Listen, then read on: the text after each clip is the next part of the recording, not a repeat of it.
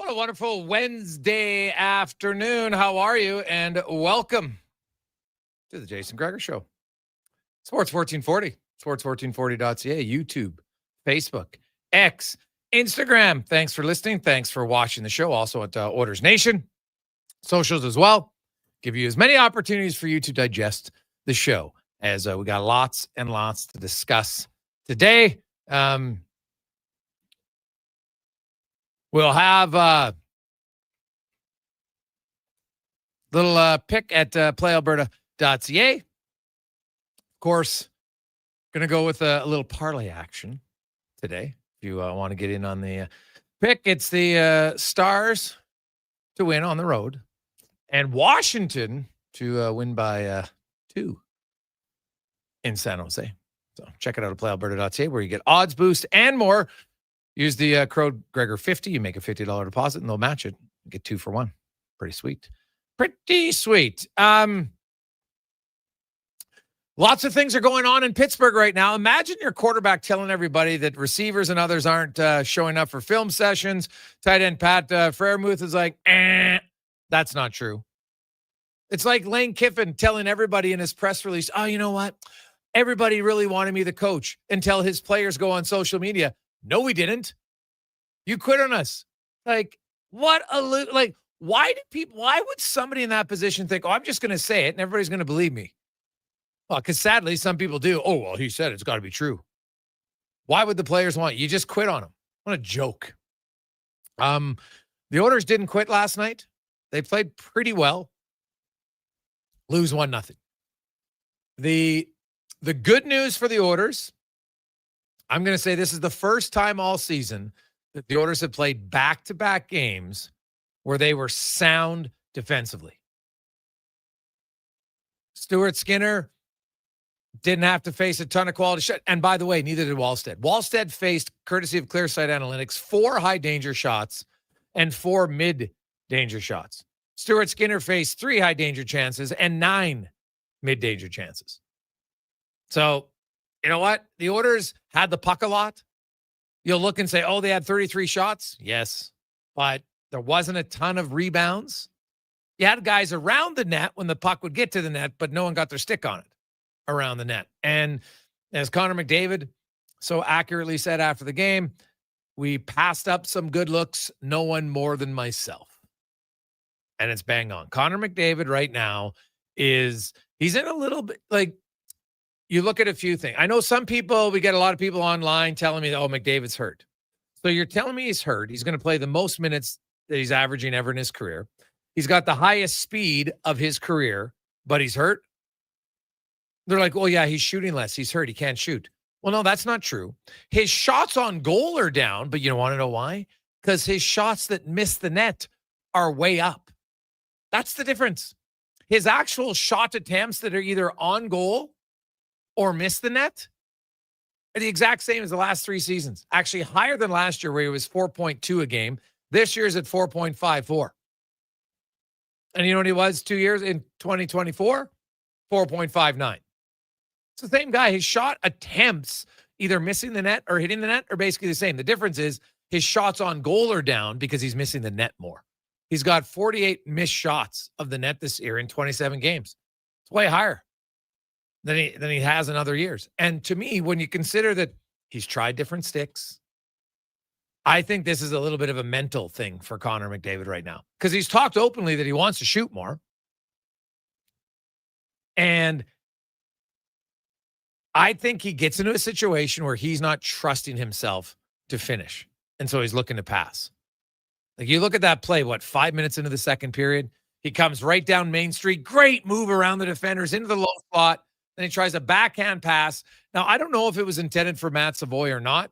Hyman might have thought it was for him. It goes off his skate. They don't even get a shot on goal out of that sequence. Whereas McDavid, you know what? You're coming in on that side. You come back to your forehand, you shoot. Or you can even shoot your backhand. Goalies will tell you the most unpredictable shot. A lot of times they're backhand because you can't really tell, like, is this guy going up? Is it going down? You don't really know. This is according to goalies. I'm not a goalie. I'm just saying what goalies tell me, that a lot of times the backhand shot's very unpredictable. You don't see it that much. You don't know where is it going to go high? Is it going to go low? Is it going to go medium? Is it going to go, what's the velocity going to be? lots of questions, where usually you kind of can get a decent gauge on shots on the forehand. So I look at the Oilers right now, and to me, that loss last night is probably the most positive loss they've had all year, because their defensive game, despite them trying to tie the game, they didn't make unnecessary risks. They didn't have blatant giveaways. They didn't get extended defensive zone time where they couldn't get the puck out and they couldn't win battles. None of that happened last night. They were the team that controlled most of the game. Unfortunately, Minnesota had a pretty good defensive structure. Jonas Brodin, how good was he last night? How good was Brodin defensively for the Wild? Even Brock Faber, I thought, was pretty good. But Brodin, man, he might be top 3 or 4 pure defensive defensemen in the game. And I know Jacob Slavin gets a lot of love, as he should. But, man, Brodin is good. He is really good. And the Wild right now, they're playing excellent as a team. You know, Wallstedt gets his 4th shutout in 6 starts. The team's had 5 shutouts in their last 9 games. It's wild. And Wallstedt was good last night. But he wasn't, like, out of his mind good because, as I outlined, the Oilers didn't have that many high-quality chances. Shots, yes. Not many high-quality chances. And that's why shots on goal are one element. It's best to dig in and find out how many quality chances you had. So Edmonton now, I thought Minnesota was going to be the toughest one. If they would have beaten Minnesota, they had a chance to have an unreal homestand. But now you got Seattle, a team you should beat. You got way more. You're better offensively than them.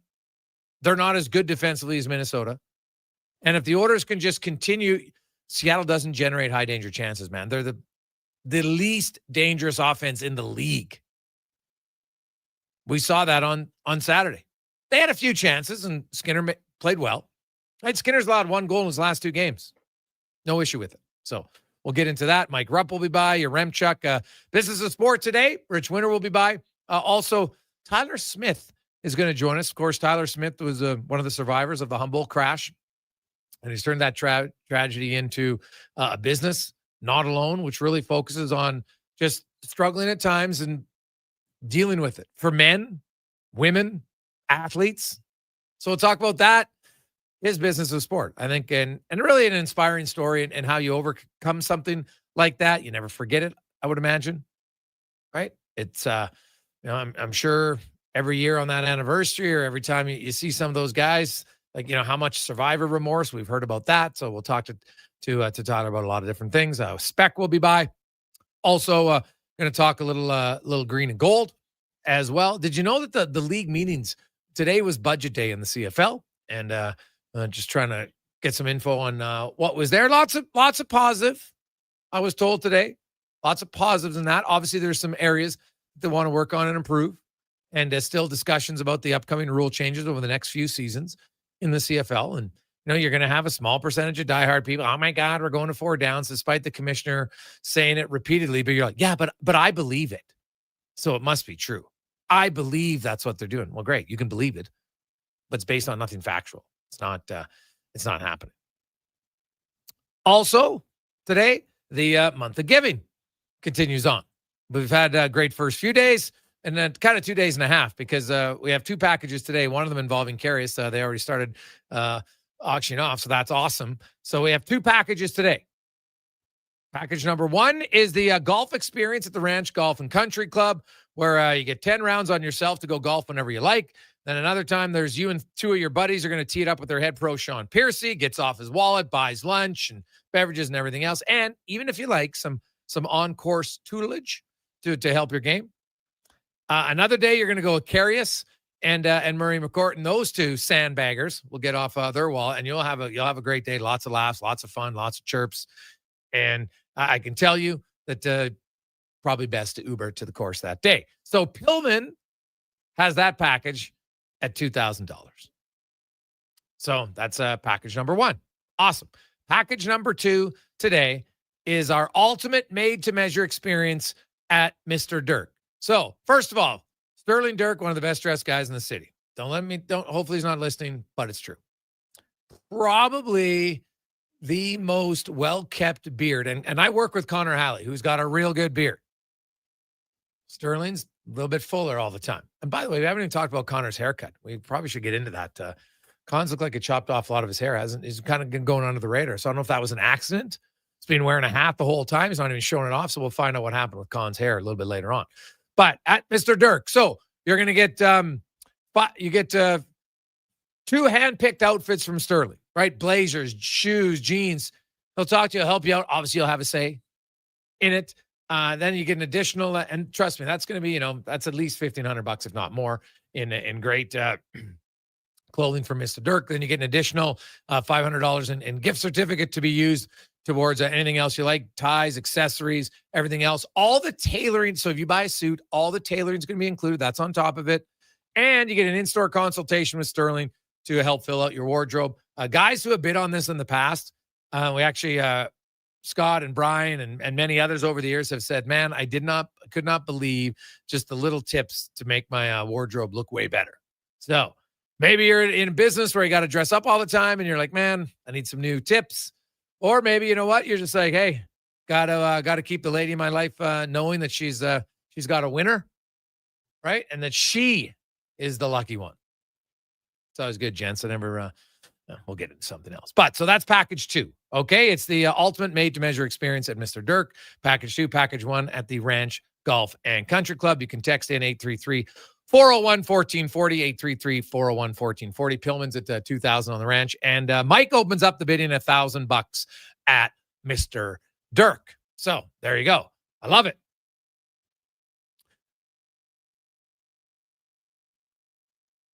Lots of text flying in. Hey, guys, I don't think McDavid's hurt, but he may have peaked. He's not the electrifying player he was. I'm guessing post-COVID brain fog. Nogi. Well, that's probably a ridiculous statement.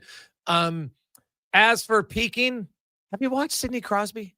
Like, when you try to claim, oh, the player's peaked, he's never going to get any better. Like, what? Sidney Crosby's career high in goals is 51. Crosby has 18 goals already this season. He's on pace for 60. I don't think he's going to get to 60.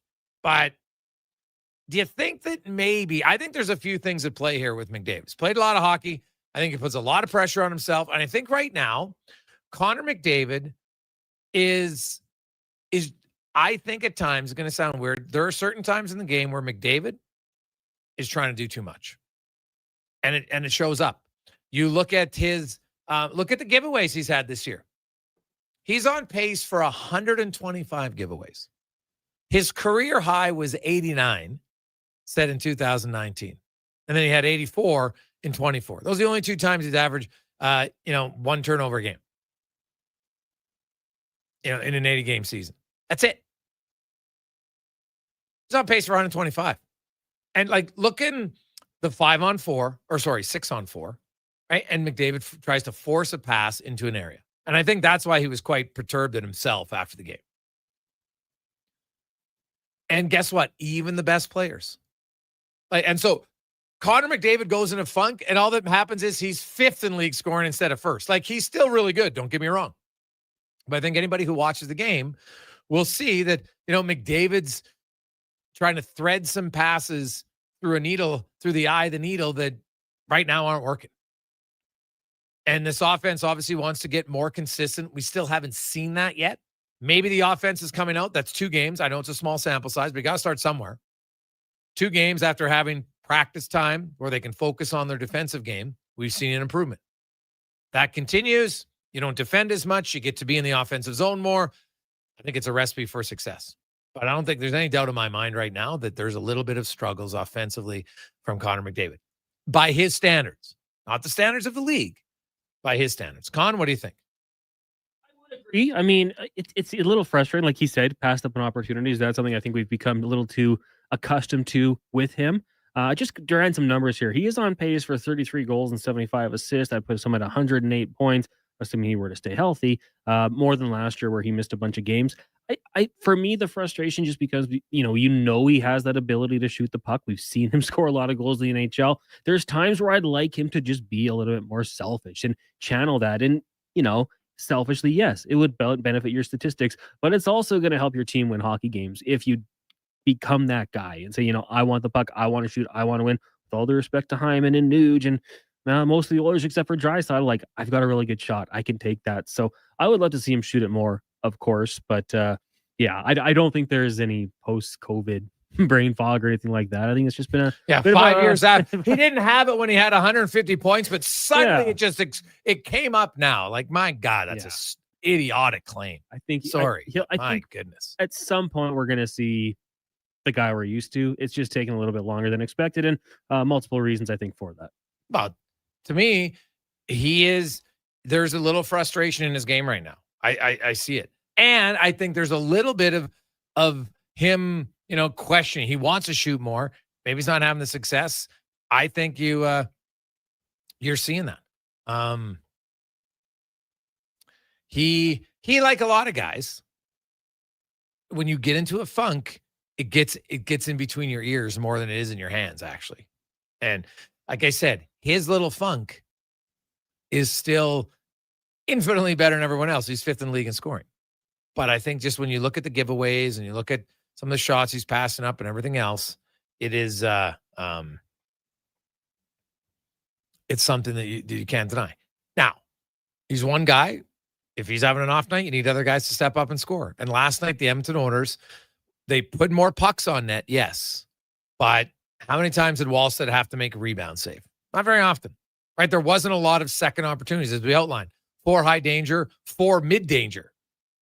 That's not a very difficult game for the goaltender, right? Skinner had 3 high danger, 9 mid danger chances that he faced. So actually faced more than what Wallstedt did last night. Take a quick break. We'll come up. Mike Rupp will join us. We're up to 1,200 from James on the Mr. Dirk package and more on the Gregor Show, presented by PlayAlberta.ca. You got a go-to coffee spot, a trusted barber, even a lucky game day jersey.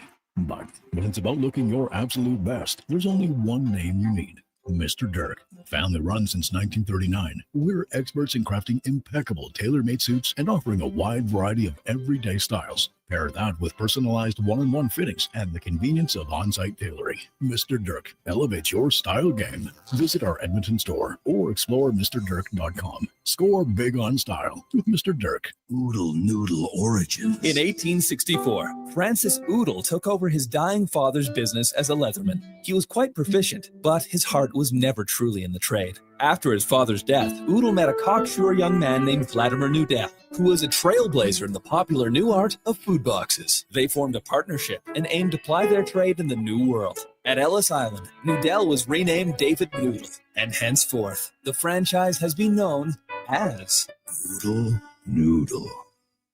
The job won't wait. Why should you? At AWS Welding Supplies and Repairs, conveniently located in Nisku, we've got everything you need to get it done. From product sales to servicing and calibrating machines, we're your one-stop shop. We're a proud, locally owned and operated business, committed to serving our community with a proven track record of customer service. Don't let a broken tool slow you down. We offer fast repairs and free same-day delivery of in-stock items to Leduc, Nisku, and South Edmonton. AWS Welding. We make it happen. I'm making my list, checking it twice. And guess what? I'm giving Wilhock beef jerky to everyone, naughty and nice. Because honestly, everyone deserves a taste of Alberta's finest, no matter if they've been bad or good. So this holiday season, skip the chocolates and pass on the turkey. Make sure you're Wilhocking around the Christmas tree with Alberta's best beef jerky. Ho, ho, ho! Call to place your pre-order today at 780-986-2537. Across the province, Albertans are taking their shot on Play Alberta. With casino winners every hour, jackpots worth millions, and revenue that stays in the province, there's never been a better time to sign up. Right now, our listeners can score a $50 free bet when they make a minimum $50 deposit with code Gregor50. That's code Gregor50 for a $50 free bet. Start playing with your game sense today to find out if you're Alberta's next winner. Hi, Mike here from Northgate Chevrolet Buick GMC. It's not lost on me that this radio ad competes with a lot of other dealerships on the air.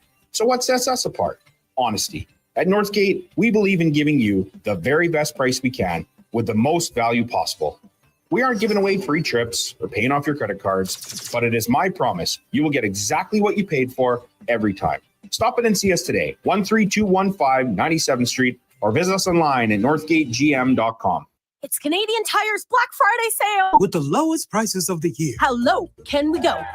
Limbo again? Shop the Black Friday sale at Canadian Tire and save up to 60%. November 27th to December 7th. Conditions apply. Details online. Ritchie Brothers Auctioneers presents a massive 3-day unreserved heavy equipment auction at their Nisku site, December 10th to 12th, 8 a.m. Live on-site and online. On offer, core construction heavy equipment, trucks, trailers, nearly every industry covered. Register to bid online. It's free. Priority bids, on-site viewing, and timed auction start December 5th. Demand for equipment is strong. Contact your local territory manager to consign. More at rbauction.com. I'm Rick Showers from No Bull RV, and people often ask me, hey, Rick, do people actually buy RVs from No Bull in the fall? Fair question, Rick. Why would you want to buy an RV just when it's time to put it away in storage for the winter? And I have the answer, Bob, because the RVs at No Bull are used, and that means every RV on our lot is a one-of-a-kind. So when you're looking for a used RV, you can be really picky. One-of-a-kind means you don't have to compromise on what you're looking for. That's right, Bob. But it also means when you find the right one, you grab it up before someone else does. Sometimes that's in the fall, but No Bull makes it easy because when you buy your used RV now, we include winterization and winter storage for free. We even get it prepared for spring camping at no charge to you. All you need to do is be ready for the great outdoors come next spring. When you think of it that way, the fall might be the best time to get your RV. And that's No Bull. NoBullRV.ca.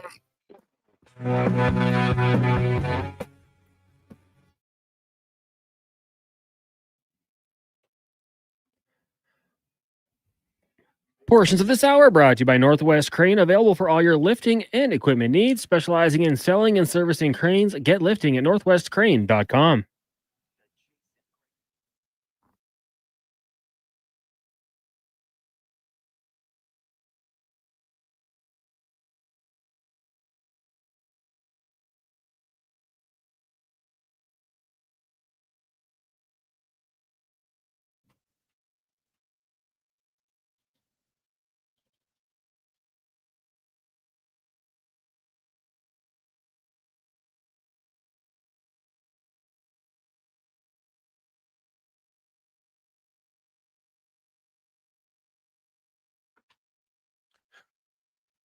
.224 on a wintry Wednesday afternoon. How are you? Jason Gregor, Connor Halley, Sports 1440, sports1440.ca, YouTube, Facebook, X, and Instagram. The Gregor Show always brought to you by PlayAlberta.ca. Alberta's only regulated online gambling website where 100% of the revenue stays right here in the province at PlayAlberta.ca. Edmonton Oilers had a skate today. They will take on the Seattle Kraken for the second time in 5 days. Tomorrow, Oilers were victorious 4-0. They lose 1-0 last night to Minnesota. It's crazy. Wallsted's had 4 shutouts in his last 6 games. The Wild have had 5 shutouts in the last 9 games. Oilers' defensive game was very good last night. Just couldn't generate the offense that they would have liked in that game. There's some frustration, I think, afterwards. Maybe their best chance might have been the Matthias Ekholm when he beat Wallstedt cleanly and rung it off the bar. Like that's kind of become Ekholm's office. He comes in from that left point, top of the circle, and he loves going top shelf. He has scored up high on a lot of goalies, and he just missed that one. And the Hyman chance in front, but like Hyman said, he goes, I just couldn't get it up, right? Like he kind of hit the pad, was in the middle of the net. And if you raise that, it's pretty much a guaranteed goal. So unfortunate for him at that time.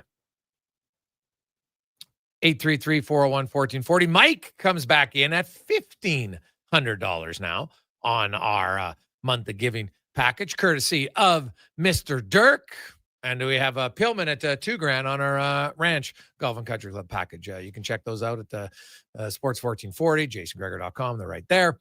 Also up on our Orders Nation article. If you want to get all the specific details at Dirk's, it's you want to look good, want to feel good. For tailoring's included. You got about over $2,000 in money to use for clothing, and then you get an in-store consultation with Sterling to go right through your whole wardrobe if you like, and tell you what you need, what you're missing, what's good or not. We should ask Struds about how that went when he did that the first time. Oh my God, it was still the best. Is this everything you have in your closet?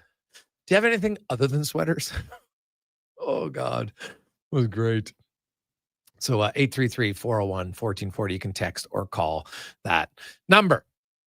Let's go around the NHL now. Brought to you by McDonald's. The McVeggie is here. It's a new era for you.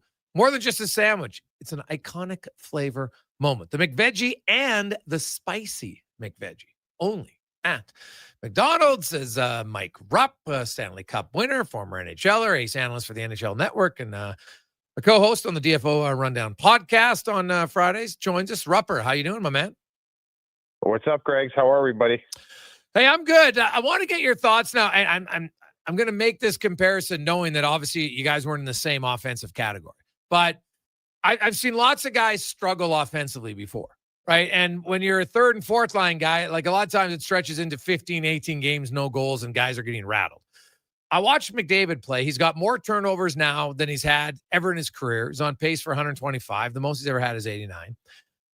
His shots on goal are down because he's actually missing the net at a much higher rate than he ever has before. And I see him he's forcing passes. Now, he's still fifth in the league in offense. He's still really good. There's no question. But he just seems to be fighting it a bit. He's changing sticks, Rupper. And I guess at the elite level, does he look like a player who's maybe kind of questioning himself at times offensively?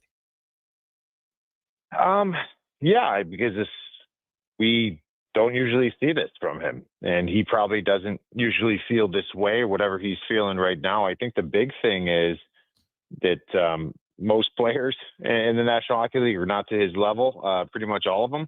The tough part is if this was somebody else in the lineup, even like a second line guy or middle six guy, fourth line, any player you want to name, if you're having that many turnovers and you're still not getting your offense, you're sitting there thinking, like, all right, well, I got to clean that up or I'm going to be too much of a liability. But when you're a high-end guy, I look at it differently because that's what he has to do and is paid to do. Like Connor can't turn into a Selke guy now. You know what I mean? Like he's got to fight. He's got to kind of fight through it. So I think that's all part of it. Is just, and it's like in the NBA, just you hear some of these great shooters, they got to kind of shoot their way through things. And, but yeah, I think you got to pay attention to it. I don't think that you have free carte blanche to do whatever you want to do and turn pucks over.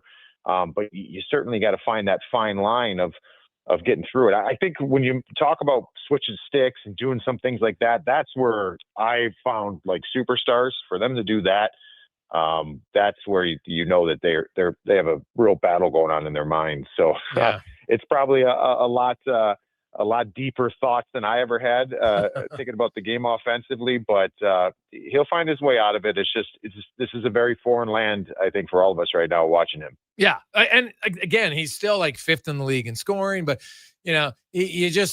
something looks a little off. He misses passes that he normally never misses, right? Instead of putting it on the guy's tape, he puts it in their skates. And that doesn't happen, right? And it's a reminder to take for granted, like the great players, it's hard to be great and accurate all the time with your passes and your decision-making. And so, we'll see where they go. Now, the good news for the Oilers, Mike, is I know they lost last night, and I could tell they were pretty annoyed with that loss. And I know in the NHL, wins are all that matters. It's still better to play poor and win than play well and lose. It just is. It's a weird thing. Now, if you look big picture, you're like, hey, I'd rather have a loss where we played well because that means that we can continue it. And the Edmonton Oilers really, up until their last two games, I don't think they had strung together two consecutive strong defensive games. Seattle didn't have much, and last night, Minnesota didn't have much. That's got to be a positive, even though you lose the game. I think it has to, because that's been your Achilles heel this year. Yeah. It doesn't matter. We've seen stretches where they could score goals. I mean, does it stink losing 1-0? Absolutely. But you also have lost a lot of hockey games this year because you couldn't defend. You couldn't limit opportunities for the other hockey clubs. So having a couple games of putting that together at least feels better. It feels there's no moral victories, but sometimes you feel a little bit better about your game. Hey, at least we're turning a corner in this way. At the end of the day, just you nailed it. I mean, I'd rather play poor and lose, but at the same time, you got to look at the glass half full. That's your only way to go through it. And it's so funny because you can have all these different scenarios. I just remember as a player, you always try to grab the positive. That's the only way you can get through some things. You got to be realistic, but you also have to grab a positive. And this was a positive. This was a positive because if this team does not make the playoffs this year, it's because of their lack of defensive play. Well, that has been much better the last couple games. At least it's a stepping stone moving forward. Yeah, I would agree with that. And you got, you got Seattle, who, let's be honest, they're not a dangerous threat. And leads me to my question, Rupper, about the Seattle Kraken and Lane Lambert and the direction the organization is going. So they're not blessed with an abundance of high skill players, right? And they still, I think, have a lot of older guys that, they'd like to get rid of. And they probably can't until their contracts age out, because they're not necessarily the most, contract friendly guys that you're like, hey, you know what? We would look to acquire that guy. They've gotten a little bit younger with Capo Caco lately, and they've acquired him, and obviously you have Beniers, and then you have Shane Wright. But like, I'm looking at Shane Wright's minutes, and he's playing like 13 minutes a night. And last year had taken a big step forward in the second half of their season, and now he's not doing it. How do you think they balance it? Because I'm sorry, Seattle's not a playoff team. They're not really, like, they're in the playoff mix, but they're not a playoff team in my eyes, Rupper. Maybe you disagree with me on that, and you can share your views. But I just look at an organization where I feel like you're not playing your young guys. So what's your goal here? Like, what's your long-term vision in Seattle? I mean, it makes sense what you're saying. I too do not believe that they are a playoff team. Now, to your point, I believe, I don't want to put words in your mouth, but if you don't have a realistic view of who you are, I mean, you're not going to just sit here now and be like, oh, we're just going to play young kids and play ourselves out of the playoffs or in the playoff picture. But at the same time, you have to keep one eye on the future a little bit, don't you? Or else this is going to be a team that is going to miss the playoffs. Maybe it's just missed even the playoffs. And then you kind of go all over again and repeat the process because you're not developing the players. So, yeah, I think that's something. They're a team that if they're going to turn the corner and become a higher echelon team, it's going to be shrewd moves, kind of like those ones. It's taking a flyer and on Kako. It's to be in a position where, okay, man, the draft played out a certain way where we get Shane Wright at the pick we get him at, and he's supposed to be first overall pick. Like it's remember when they got Tolvanen from Nashville, it was like, okay, this is a former first round pick that gave us a boost here. Like I think you're going to have plays like that all the time and hope that they can turn something that really didn't look like it was going to turn out to be much into something big. But to your point, you got to still develop. They're a team that I think that's one of the hardest struggles in the NHL. And I said this, I think, to you, and we talked about it on the DFO rundown, and I'm not meaning this about the Seattle Kraken. I'm speaking in general terms that sometimes doing the right thing for the organization moving forward doesn't get done in this league because you're making decisions based off of your job.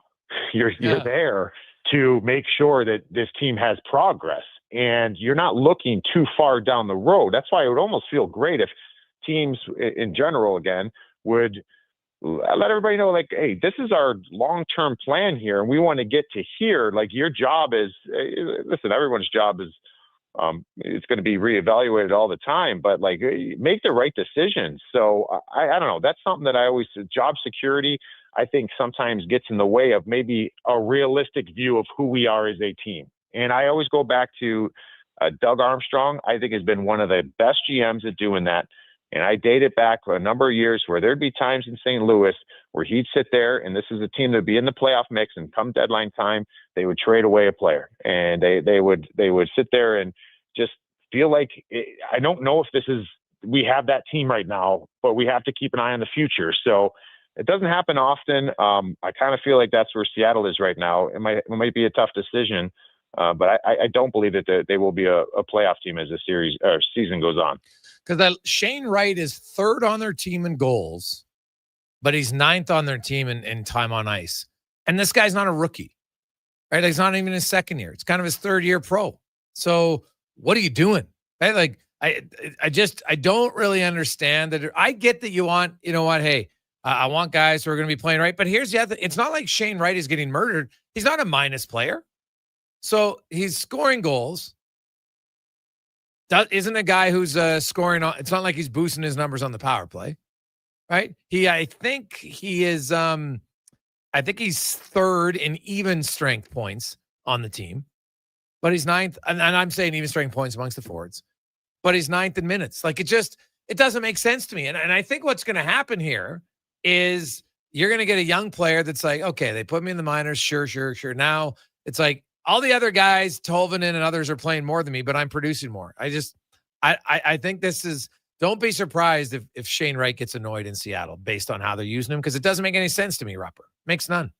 No, you're right. And again, it kind of goes to me where the way this team has been, or their lack of taking meaningful steps, I think weighs into that. They need to see progress this year. And if your coach doesn't believe that he can put you out there in certain situations, even though you are putting up numbers, then that's what it is. But I agree with you. It's that fine line. You've got to play guys, because when we talk about Kakko, I mean that's kind of the same thing in a different way that Kakko dealt with in New York and Lafreniere did for so long too. It's like this was a team that needed to see progress. I mean, they were at a different stage. They were in win now mode, and they're like, we are going to play. We're going to give the meaningful minutes late in the game to guys that we know will execute the job. And meanwhile, in their situation, you had a first overall pick and I don't know what was Kakko's too. You had a second overall pick that weren't getting the development that they needed at the time. So you hope that doesn't happen with Shane Wright. But to your point, he will get frustrated here real quick, especially if he is putting up numbers. Yeah. Looking at a few other teams, Rupper, around the league that are interesting storylines for me anyway. I don't know what it is about you. The East is fascinating to me. I'm not like there's no Colorado, or heck, there's not even a Dallas there right now. You're I think 4 points out of first in the East and 4 points out of last in the East for teams like Pittsburgh, etc. It's pretty even, Steven. Is there a team is Carolina the team, because they don't have Jacob Slavin and they're still in first place? The Washington Capitals have suddenly won 5 in a row. They seem to be waking up and playing like they did last year. Ottawa gets Brady Tkachuk back. The Devils got a lot of injuries, of course, but is there a team that you like most in the East? Yeah, it's the Tampa Bay Lightning. They are a team that they started the season very poorly. This is a team that was top 5 in a lot of categories last year, whether it was offensively, defensively, and now all of a sudden they're back to being that. And what they've done with the injuries, it's kind of crazy. And just doing a dive on some of the guys that have out of the lineup, or they have. So Chernak hasn't played. You've got McDonough that was out, and Hedman is out. And that was we did the math. It was 2,600 NHL games, X amount of Stanley Cups. I mean, Ryan McDonough's got over 200 playoff games. There's a lot of veteran experience. And the guys that are playing, you take the entire 6 defensemen that they've been running with while they, before that loss last night to the Islanders, they were the hottest team, one of the hottest teams in the NHL. And the combined games played was 700 for the 6 guys. That's not even half the games, or about half the games as Ryan McDonough's had in his career. So they have this lack of experience back there, but John Cooper's got this buy-in, and the way they defend, I was grabbing some clips of theirs the other day. It's every picture you get, you have the puck in the offense, their defensive zone. You've got Tampa Bay Lightning players just surrounding the puck. There's so many layers to their defense. And so when you're playing like that, and you also have Andre Vasilevsky back there, and you're doing it with some, I don't want to be cruel here, to no-name defensemen. The forwards are helping out those defensemen. I mean, that's before we even start talking about some of the talent that they have that have found their game. Brandon Hagel's been one of the hottest players in the league. You've got Nikita Kucherov, who is an Art Ross waiting to happen. It's Jake Gensel. Braden Point had a very slow start. He's starting to get going. He was injured as well, but trying to find his game. So it's they're a team that I think is starting to show people that you shouldn't have forgotten about us. Like their team, I think Florida Panthers are always going to be that squad. We don't know what they're going to be later. So they're down far in the standings, but the Tampa Bay Lightning, they're the best team, I think, by a decent margin in the Eastern Conference. What about the Sabres? You get Josh Norris back. A, Rupper, and I hate to ask this question, is how many games will he play before he's hurt? And B, if he isn't hurt, and I hope he isn't, can the Sabres make the playoffs? Yeah. I mean, I know that didn't sound very. Hold on, let me try that again. Yeah, they can. Yeah, that better. I kind of came. I don't know. I didn't mean to be disrespectful the way I did that, and then I heard myself. But no, and the reason why I want to emphasize the second, is because the East is wide open. So if they can start putting it together, it's funny because there's days where I sit there and I look and I think about that back end, and I think to myself, man, I just don't know if I like their back end. I don't know if I like their build of their decor. But then there's days when I look at their back end, and I don't know if I'm just happier on those days, but I look and I say, wow, man, it would be pretty special to have some of those pieces that they have, whether it's Power, whether it's, Dahlin, you got Byram, like you've got a pretty good group of players. They should be good. And so I think this is a team that's got a ton of talent. We've known that. And now they're starting to put it together a little bit, but I'm very hesitant because I just don't know. I need to see consistency with them. This is also a team that was horrific earlier on in the season. And we just got done talking about the Tampa Bay Lightning. Now, why am I not treating them fairly or the same way, I should say, and thinking, well, are they for real or not? Because we've seen who Tampa is over the years. And I think we've seen who Buffalo is over the years.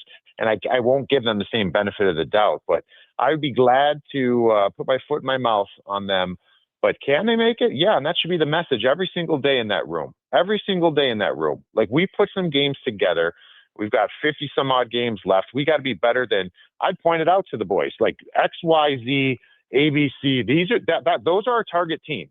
There's a path for us to get in the playoffs. We have to be better than them. Scoreboard watch, standings watch, do whatever you need to do, but be sure when it's time to play that we get some points in these games. So I think they got some of the horses to do it. We'll see if they finally can kind of get over that hump. And it kind of feels like it's been a mental hurdle over the years. For sure. Rupper, good stuff, buddy. We will chat with you on the rundown on Friday. Have a good one. Awesome, buddy. Enjoy. There you go. That's Mike Rupp. NHL Network will come back, update you on the month of giving. Off to a very good start once again. Thank you very much for that.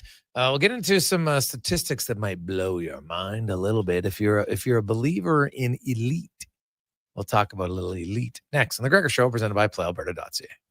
Hold up. Are you pulling my beard? Booster Juice has 2 new booster balls for the holidays this year. That's right, Santa. The Eggnog Booster Ball and Caramel Pecan Pie Booster Ball are 2 new flavors to put some extra jingle in your step. So are you a pie guy, Santa, or a nog guy? Both. Good call. That's extra jolly. Happy holidays from your friends at Booster Juice. Canadian born, blending since 1999. Now for today's holiday special, Legacy Heating and Cooling saves Christmas. Santa's furnace broke down in the shop last night, and the elves couldn't make any toys, that's right. So Santa called up his pals at Legacy Heating. And ho, ho, ho, golly gee, 1 year, no payments, interest-free. And the elves are working merrily with a brand new furnace from Legacy. Happy holidays from Legacy Heating and Cooling. When you're in need of deeper respiratory support, try NAC 8.5X. 600 milligrams of NAC with 8.5 times better absorption. Available now at Vitality Health Foods, where customer appreciation is the first Tuesday and Wednesday of each month. Whether you're a craft beer connoisseur or more of a wine aficionado, there's always something new to discover at Sherbrooke Liquor, a unique, family-owned, independent liquor store. The selection, incredible. The non-alcohol section is also very impressive. Sherbrooke Liquor, expert, knowledgeable staff with a passion for unique finds. More than just a liquor store, we're a community. Alberta's best, the one and only Sherbrooke Liquor. wine, spirits, and oodles of beer. Visit SherbrookeLiquor.com. Top quality flooring, locally owned, and Canadian products from Beaulieu. Yeah, that's CFI. CFI what? No, CFI, Custom Floors Inc. From free estimate to professional installation, contact Custom Floors Inc. at customfloorsinc.ca. 60 years ago, we started selling trucks as Western GMC Buick. Today, we are Wolf GMC Buick. We're still located on the corner of 184th Street and Stony Plain Road with the same ownership for over 2 decades. Our customers have trusted our family-owned, community-driven business. And for that, we are thankful. If you're looking for a truck or SUV, pop in and one of our seasoned professionals will get you a great deal, hassle-free. Come trust our team at Wolf GMC Buick. Wolf GMC Buick. We're making it easy. It's the biggest game of the season. The Edmonton Oil Kings Teddy Bear Toss, presented by The Brick. Family Fun Sunday, December 7th. Bring your new stuffed bears to the game, and when the Oil Kings score their first goal, the fur will fly onto the ice. Help Santa's Anonymous collect thousands of bears this holiday season for families in need. See the Oil Kings in their special Teddy Bear Toss-themed jerseys as they face the Prince Albert Raiders. Teddy Bear Toss, presented by The Brick. 4 o'clock Sunday afternoon at Rogers Place. Limited seats remain. Great family entertainment starts at just $20 a seat at oilkings.ca. I'm Colin Livingston, president of Cantork. Since 2016, we've been at the forefront of hydraulic torque wrenches in Canada. I'm delighted to share our latest venture, in-house production for quicker turnaround, superior quality, and heightened versatility. Experience excellence at cantork.com. You matter. Your mental health matters, and you're braver than you think. Not Alone is an organization focused on creating a space of acceptance and support through tough, meaningful conversation. My name is Tyler Smith, and you are never alone. NotAloneCo.com. It's okay to not be okay. More Edmonton families than ever are struggling as food prices skyrocket. The Holiday Hamper Foundation provides festive meals for 2,000 homes in need. Your donation ensures a turkey is on the table for every family. Donate today at holidayhamper.ca. Scott McGilvery here, HGTV host and renovation expert. The one upgrade I know homeowners will love: better, fresher Culligan water straight from the tap. Culligan's AquaCentral reverse osmosis filtration system takes your water to the next level. With up to 7 stages of filtration and 14 filter options, they're certified to reduce over 90 contaminants. Your tap water is about to get a major upgrade. Safer water that tastes great. Get started with a free in-home water test at Culligan.com. Culligan, water you love.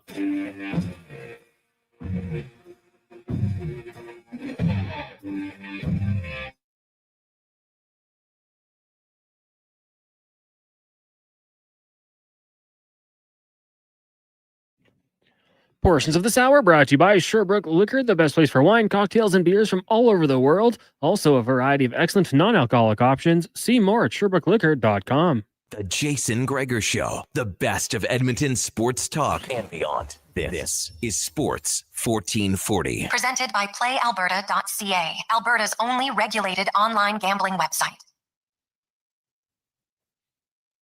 Yeah, you could make a post about Skinner on X. 249. Welcome back. Jason Gregor, Connor Halley, Sports 1440, sports1440.ca, YouTube, Facebook, X, and Instagram. Thanks for listening. Thanks for watching. Of course, Oilers back in action tomorrow as they in the middle of a 5-game homestand. They will take on Seattle tomorrow, Winnipeg Saturday, then Buffalo and Detroit next Tuesday and Thursday. Then they head out for another 5-game road trip that has them stopping in Toronto and Montreal and Pittsburgh, Boston, and they end up in Minnesota.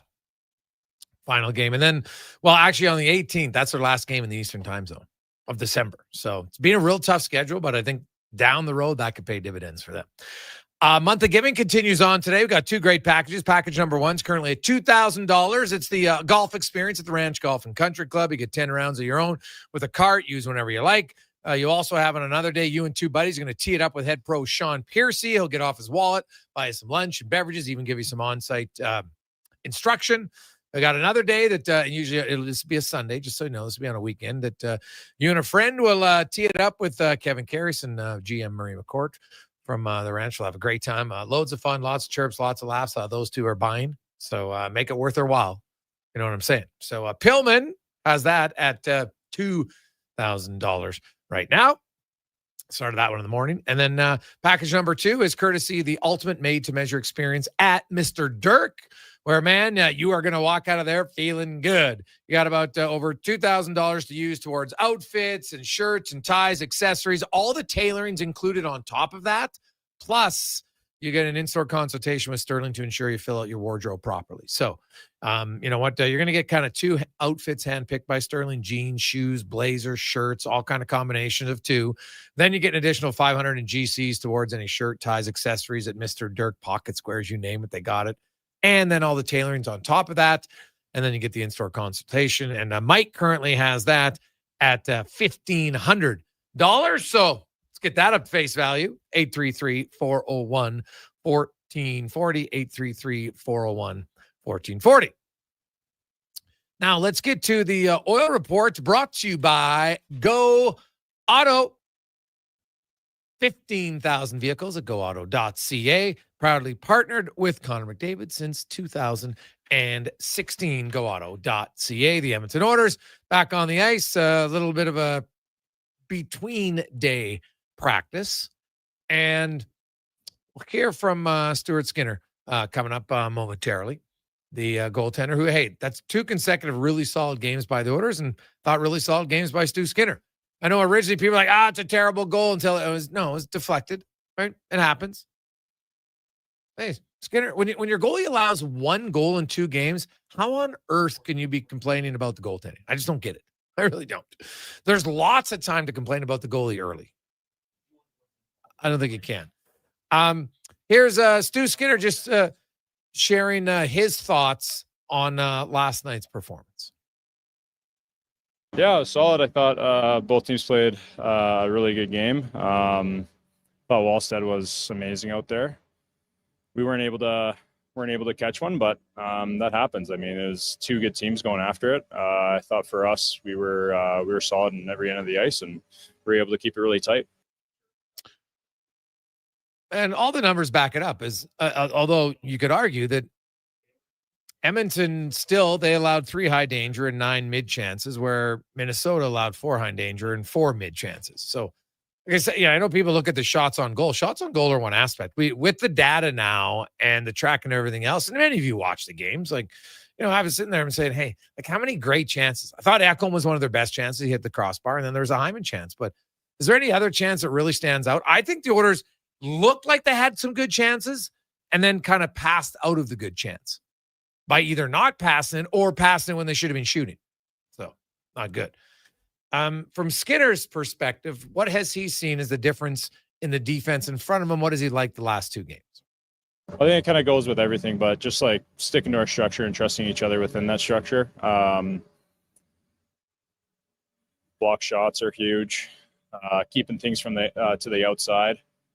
When there is a breakdown, being able to trust that I got, my guy and they got theirs. So yeah, it's kind of a combination of a lot of things. Well, you look at it, prior to these past 2 games, the Oilers are one of the worst defensive teams in the NHL. And they haven't been that. Like, they're better. They have more talent to be one of the worst defensive teams. But if you don't commit to it, and they were getting beat in pretty much every area of the ice. Screens, deflections, slot line chances, slot chances, chances off the rush, like pretty much anywhere. They were struggling. And a few practices, some time to just kind of reset and reboot has helped out. No question. Now, there are a few guys, like, how about this for a stat? Now, I know he hasn't played every game, so it is important to mention that. But Alec Regula hasn't been on the ice. I'm just talking on the ice for a goal scored at 5-on-5 this year. Not one. He's played 13 games. Hasn't been on the ice for 1 goal for 5-on-5. Like, at some point, you gotta contribute a little bit. Make a pass. Maybe it's the 3rd pass. But don't you got to contribute a little bit? And then you look at Andrew Mangiapane's last 19 games. Not good. He's been on for 21 goals against in that time. And he's scored 1. He's minus 13 at 5-on-5 alone in the last 19 games. Not getting it done. You got some guys that like they're third and fourth lines here. You got to get a semblance of some continuity going. You need some, like, how many chances did the fourth and third lines generate last night? Any? Can you think of one? Like, I know they're missing Kapanen, man. They're missing Roslovic, huge right now. But you got some other guys here that they got to get going. We've talked a lot about Trent Frederick, and rightfully so. He's one of them. Matthias Janmark. Like, has he even had a chance this year?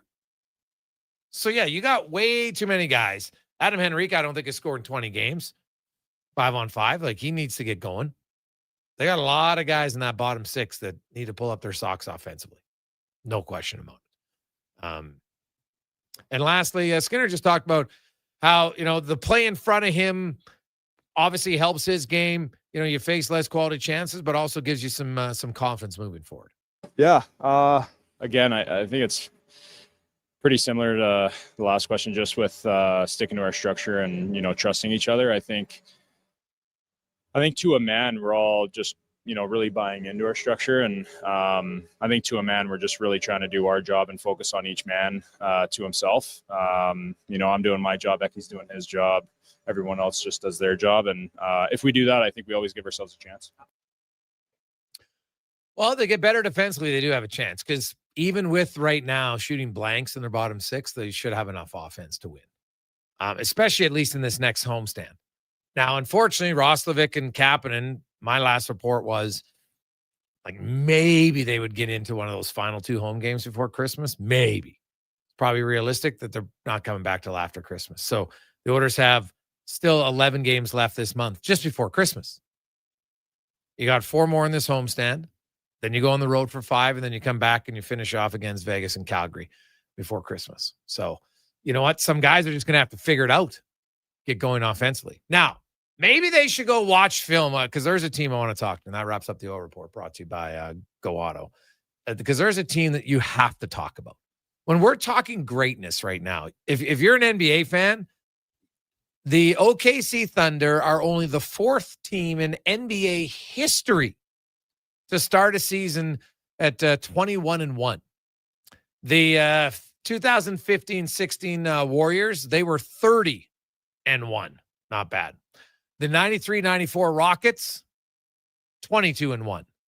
The 1969-70 Knicks, 23-1. And when you look at this Warriors team, the Thunder, they played the Warriors last night. And I love Jalen Williams afterwards talking about how, man, like it's kind of, he feels like they're emulating that Warriors team. And he goes, you get to play with some of the guys that were on that Warriors run. It's surreal. But this OKC Thunder team is amazing. So through their 22 games, they're allowing 6.8 points per 100 minutes less than everybody else. Like, that's massive, right? Their point differential through 22 games is plus 325. So that means, like, think about that. If you're averaging a win by 10 points a game, that's 220. They're at 325. Like, they are crushing teams. It's really not even close. They're winning games by an average of over 15 points a game. And it doesn't matter who you play. Not many guys can score points on. And then there's Shai Gilgeous-Alexander, who had another unreal night last night. The guy's basically a point a game guy, a point a minute guy right now, which is wild. He had 38 points last night. He had season high 5 3-pointers. He's not really crushing teams on 3-pointers, although he can shoot it. He was great in the fourth quarter again. But he came into the game with OKC trailing by 3 points. Right? He had left the game. They were up. Then he comes back in. They're trailing by 3. Then they went on an 18-5 run to seal the win. There were 6 minutes and 35 seconds left in the game. They're trailing by 3. He comes in. They outscore them 18-5 to win the game by 10. By 12. Like, they are really good. And I'm telling you, if you don't just watch the highlights, try to find a game where you can watch the Thunder, because you're seeing one of the greatest teams NBA's ever seen. And they got 2 Canadians on there, not just playing bit parts. OKC, you got Shai Gilgeous-Alexander. Like, I know I saw them, who they announced as, players of the month. And I'm like, do they just, they're like, well, we can't pick Alexander, so we'll pick someone else. Like, I don't get it. I know people talk about Jokic, and yeah, Jokic is good. Look at the numbers that Gilgeous-Alexander's putting up right now. Are you kidding me? That guy has been phenomenal, and he's barely playing. How many points would he average if he was like these other guys? He's playing 32 minutes a game because he blows everybody out, and then he gets the rest in the fourth quarter. Like last night was one of the few times they're like, oh, we're going to rest him. Well, geez, now these guys go over to wait. No problem, coach. Put me back in, and we'll seal the win. But he has been unreal to watch. And if you look at the Thunder moving forward, their schedule, they're 21-1, and they've got the Mavs next, I think it is. Yeah, they got the Mavs on Friday.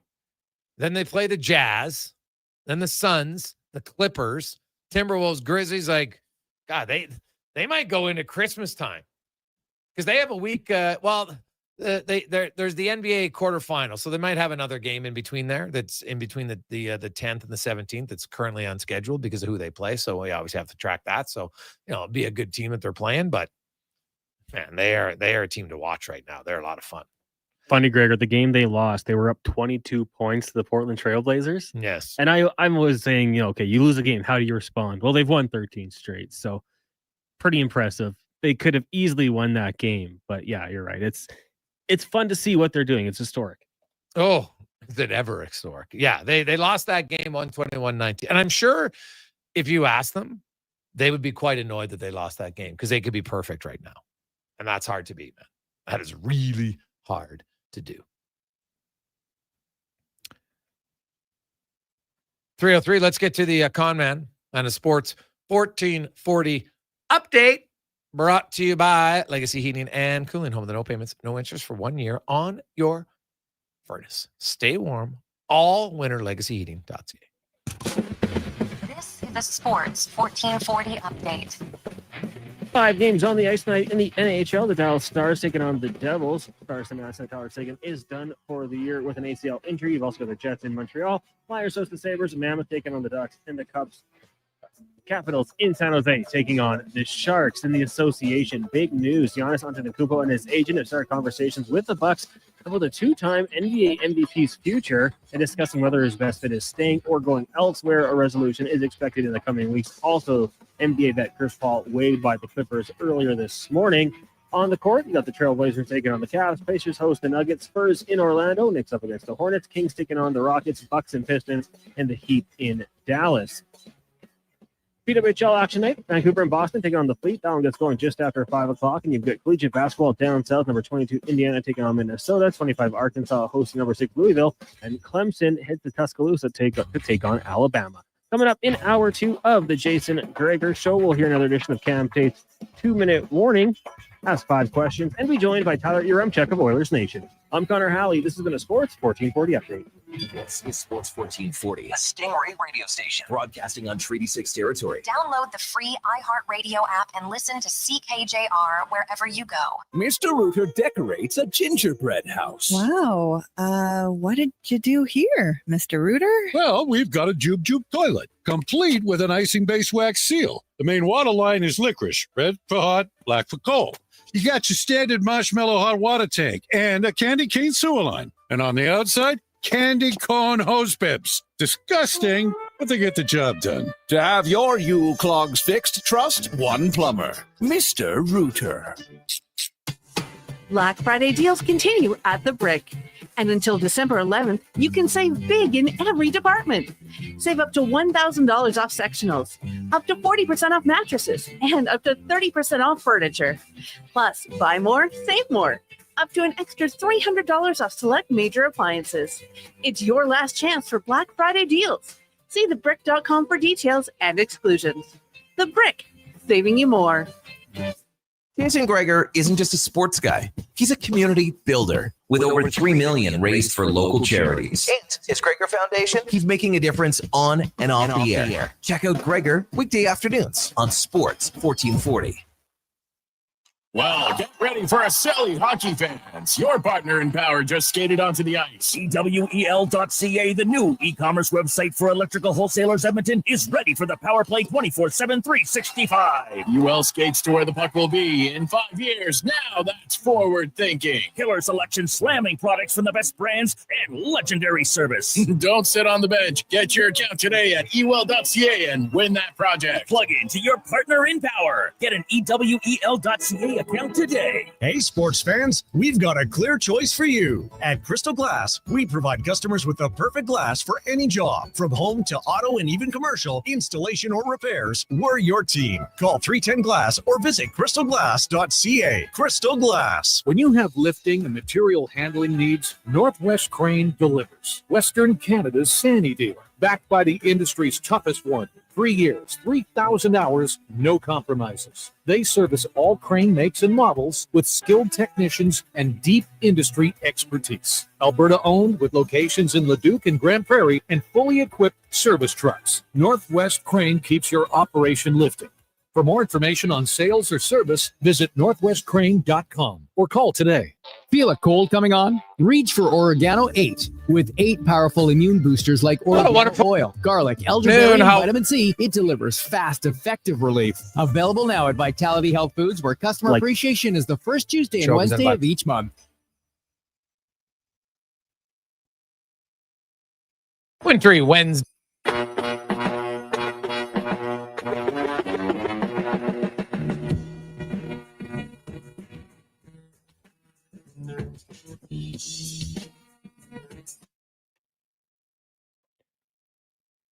Portions of this hour brought to you by Crystal Glass, your clear choice for residential windows, locally manufactured and installed. Crystal Glass provides a beautiful product and incredible customer services for all of your residential needs. Call 310-GLASS or visit crystalglass.ca for a quote. The Jason Gregor Show, the best of Edmonton sports talk and beyond. This is Sports 1440. Presented by PlayAlberta.ca, Alberta's only regulated online gambling website.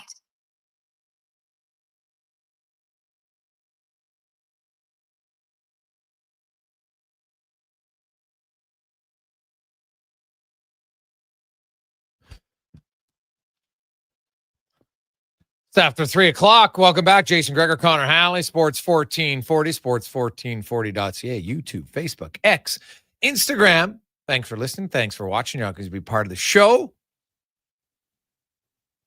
As always, it's brought to you by PlayAlberta.ca, where you can get in the game. Tonight, it's the big game to get in. Lotto Max, $70 million. Up for grabs on Friday. Tonight's Lotto 649 is 36 mil. Or maybe just, you know what? Want to have fun? Play some sports. Click on the Jason Gregor Show odds boost. Our play of the day has the Stars winning. They're going to be fired up. They're going to play for Tyler Seguin, who, if you missed it yesterday, he is out torn ACL. Brutal news. He is most likely done for the season, I would think. If you think it's at least 6 months, and that's best case scenario for a lot of these injuries. So I guess there's a chance maybe he could come back, late in the playoffs, but not. And if you watched the play last night, it was just unfortunate. But we talked about Akons when we saw the video during our show. Ooh, that doesn't look good.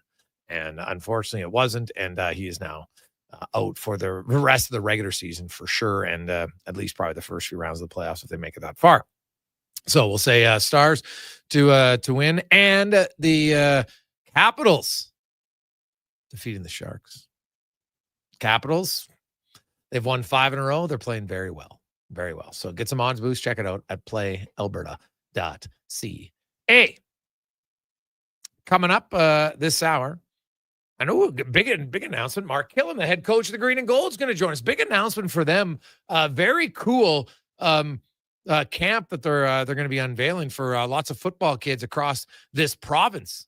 So we'll talk to Coach Killam about that and a little bit of a recap of the season and looking forward to next year.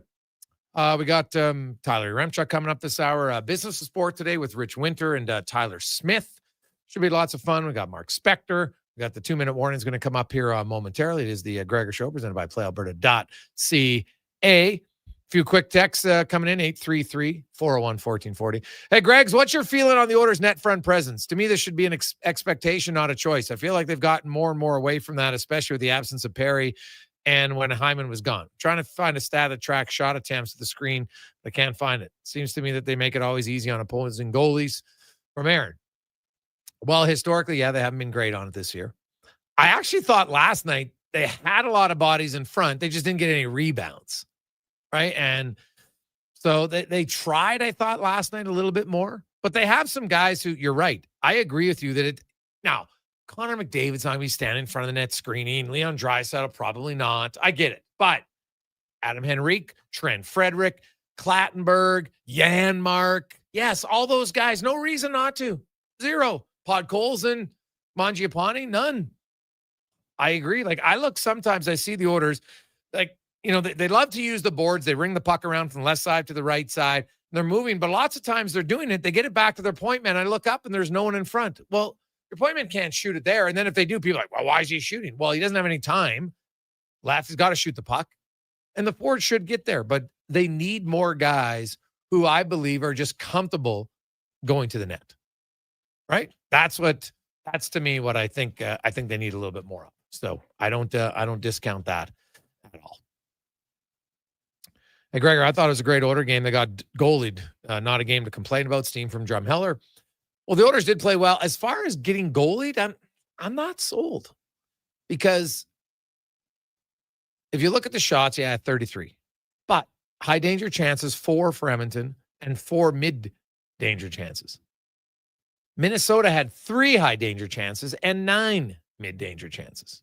Add them up, it's 12-8. So I don't know if I'd say they got goalied, to be honest. Like, I know they got the shutout, but I thought Minnesota did a really good job of limiting the high danger. Edmonton had a lot of offensive zone time and possession time that didn't result in chances, and which I think reads well with the earlier text about how, you know, sometimes you got to get a little dirty and go to it. So now I thought Skinner played really well too, right? It gets overlooked, I know, because in the loss, and some people just, I don't like the goalies.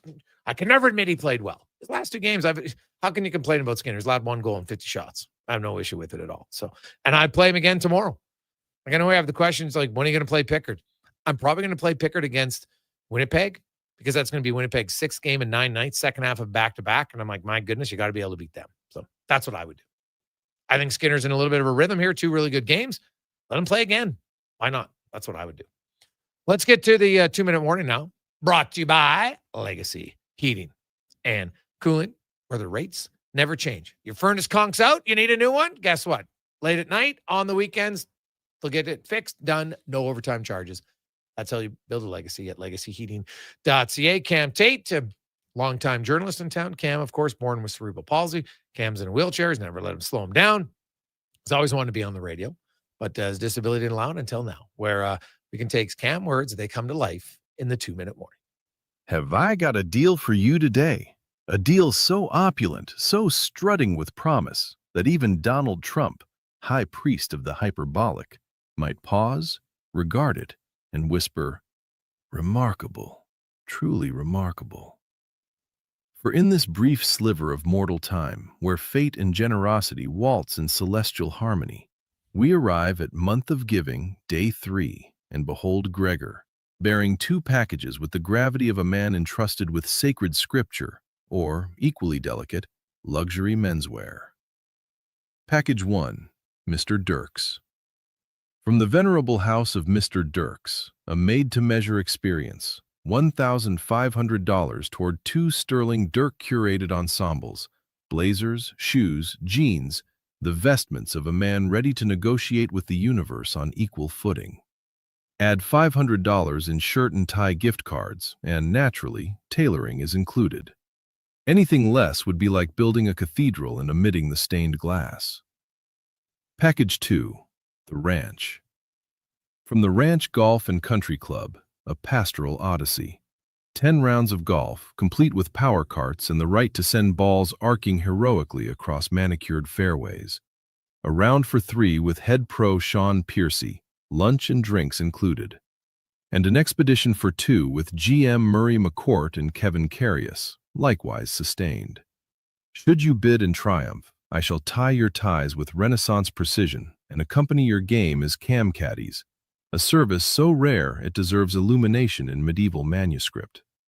I know my handicaps. After 18 holes with you, I'll know yours with biblical clarity. Call 833-401-1440. Repeat it like a mantra. Oilers section, 1-minute benediction of concern. Now we pivot like a tall ship under full sail to our hockey meditation. I have long held that melodrama over a 1-0 loss is justified only in an elimination game, not on December 2nd, a date so modest it might pass unnoticed. Against Seattle, the Oilers played their most cohesive game of the season.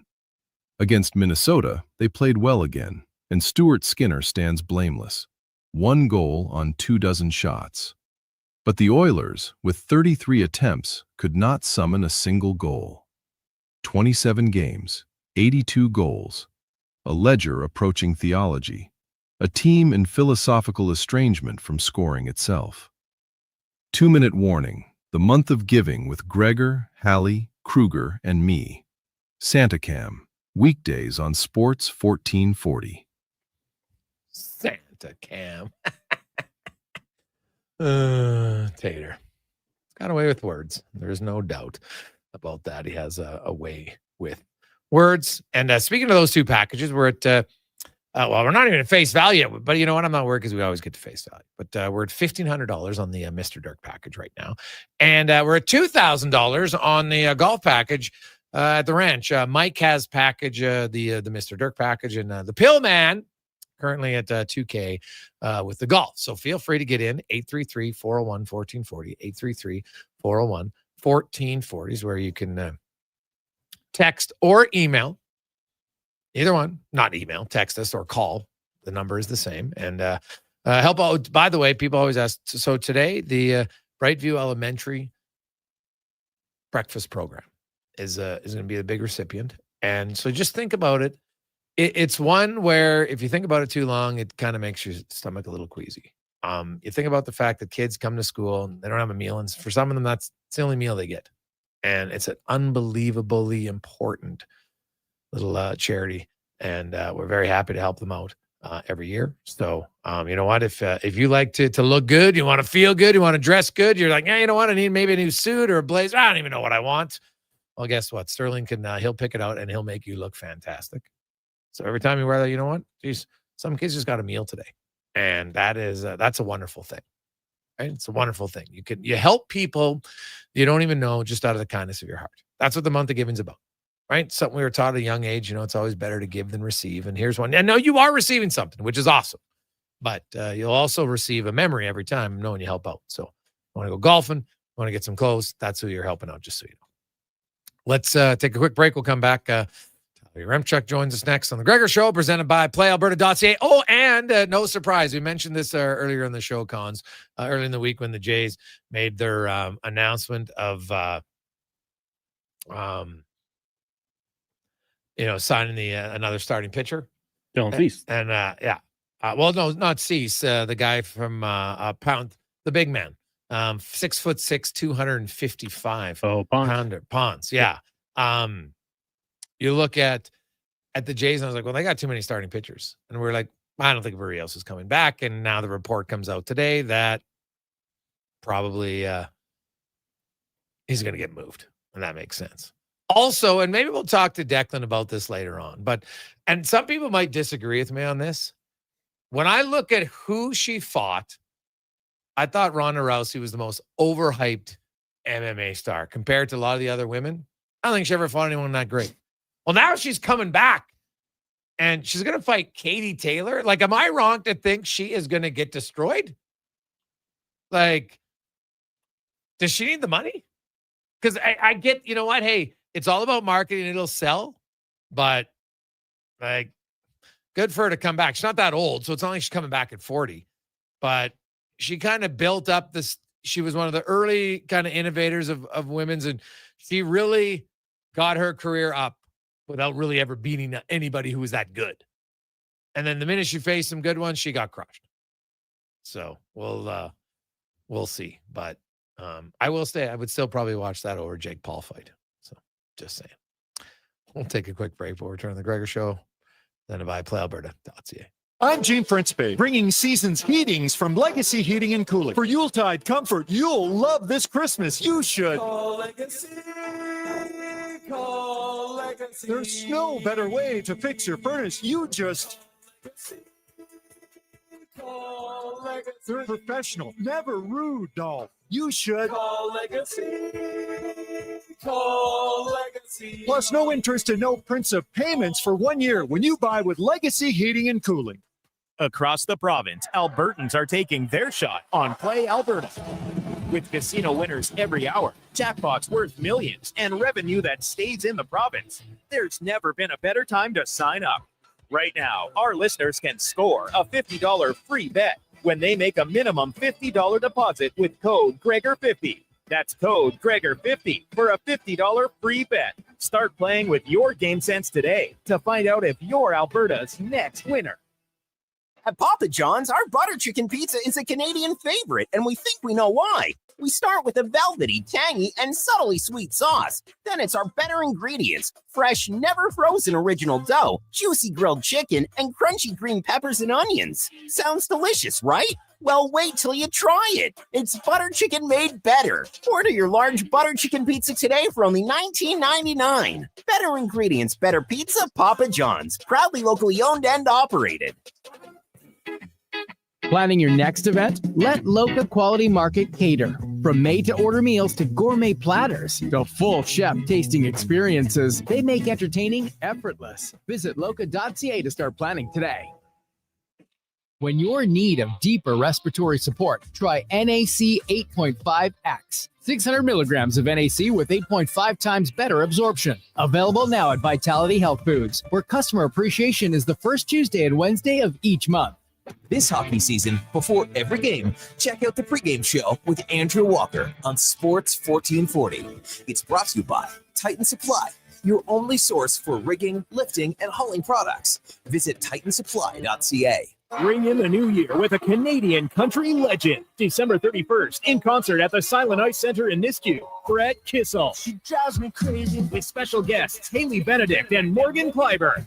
Bring your friends, your cowboy boots, and your party spirit for a night full of hits, celebration, and unforgettable memories. Hosted by Chris Sheets. The countdown to 2026 starts with Brett Kissel live on stage. Get your tickets now at silenticecenter.com/events. Hi, Mike here from Northgate Chevrolet Buick GMC. It's not lost on me that this radio ad competes with a lot of other dealerships on the air. So what sets us apart? Honesty. At Northgate, we believe in giving you the very best price we can with the most value possible. We aren't giving away free trips or paying off your credit cards, but it is my promise you will get exactly what you paid for every time. Stop in and see us today, 13215 97th Street, or visit us online at northgategm.com.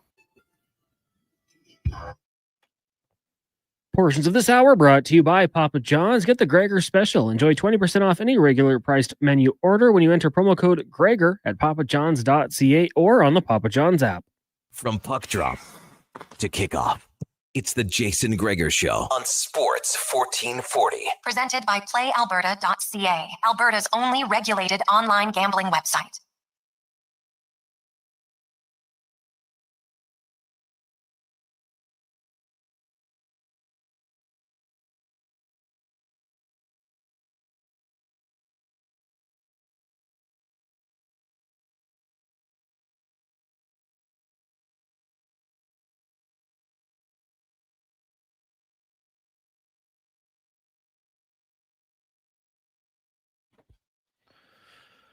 .325. Welcome back, everybody. Jason Gregor, Connor Halley, Sports 1440, sports1440.ca, YouTube, Facebook, X, and Instagram. Hope you're having a lovely Wednesday. It is month of giving, and Mike has our Dirks package at $1,500. It's a fantastic package to get some new clothes. We're not even at face value because you're getting $2,000 just in cash, not to mention all the tailoring on top of that of anything you purchase, an in-store consultation with Sterling to help fill their wardrobe and more. So that's currently at $1,500.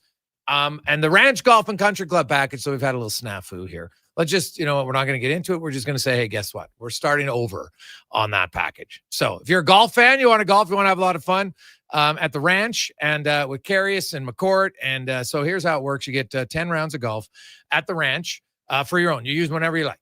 You'll also have a day where you and two of your buddies will tee it up with head pro Sean Percy. You go out for a round of 18 and you get carts. Of course, you get food and beverage. Percy will get off his wallet, and he'll even get any, because he's a certified pro. If you want any, you don't have to have it, but if you want some lessons, maybe just on your short game, chipping, whatever, you can do it on the course, because sometimes it's better than just being on the range. So it's a little bit more fun and exciting.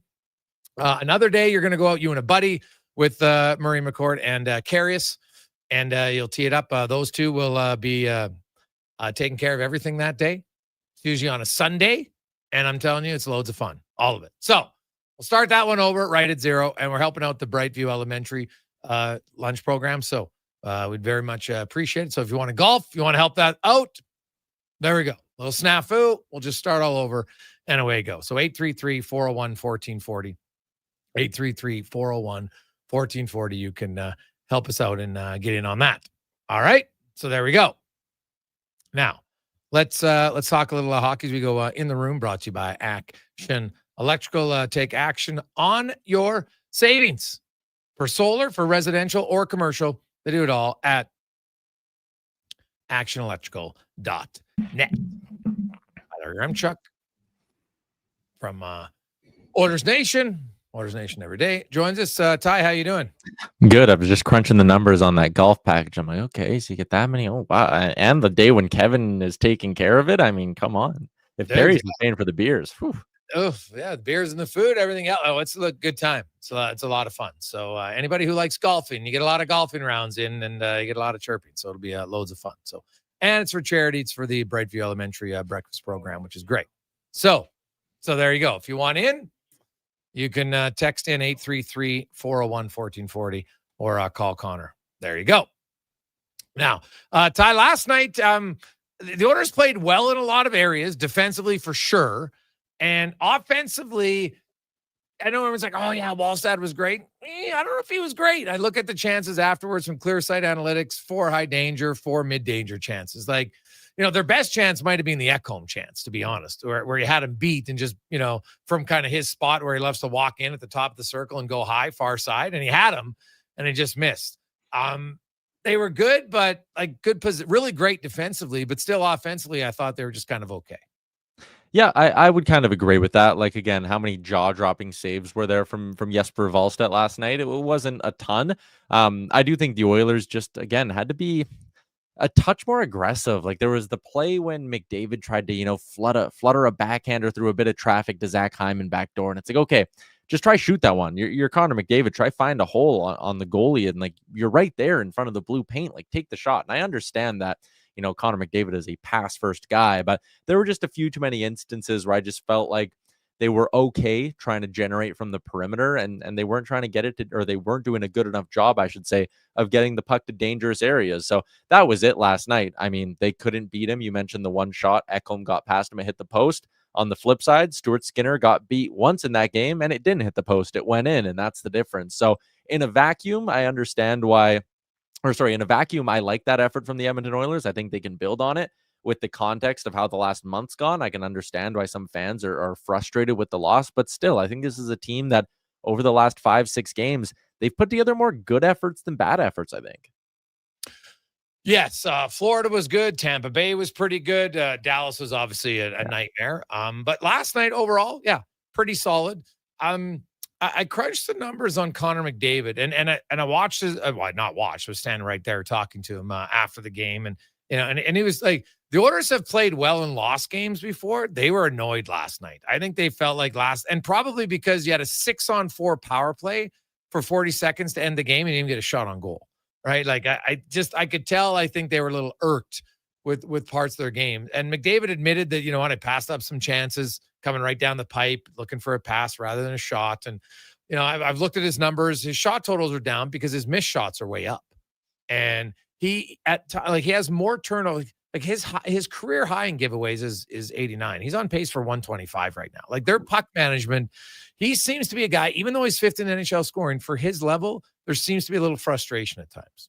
And honestly, I think the frustration might be a blessing in disguise because it might lead to them simplifying it. Like I'm thinking back to that game against Seattle on Saturday when it was a similar story through the early portions of that game than what we saw against Minnesota, where I was kind of sitting there going, okay, it's enough passes around the perimeter. It's enough, seam pass across the zone that's not going to a dangerous area. Like the puck movement's great, but if it's not leading to anything, if there's no substance behind it, if you're not trying to find a guy in a dangerous spot, it means nothing. And then what did you get? The goal that kind of helped them pull away there. Leon Draisaitl just walked into the slot and wired one past Joey Decord. And I think, or I'm hoping maybe, and for the sake of this Oilers offense, that if Connor and Leon are maybe both a little bit frustrated with all this zone time, it's not leading to good opportunities, maybe that leads to them simplifying it and being like, you know what, enough of trying to seam it and have it go off a skate or have the goalie make a great save. Like just walk in and rip the thing every once in a while. And listen, I can't stand when the crowd starts doing the shoot thing on the power play. They're doing it on one of the power plays yesterday,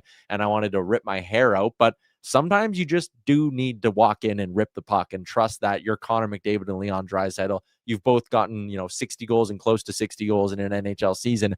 You're one-shot scorers. You can do it. So maybe the frustration will end up being a blessing in disguise is kind of my whole point. Yeah, it's possible. It could for sure.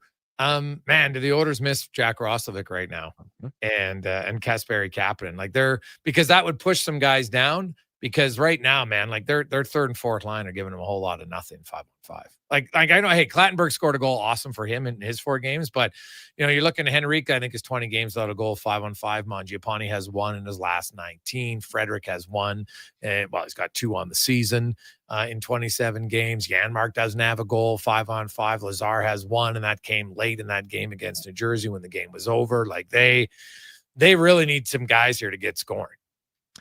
Yeah, I agree. And I mean, hey, when they needed a little bit of toughness, they had Connor Clattenburg come up to the NHL, and he gave them some jam and some toughness and a little bit of identity in that bottom 6.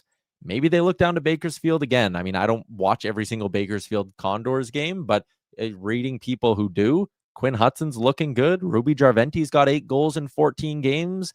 Maybe there's a swap to be made here. And similar to how you needed a spark in the physicality department and a young, hungry Connor Clattenburg came up and gave it to you, maybe a young, hungry Quinn Hudson or Ruby Jarventi can come up and give a little bit of scoring and a little bit of offense to this bottom 6, because right now it's not good enough. And last time I was on with you, I talked about how the 5-on-5 numbers with Connor and Leon off the ice aren't good enough or have been putrid through 6 weeks of the season, and they're not exactly getting all that much better, even though the Oilers at least aren't getting scored on. But they need to find a way to generate some offense. Like last night, hey, a goal from the bottom 6, who knows what happens, right?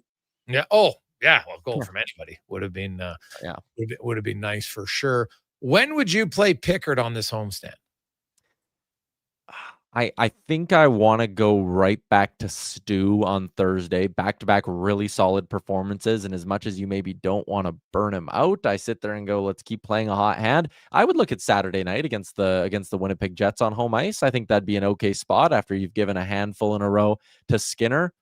Crowd should be good on a Saturday night. Pickard is a goalie who's, stepped up in some big moments for you. I don't know. Saturday seems fine to me. I wouldn't hate it, I guess, if it's tomorrow, because you do have the 2 days off after that Winnipeg game. So maybe you don't want Stuart Skinner going 1 to be 4 straight days without any game action. But I don't know. One of these next 2 would be fine with me. I honestly don't think it really matters now that I kind of think through it all. Well, I think I would do it Saturday against Winnipeg. Yeah. The Jets' 6th game in 9 days. They will be the second half of a tough back-to-back. And then they're not playing very well right now. Right. So that's the game where I look and say, plus it's kind of in the middle, right? Skinner. I'd like Skinner to get in. Like he's played 2 in a row. I see no reason for it. Like there's no way you can take him out tomorrow, right? The way he's playing, like that'd be foolish. And heck, if he plays that well again, then maybe he even plays again on the Jets. And then, you know what? Then you give him the game off against the Sabres possibly. Yeah, he has. I mean, so he got yanked obviously in the game against Dallas. So he started Florida, Dallas, Seattle, and then the one last night against Minnie. So it's been a while since you've given Calvin Pickard like a true start where he knows waking up in the morning, like I'm playing in the game tonight. But the other side of it too, like as much as Pickard was great his last start against the Tampa Bay Lightning, there's still a part of me that's a little bit uneasy when you look at those season-long numbers. They're not very good. So if you're the Oilers and you're in this spot where you know every time there's a bad game from one of your goalies, you know what the narratives are. You know what the outside noise is going to be, and you know what your two goalies are going to be thinking. Like they're not dumb. They know all of everything that's going on this year. They know that Connor Ingram is sitting down in Bakersfield. Maybe you just, like you said, keep with Skinner tomorrow on Thursday, ride the hot hand. And again, if Skinner has a bad game tomorrow, there's probably not that much noise because it's like, hey, he's played good for a few in a row now. He had a dud against Seattle, whatever, you move on, then it's an easy choice to play Pickard on Saturday. So yeah, that was my first instinct. And I think it's right. Keep the hot hand tomorrow, go Pickard on Saturday.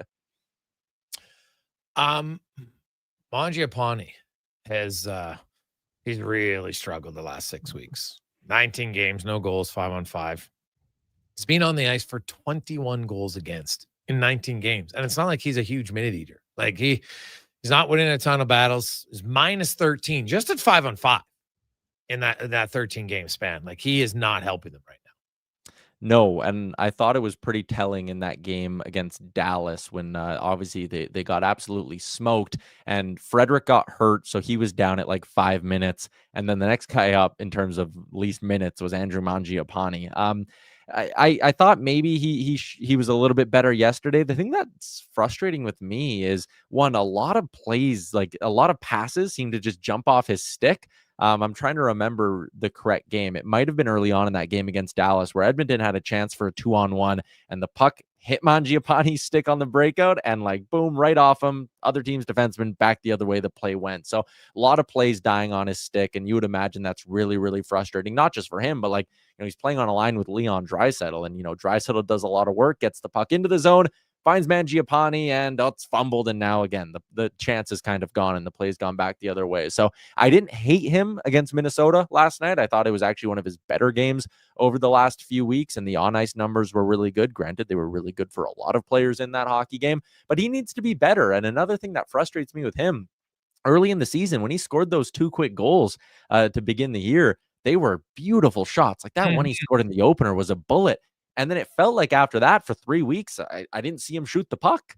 He has a good shot. I wish he'd trusted a little bit more, but I'm sure he's a vet. He knows that. It's probably a bit of a crisis of confidence where once he gets rolling and he's, you know, comfortable using that shot a little bit more, the numbers will come. But for right now, I mean, he's right up there in terms of the frustrating parts of these struggles for the Oilers. Yeah, no question. Give me your thoughts on the Jays, their most recent addition, and where do you think Barrios gets traded? Yeah, the Barrios thing kind of sucks. Hey, it fizzled out with him this season. He was so durable early on, not just in his major league career, yes, in his Blue Jays tenure, like every year he's good for 30 starts. So I'll be honest, I'd be hesitant to move a guy like that at really low value. I think next year, if he's slotting in as your number 5 with expectations low, yes, he kind of, whether he got hurt or they shut him down because, you know, it was just the play was too bad and he was frustrated, whatever it was, he got some time off at the end of the year. So a healthy recharged Jose Barrios next year actually would kind of intrigue me.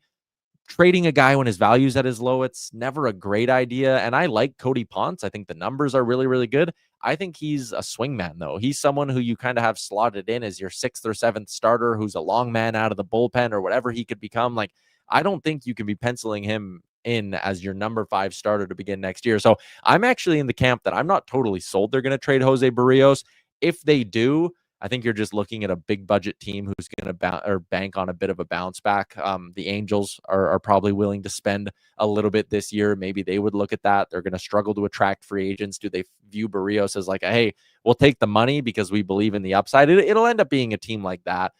If they do end up moving him. A better question would be, if they move off of Barrios, do they reopen a conversation about Chris Bassett maybe coming back in that late sort of 5th starter slot? Because he's a guy, I think he's a perfect 5th starter for this team because he was so effective out of the bullpen in the playoffs. If you could trade Barrios and it means you bring back Chris Bassett, I'd be pretty open to that. A guy who can be a starter in the regular season, come playoff time, it's an easy conversation of, You're in the twilight days of career. You'll do anything to win. He's not going to moan and pout because you put him in the bullpen. He did a good job for you this year. So again, I'd be hesitant to move Barrios, but if it means Bassett can come back, I'd be open to it. Don't you think Ponce is going to be their number 5 starter? I don't think they're locking him in at number 5. I mean, he had good numbers in the KBO, won the MVP, obviously, 12.9 Ks per 9 innings. But I view him more as like what they were thinking Yariel Rodriguez was going to be when they signed him a few years ago. He'll come in, he'll fight for that 5th spot. He'll maybe be the 6-7 starter. Like, you need 6 or 7 starters to get you through a major league season. I think they'll have him in that competition, but I don't think they're gifting him a spot at all. Okay. It's good. It'd be very interesting to see what they do. And what about Bo Bichette? With all this movement, what do you think happens to him? I was reading Keegan Matheson's latest article on it today, and Keegan, who is, I mean, the Blue Jays reporter, he seemed pretty optimistic. He made it sound like the Jays are going to be right there financially in terms of bidding for Bo Bichette, and he outlined it. The way he phrased it was like the Jays have the tiebreaker. If they're willing to match the dollar value that Bo Bichette gets anywhere else, he would like to come back. He would like to try win with Vladdy. He would want to win in Toronto. So, I mean, I had a pipe dream early in the offseason that maybe he'd be willing to take a shorter term deal with some opt-outs and try to put together a fully healthy year. But it seems like he wants to cash in right now, which I don't blame a guy for taking the guaranteed money in baseball. But Keegan seemed optimistic that this thing could get done. So if he's optimistic and the Jays are truly opening up the checkbook and trying to bring back not a super team, but give themselves a real, true, authentic shot of running back for the World Series, it feels like it's a possibility. And that's not something I thought I'd be saying a few months ago. So yeah, if the interest is mutual and the Jays are financially ready to go, no reason why Bo Bichette shouldn't be a Blue Jay next year. Be interesting to see. Ty, have yourself a good one, man. We'll talk to you later. Thanks, Riggs. That's Tyler Remchuk from Oilers Nation. Oilers Nation, yeah, exactly. And Bo Bichette, that would be good. Ryan is in. He's at $1,600 on the Dirks package and $1,000 on the golf. So update both when we return to the Gregor Show, presented by PlayAlberta.ca. Your New Year's Eve plans just got a major upgrade. On the Rocks is throwing the ultimate party to launch you into the new year with a bang. The legendary Tall Boy is hitting the stage live, providing the soundtrack for an unforgettable night. A 3-course dinner is available to kick things off before the main party starts. This is how you celebrate New Year's Eve. Dinner and a party tickets are available now. Book your spot online at ontherocksyeg.com. Actions speak louder than words. Japa Machinery Group puts your construction plan into action with XCMG construction machinery you need. Available for rental or sale. Learn more at japamachinery.com. At Papa John's, our butter chicken pizza is a Canadian favorite, and we think we know why. We start with a velvety, tangy, and subtly sweet sauce. Then it's our better ingredients: fresh, never frozen original dough, juicy grilled chicken, and crunchy green peppers and onions. Sounds delicious, right? Well, wait till you try it. It's butter chicken made better. Order your large butter chicken pizza today for only $19.99. Better ingredients, better pizza, Papa John's. Proudly locally owned and operated. And now Action Electrical's testing team is on defense duty. They're the guardians of safety and compliance, a critical part of any lineup. Precisely. They perform rigorous safety and code compliance testing for commercial operations. Think of them as the referees, ensuring everything is up to standard before disaster strikes. Their preventative plays are legendary, spotting faults early. Hire the Action Electrical team to bring home a win for your project. Visit actionelectrical.net. Feel a cold coming on? Reach for Oregano 8. With 8 powerful immune boosters like oregano oil, garlic, elderberry, and vitamin C, it delivers fast, effective relief. Available now at Vitality Health Foods, where customer appreciation is the first Tuesday and Wednesday of each month. A huge thank you for making Sports 1440 the most listened to sports radio station in Edmonton. From Gregor to Curious to Low Tide, we've got in-depth analysis on all your favorite sports. We are Sports 1440. It's the biggest game of the season. The Edmonton Oil Kings Teddy Bear Toss, presented by The Brick. Family Fun Sunday, December 7th. Bring your new stuffed bears to the game, and when the Oil Kings score their first goal, the fur will fly onto the ice. Help Santa's Anonymous collect thousands of bears this holiday season for families in need. See the Oil Kings in their special Teddy Bear Toss themed jerseys as they face the Prince Albert Raiders. Teddy Bear Toss, presented by The Brick. 4 o'clock Sunday afternoon at Rogers Place. Limited seats remain. Great family entertainment starts at just $20 a seat at oilkings.ca. Got a car you're ready to part with? Find out what it's worth. Fast, easy, and totally free at Go Auto. We're talking top dollar trade-ins, whether it's a little worn or still rocking that new car smell. Just a few clicks, and boom, you've got your value. Text value to 780-777-7777 to start. That's value to 780 all sevens. Why guess what it's worth? Let Go Auto show you the money. The job isn't done until the last load is hauled, and having a semi-trailer out of commission is not an option.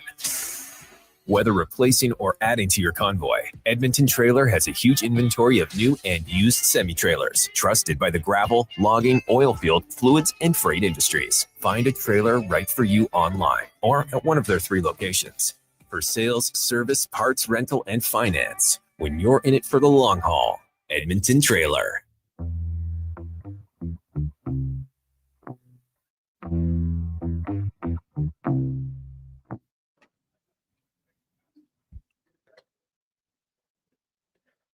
Portions of this hour brought to you by Cantork. What's the best way to beat the tariffs? Buy Canadian. Cantork's products are not only made in Canada, but right here in Edmonton. Save money, support Canada at cantork.com. The Jason Gregor Show, the best of Edmonton sports talk and beyond. This is Sports 1440. Presented by PlayAlberta.ca, Alberta's only regulated online gambling website.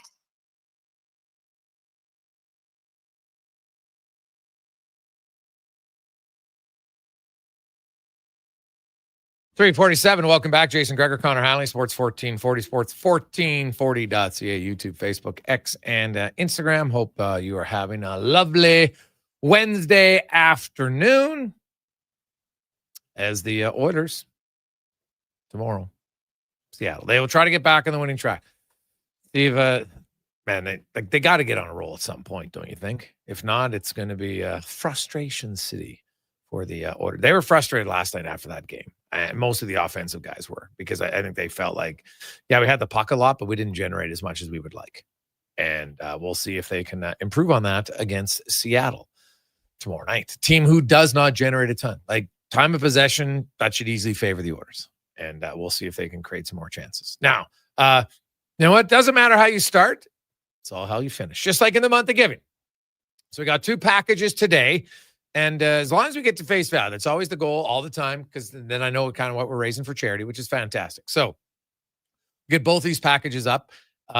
We have the golf package at the Ranch Golf and Country Club, currently at $1,000. You get 10 rounds of golf at the Ranch, a power card for each one, driving range, etc. Then another day, 2 of your buddies will go tee it up with their head pro Sean Percy, take you around the course, teach you all the secrets about it, to give you some on-course instruction you like, and take care of lunch and beverages, etc. Then on another day, you and a buddy will go tee it up with Murray McCourt and Carius from Sports 1440. You'll hear about how great he used to be, which would be a lot of fun.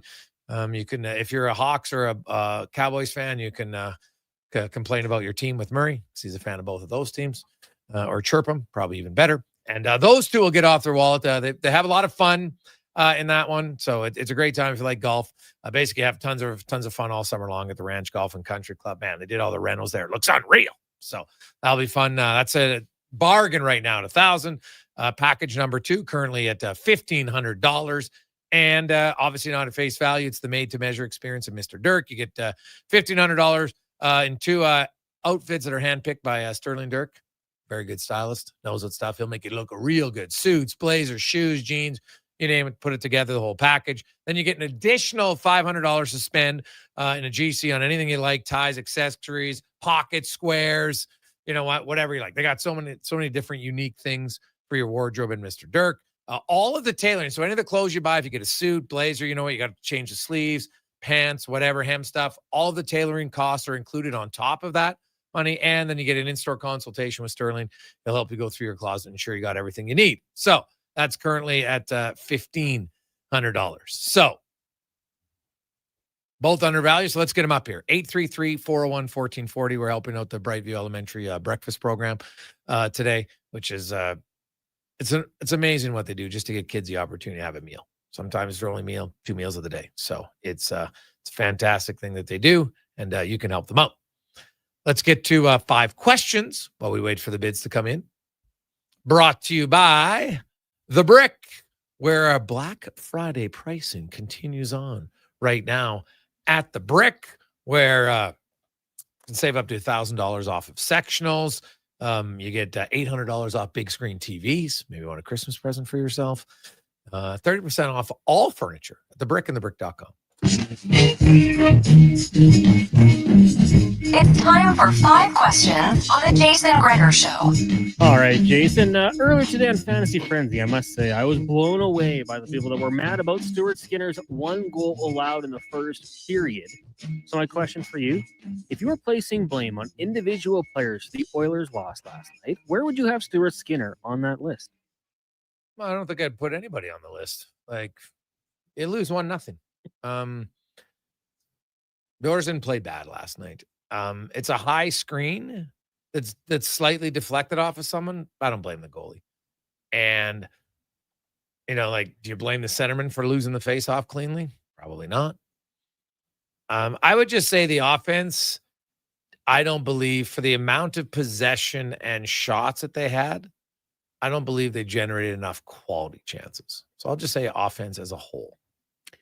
Yeah, I mean, I said it earlier on today. How? It's a 1-0 game. It's in the first period. He didn't give up the next one. You were 1 shot away and you couldn't get a goal. So it was a 1-0 loss to a good team. The goalie was playing very good. I think if the Oilers were sitting, higher up in the Pacific standings, fans would just say, oh, it's one game. They played good. It's all right. Circumstances surrounding them make that a little bit different. But yeah, I can't throw the blame on number 74 this time. Question number 2 for you. Looks like the wheels are in motion for a potential trade out of Milwaukee for Giannis Antetokounmpo. Where do you think would be a good landing spot for the Greek Freak? Ooh, it's a good question. I heard Declan talking about the Spurs, and obviously that would, that would make a lot of sense. There's lots of teams that could use them. Do those teams have the pieces to make it work? I would say, what would be unreal is if they found a way in Denver to get them.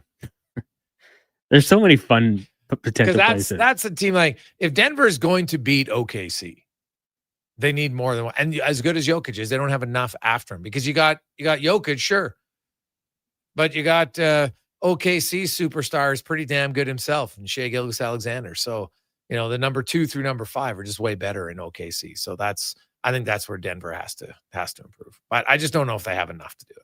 It's funny because you look at team, how much it would cost. I threw the question to Declan. He said 5 first-round picks. The OKC Thunder have 6 first-round picks in the next 2 years. Yeah, but they don't need him. No, of course, because they don't really, as crazy as it sounds, like, they're 21-1. They don't really need him. Like, look at their depth, look at their scoring, look at their length, their size, their defending as a team. Like, yeah, it's funny. Their team is so solid that they don't need Antetokounmpo. Rare to say, and Declan informs me, you can't trade first in multiple years, or back-to-back years consecutive. I want him to stay out east. The West is so loaded.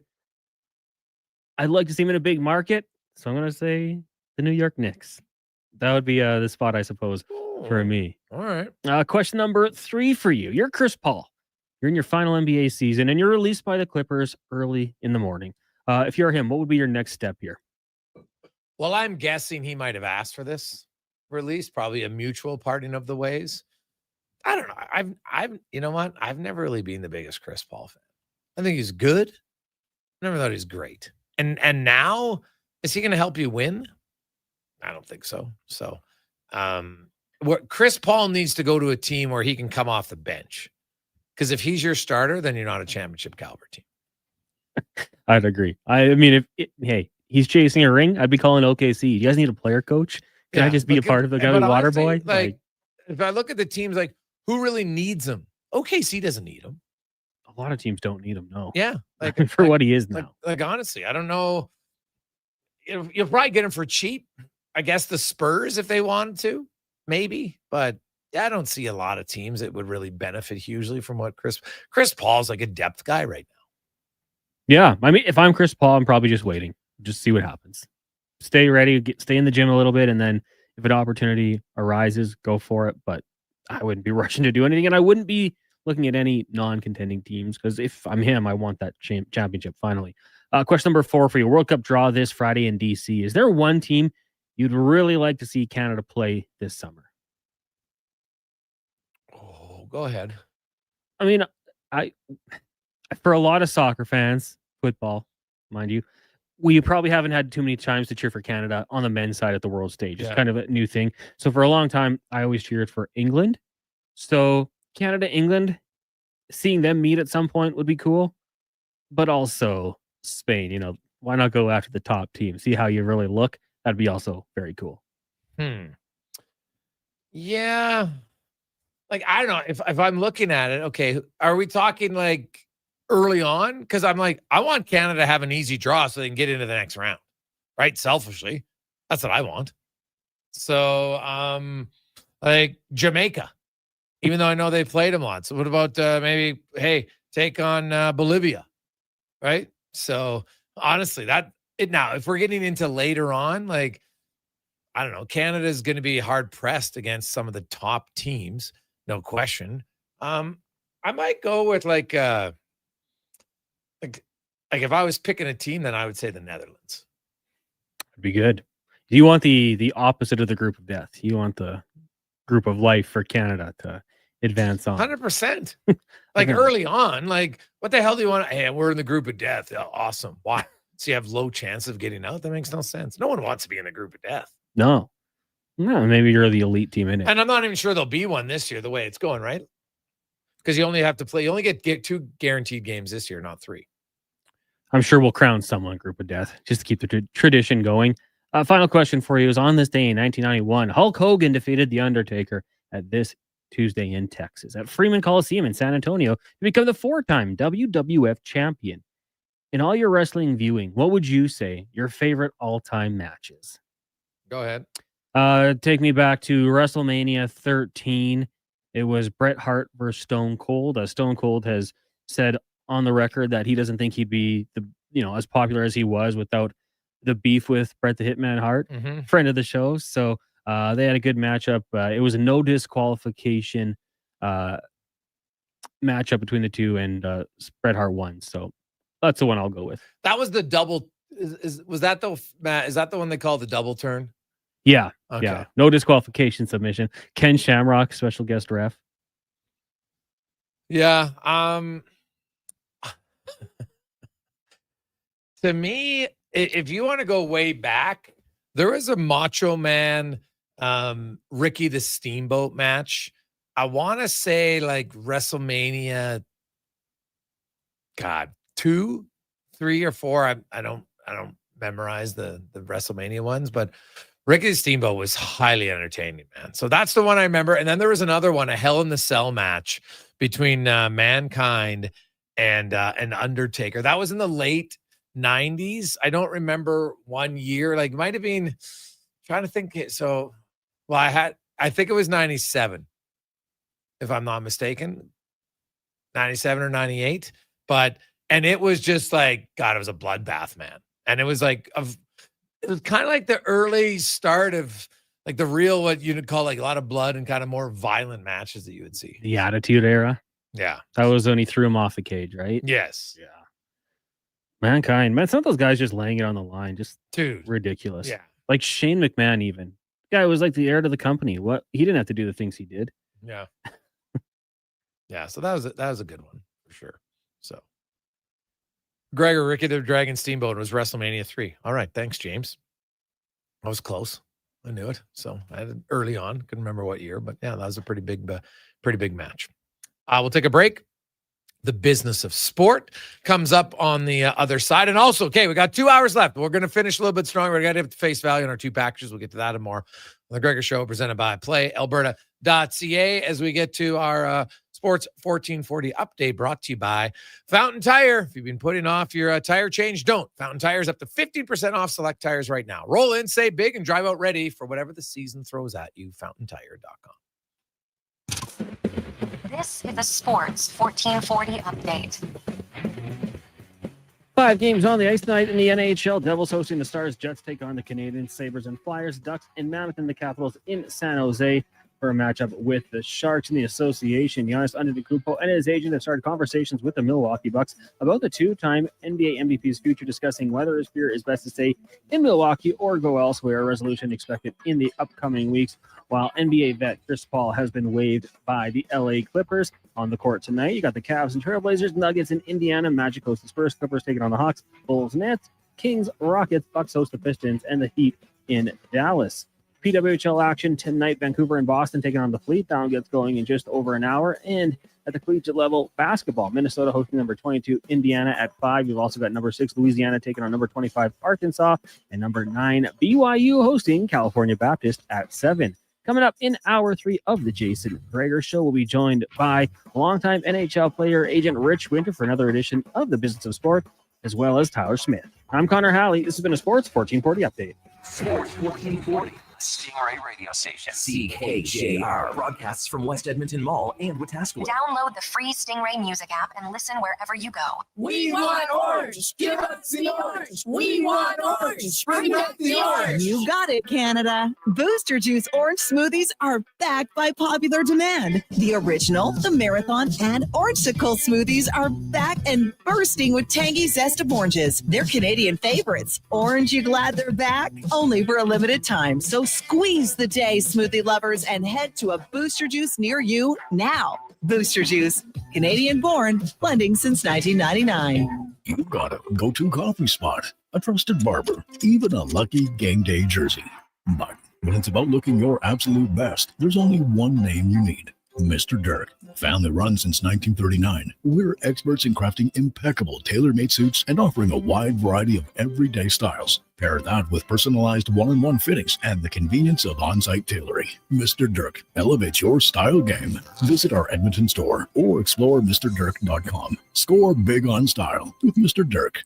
Bringing every project to life requires the right team. By joining the Japa Machinery Group service or sales teams, you can be part of setting a new industry standard. Celebrating a legacy of excellence with Japa. Learn more at japamachinery.com. When you're in need of deeper respiratory support, try NAC 8.5X. 600 milligrams of NAC with 8.5 times better absorption. Available now at Vitality Health Foods, where customer appreciation is the first Tuesday and Wednesday of each month. This hockey season, before every game, check out the pregame show with Andrew Walker on Sports 1440.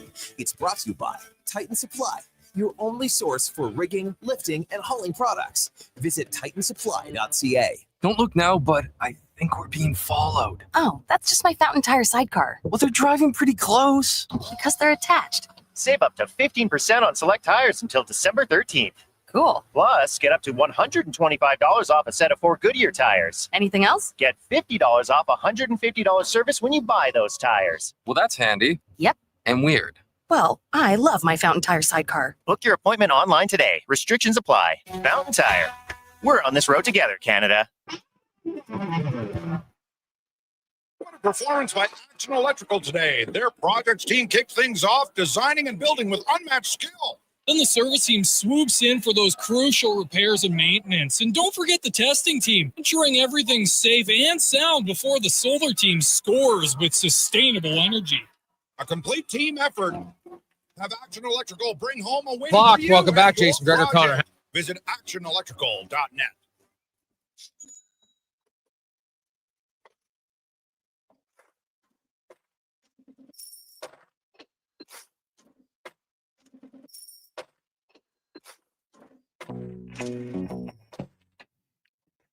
Portions of this hour brought to you by Leading Edge Physio, from weekend warriors to professional athletes, kids playing soccer to grandparents in the garden, rotator cuff tears and tendonitis to post-surgical knees and hips. We fix your body. Life shouldn't hurt. LeadingEdgePhysio.com. The Jason Gregor Show, the best of Edmonton sports talk and beyond. This is Sports 1440. Presented by PlayAlberta.ca, Alberta's only regulated online gambling website.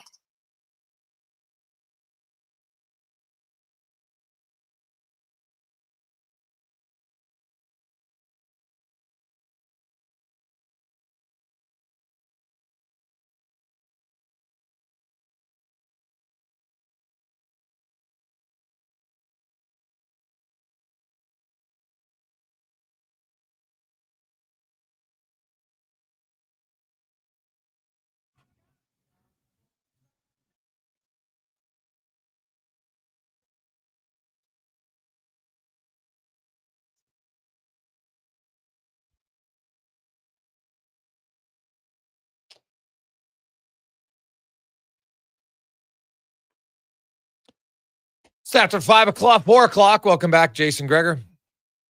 Sports 1440, sports1440.ca, YouTube, Facebook, X, and Instagram. Always brought to you by our title sponsor, PlayAlberta.ca, the OG of lotteries, Lotto 649, $36 million. The original Jarrett Stoll, Sean Horkoff jersey number. Accepted millions at PlayAlberta.ca. Get your tickets. Good luck. Jean or Jean, I'm not sure which one, Jean or Jean, either way, in at 1750 now on our Mr. Dirk expenses. Jean, okay, good. So Jean is in at 1750. Still a steal of a deal on our golf package, only $1,000. So let's get up all the rounds of golf at the ranch. And then you're going with the head pro, Sean Percy, with your buddies, and then another day you're going Carius and Murray McCourt. So let's get that one up. It's currently at Ryan has it. Ryan in a trailer actually has it at $1,000. So you can get in at 833-401-1440. 833-401-1440. Time now to get to our business of sports. Rich Winter joins us once again. Rich, how you doing, my man? Good today, really good. Not loving this weather that much in Edmonton, but other than that, I guess we can't complain. It's been it's good for a long time. It has on the been road really again, so heading out to Vancouver. So just about to grab a flight. So glad I could catch each other. All right, perfect. We were, you mentioned the weather. It's funny because I talked to a player the other day who's playing in a sunny market. He never played in a sunny market, and he's just like, man, he goes, it's different because every day is like Groundhog Day. You get up, the weather's nice, it's very relaxing, you're tan, you're walking. He said, but there's a challenge. He said, it doesn't feel like I'm playing in a hockey place. So yeah. I'm sure you've had agents on both sides. Like, God, I don't love the winter, but man, my kids love it when there's an ODR. Like there's pros and cons to everything. Dealing with players when they go to a new team, because you can talk about it. You can do your research and talk to the coach and every player's, oh, we like it here or there. But then you move there and maybe you're in a different neighborhood or something else. How much, if any, work does the agent have to do on adjusting players to a new team? None, really. I mean, but you do hear a lot of interesting comments, very seldom negative when they're in their flip-flops and shorts on the way through the parking lot at practice in Florida.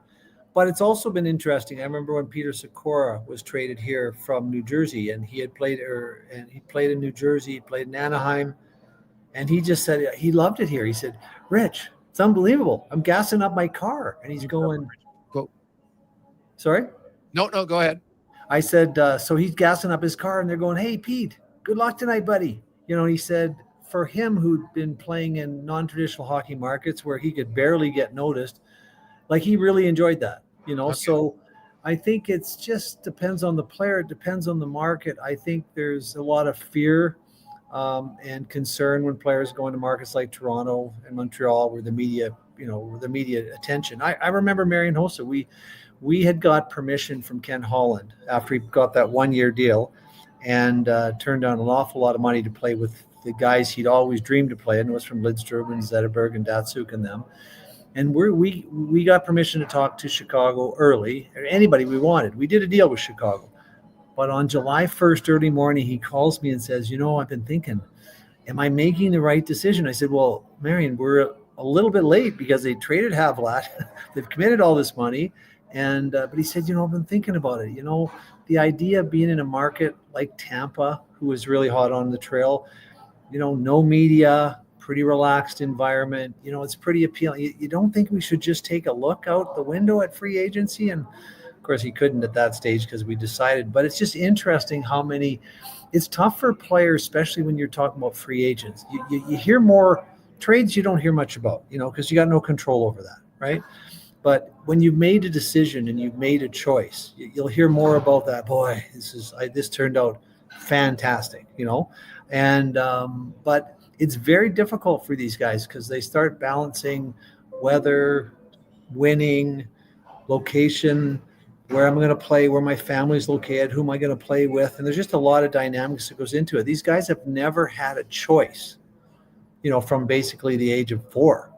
You play here, you can't play there. A little bit change in the college with the portal rule changes. But other than that, there's just been no freedom. And so it's really tough on them. But I don't think I've ever really had any problems, just reflections.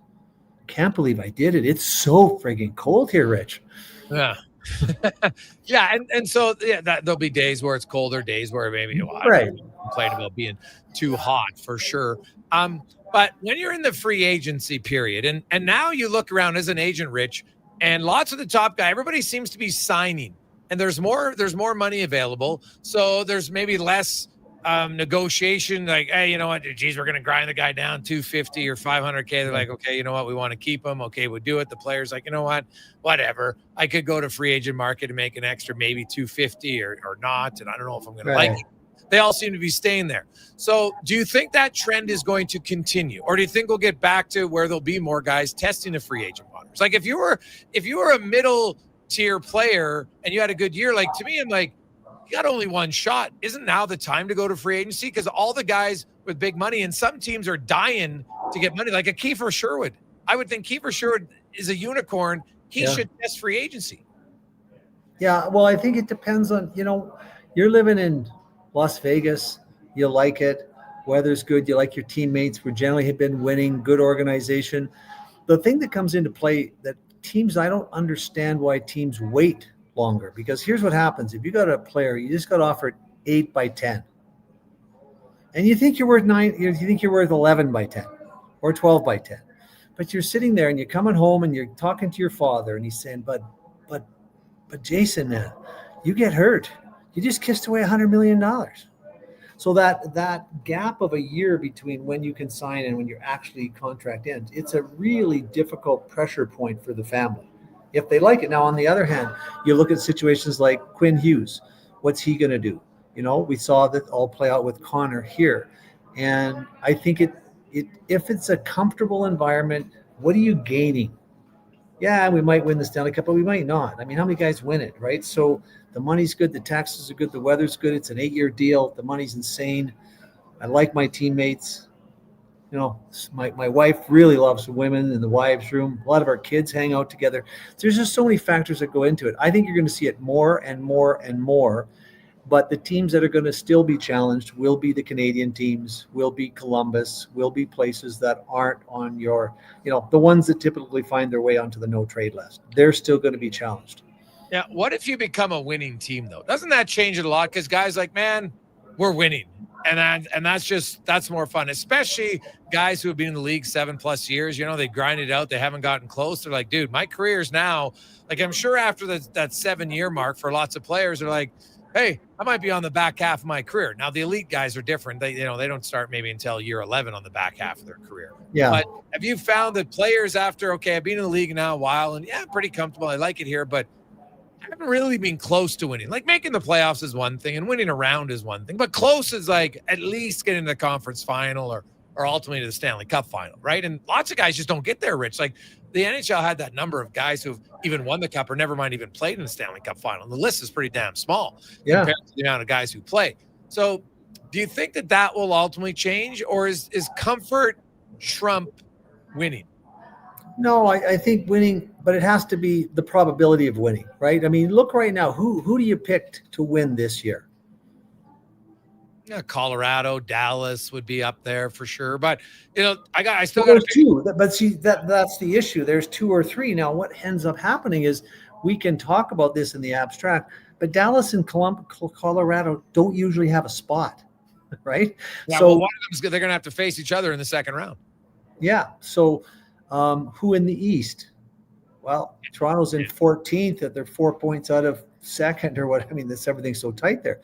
So I think it just depends on how comfortable. And I think people don't realize how winning is really important, right? If you haven't won and you haven't been in the playoffs and you have no prospect and you've got a team there, you go high probability be in conference finals. Yeah, it's going to be a big factor, but there's too many factors that come into play. There's just not that many times where the probability of winning is so high compared to the absolute absence of winning probability on the other side.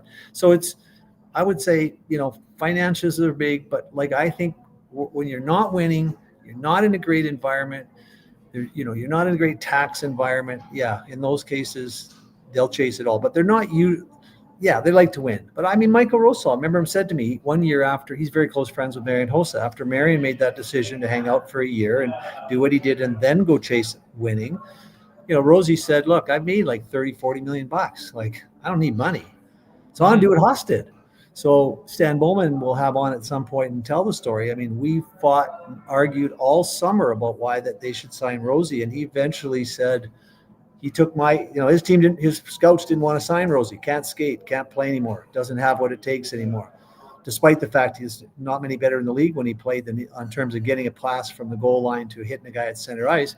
So finally Stan bought in and Rosie waited all year. I remember going to his house to visit in the Czech Republic in the summer, and they had all these little framed names of the cities that they played in, like Swift Current, New York, Phoenix. And then he had a blank one at the bottom with question marks. And he waited until September 15th to find a winner. We looked at the market and we thought the only two places that would give him a spot, a good spot where he could contribute and play and have a chance to win were Detroit and Chicago. And on the literally hours before the lockout started, Stan Bowman called and signed him. And Rosie, unbeknownst to or surprising to everybody else who passed on him, said he couldn't play. Only played 4 more years and won 2 cups. So I guess there was still a little bit in the tank. But that was a real example. I remember my wife was with me, and we got Rosie and Yana were in their house, and Cindy's like, oh my gosh, aren't you feeling a little pressure? And I said, well, not really, because Rosie made the decision that we're going after the win. We turned down a lot of teams, and so there are cases where they just really want it. You wouldn't think Michael Roseville, I've probably never met him, Jason may have talked to him, but very quiet, understudied, understated guy, but wants to win, has that fire, and he made the decision and almost lost the opportunity to play at all. But it worked out for sure for him. We'll take a quick break. When we come back in the business of sport, we're going to talk about the business of sport and on the mental side of it, which is an extremely important part. Tyler Smith will join us from Not Alone next on the Gregor Show, presented by PlayAlberta.ca. Your New Year's Eve plans just got a major upgrade. On the Rocks is throwing the ultimate party to launch you into the new year with a bang. The legendary Tall Boy is hitting the stage live, providing the soundtrack for an unforgettable night. A 3-course dinner is available to kick things off before the main party starts. This is how you celebrate New Year's Eve. Dinner and a party tickets are available now. Book your spot online at ontherocksyeg.com. I'm Grant Fedork from Leading Edge Physiotherapy, and sadly some people think orthotics are just glorified shoe cushions. But I've seen a runner drop 8 minutes off her marathon, a grandmother ditch her painkillers, and a 12-year-old nail her long jump, all thanks to custom foot orthotics. So if your feet are screaming for help, flat, high, or funky, that pain's heading to your knees, hips, even your lower back, our professionals will assess you and, if indicated, custom fabricate a pair of orthotics made just for you. Happy feet make a happy person. Feet shouldn't hurt. LeadingEdgePhysio.com. Noodle, noodle, noodle, noodle, noodle, noodle, noodle, noodle, noodle, noods. Noodle, noodle, noodle, noodle, noodle, noodle, noodle, noodle, noodle,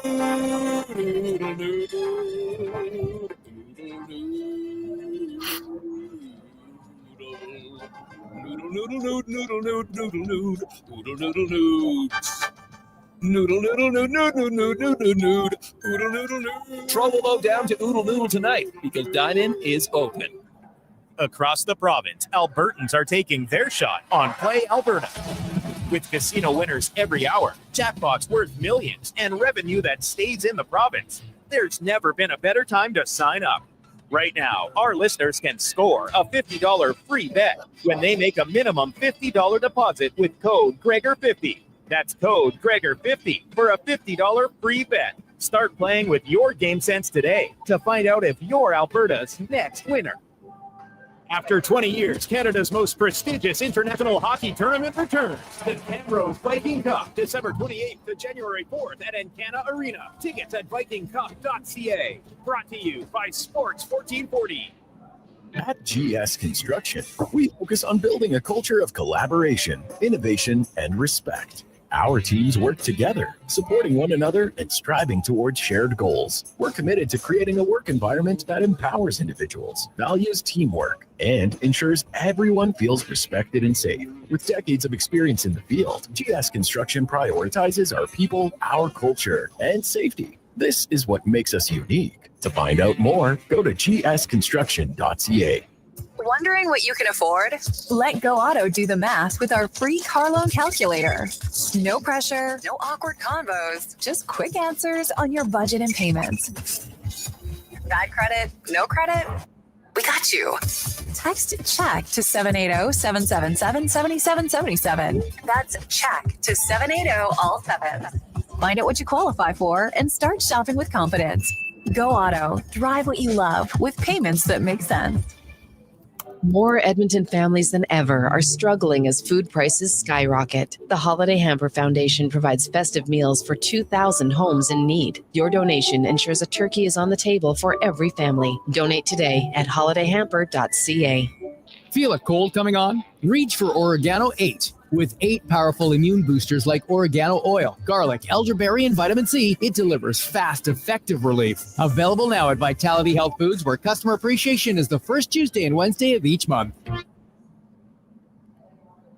Portions of this hour brought to you by On the Rocks. The Oilers are back in action, and OTR is ready to be your hockey headquarters. $5.75 Molson Canadian, 69-cent wings, and play score and win every game. See more at ontherocks.yeg.com. The Jason Gregor Show, the best of Edmonton sports talk and beyond. This is Sports 1440. Presented by PlayAlberta.ca, Alberta's only regulated online gambling website.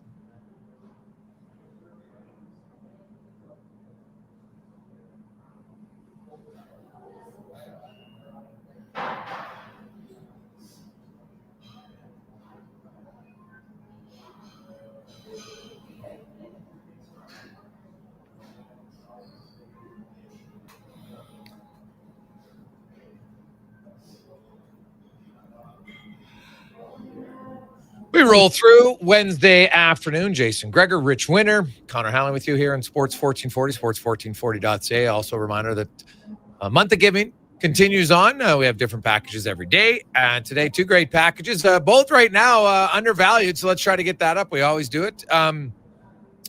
The golf package is currently at $1,200 right now from Carl. And that's lots of rounds of golf at the ranch. You get 10 for yourself. Then you're going to go another day. You and 2 of your buddies tee it up with Sean Percy, their head pro. He'll buy you lunch and beverages, do some on-course instruction if you like. And then another day, you and a friend will have a little spirited match if you like against McCord and Kevin Carius here from Sports 1440. Those 2 sandbaggers will get off their wallet and treat you to a really fun day.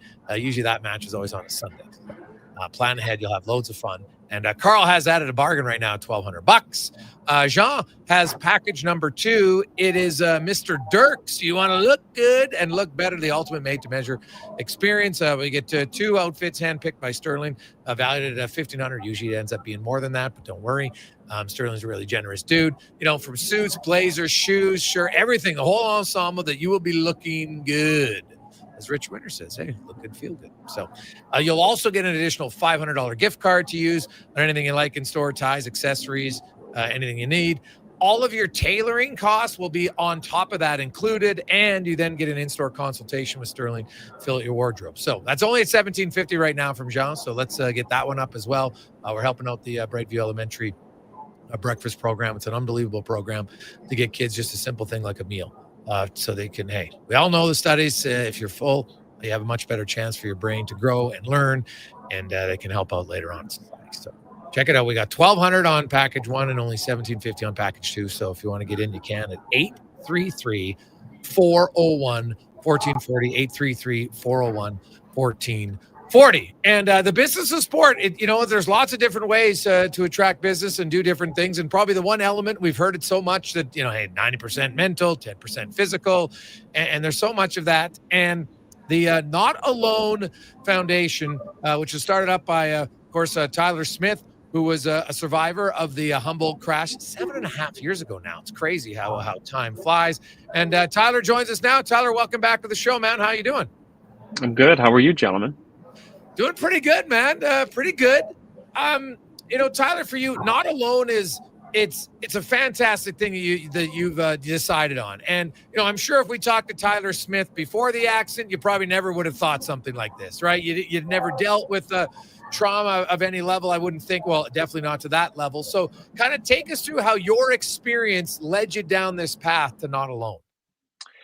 Yeah, I think it's still an evolving thing, and I'm by no means a clothing expert. I think it's, I went to Alice Embroidery, a local family owns a embroidery shop in Leduc where I'm from, and I went to them, and I just had an idea at the start. It was two simple phrases: "Not alone," and multicolored lettering, and "It's okay to not be okay."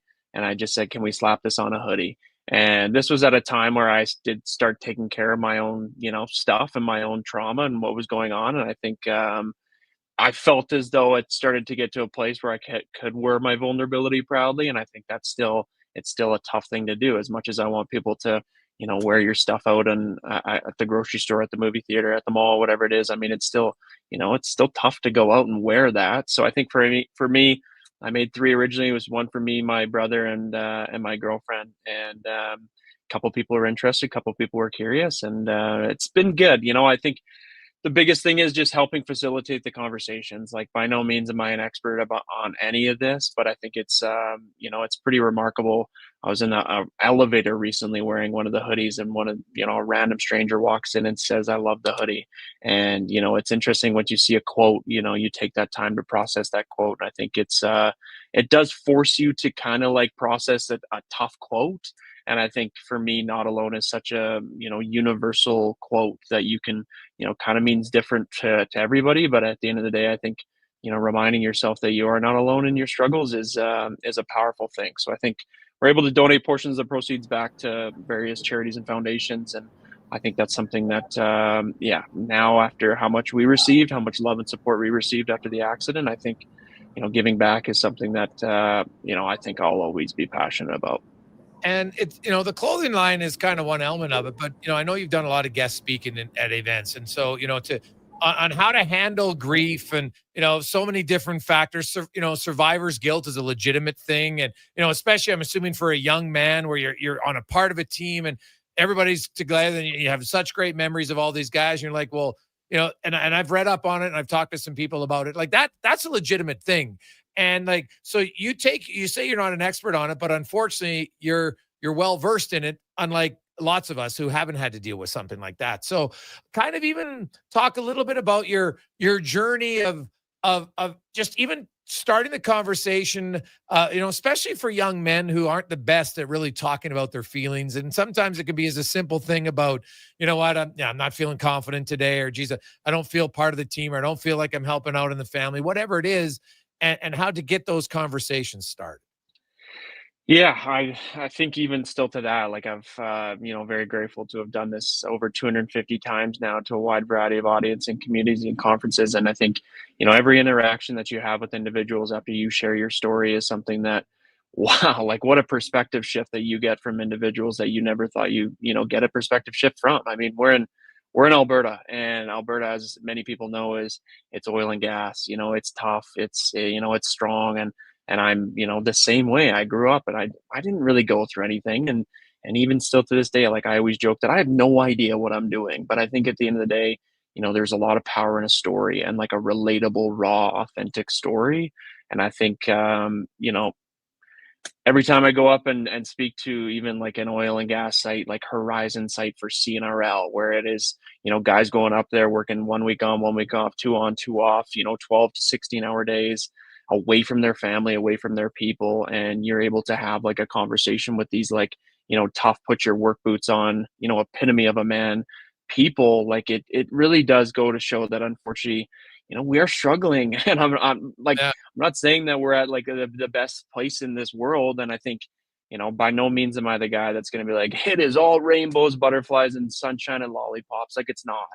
And I think, even learning that from, I think one of my biggest, contributors of like when I started to take care of my own stuff was like Carey Price and like DeMar DeRozan and like, the guys of the world that are like, have it all. And like the fact that they are struggling or might have something going on, it's just like, damn, like I think we just kind of open up the conversation that way of like, there's so much power in a story, and like there's so much power in just like starting. And by all means, I'm an advocate for the "how are you doing" question. I think it's a very valuable question, but sometimes we don't know how we're doing, and sometimes answering that honestly is a tough thing. So I think my biggest thing is leave it open ended. Make sure your people know that I don't know what you're going through, I don't know what's happening, but I want you to know that I will be here. And I think that's something that can really cultivate those cultures that I think I don't know what an NHL locker room is like, but I think I know that, successful teams have that culture of listen, I'm going to be here and, whatever you need from me. And I think that's something that you build that foundation, and it's pretty remarkable what can come from it. It's great what you're doing, Tyler, because it's really important to open the conversation, because there might be 6-8 guys in a room and they're all feeling the same way. And, I think Jelly Roll and some of the musicians lately who've come through very tough times, his recent hit, "I'm Not Okay." Bazzi did a thing, "I Don't Think I'm Okay." And I think we're starting to realize that it's important. We had a segment last year on love and how important it is to love your teammates, love and support each other. And I can't tell you how many conversations, Jason, I've had the last while with NHL GMs. I'll give you the short version of one. I'd been talking about it because he was wondering how to talk to one of my players, and I suggested how a little tap. He's a sort of a quiet guy. We all need that love and attention. And so I don't think Bill would mind me saying who it was. I was talking, and Bill Guerin says, so I'm on the phone, and you know how you let somebody go? You're about to hang up, but as you hung up, they're about to say something. So I called Billy back, and I said, "Billy, sorry, man, I missed you. But you were gonna say something." He said, "Hey, Rich, I'm just going to tell you I loved you, man." And the one that freaked me out the most, I won't say who this was because I don't know if he would want me to tell, but we were just talking about how love and support and these kids are really different times, lots of struggles, social media. And we started talking about the importance of love and support. And he quoted me a scripture. And I'm going, now this is a tough, hard-nosed player who's now a general manager. I'm going, man, I never saw that coming. And then when we had a conversation that lasted about 30 minutes about taking care of players and our responsibility, they're young men, they need support, we need to act as stewards. And it's like what you're doing is opening up that conversation. And I've started to do the same thing. And I'm surprised. There's more of us struggling than not. It's okay to be not okay. I don't think I'm okay. So what do I do? But if you can't ask that question, and I think that's what teams need and sports need to do. Yeah, you can have the team psychologist. Then no one buys into that. All the kids think that they're just going to rat on them to the team, even though they don't. But they have to find. I think that's why Brant Myers, Jason, who you know very well, was playing that role where these guys, they're struggling. They have no one to talk to. They're lonely. They're not playing well. They think they're going to get waived. Their wife's pregnant. I'm not okay, and it's okay not to be okay. And I think so. What you're doing is very important to give men the opportunity to say to each other at least, "Hey, Jason, buddy, I'm not okay," and Jason would be there to help. But I've always told my clients and my friends, there's only one problem I know I can't help with. I guarantee I can't help with it. It's one you don't tell me about. Can't help you with that one. So it's really important what you're doing. So I think it's great.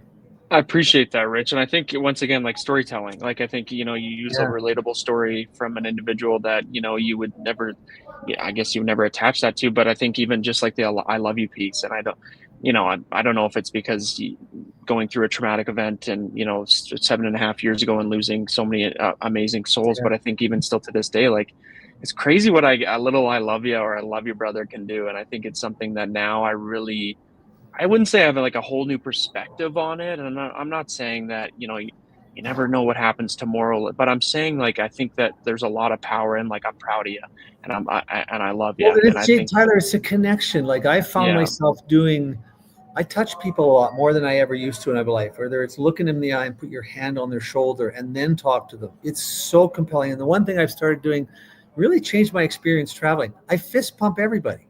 The guy at security. Yes, they're always smiling, because they're alone. They're maybe struggling. Their income level's not that great. It's Christmas coming. There's all kinds of things going on in their life. And someone just noticed they were there.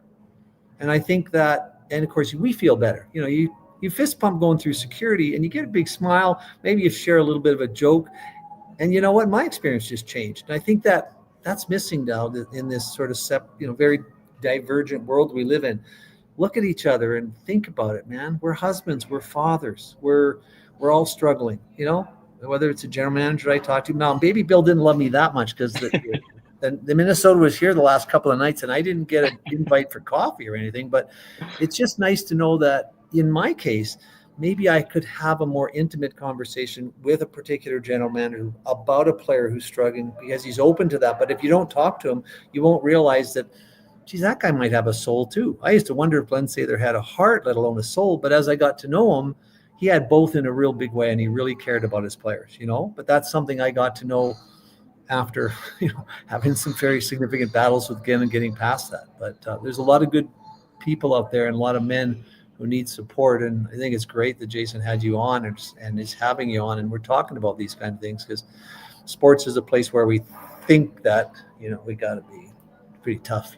You know? Tyler, have you playing in that, you play junior hockey and it's, we hear a lot about the hockey culture and I understand, to me, it's more of a societal issue. When we got deeper, I that's my own opinion on it. I think hockey could be a leader for sure too, because a lot of people follow hockey, but in your path now, with the clothing company and doing the public speaking and everything, having survived Humboldt, have you noticed like a significant change? Like when you talk to guys now, maybe because of your experience that automatically they're like, okay, like I'm going to listen to this guy because he's actually been through it. Like how much of an advantage do you think that's been? And have you found, men, you're talking about the CNRL sites and other places, are they more open even in the last few years as your speech and how you probably present it just becomes more natural to you than it was when you first started?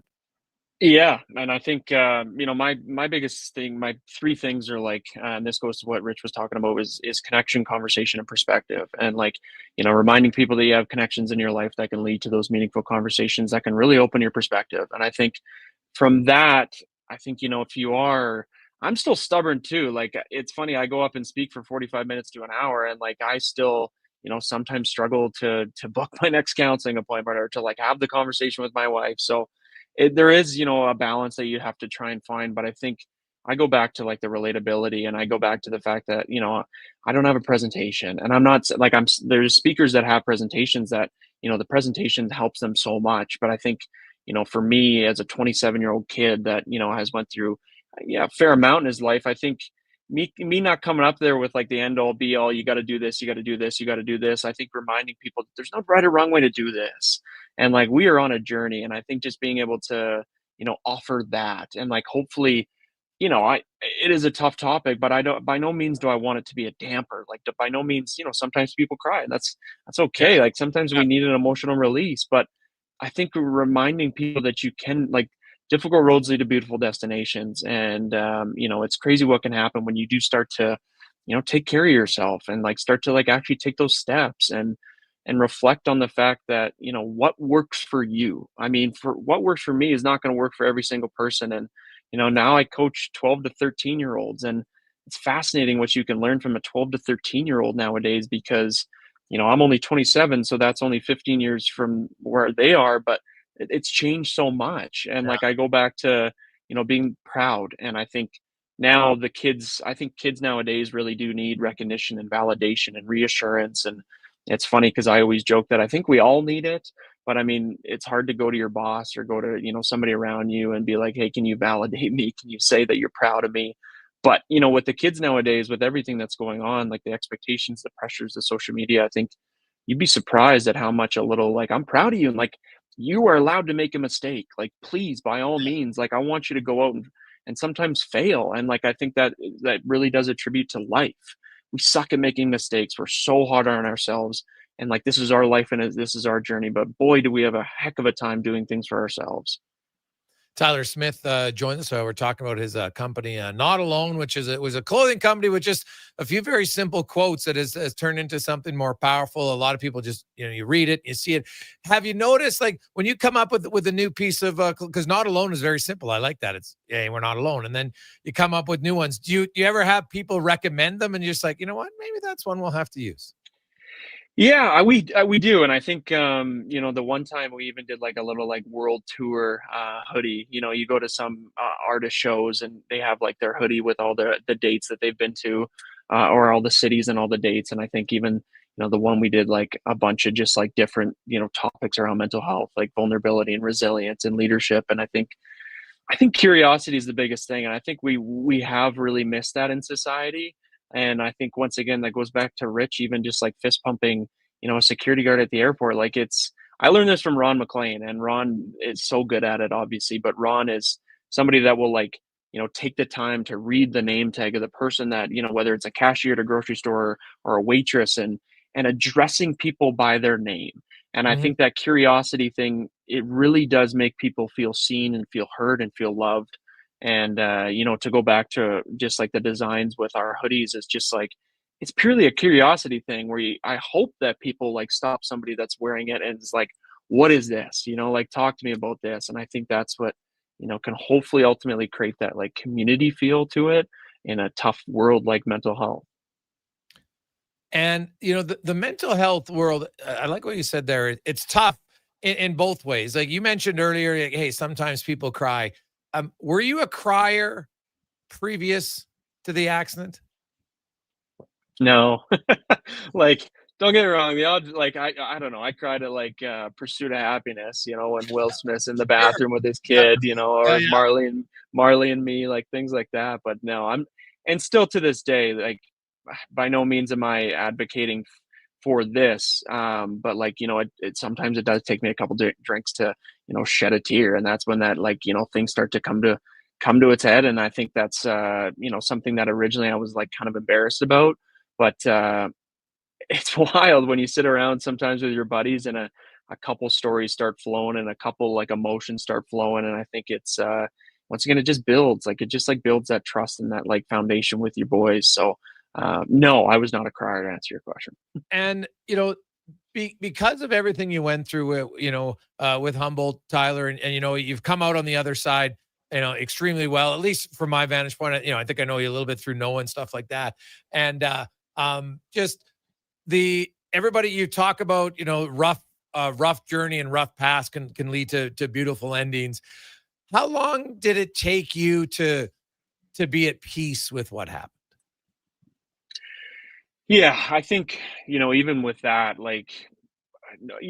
I've now, to kind of flip it, I've now learned to move forward with my trauma rather than move on from it. I think originally, there's so many misconceptions that you have around.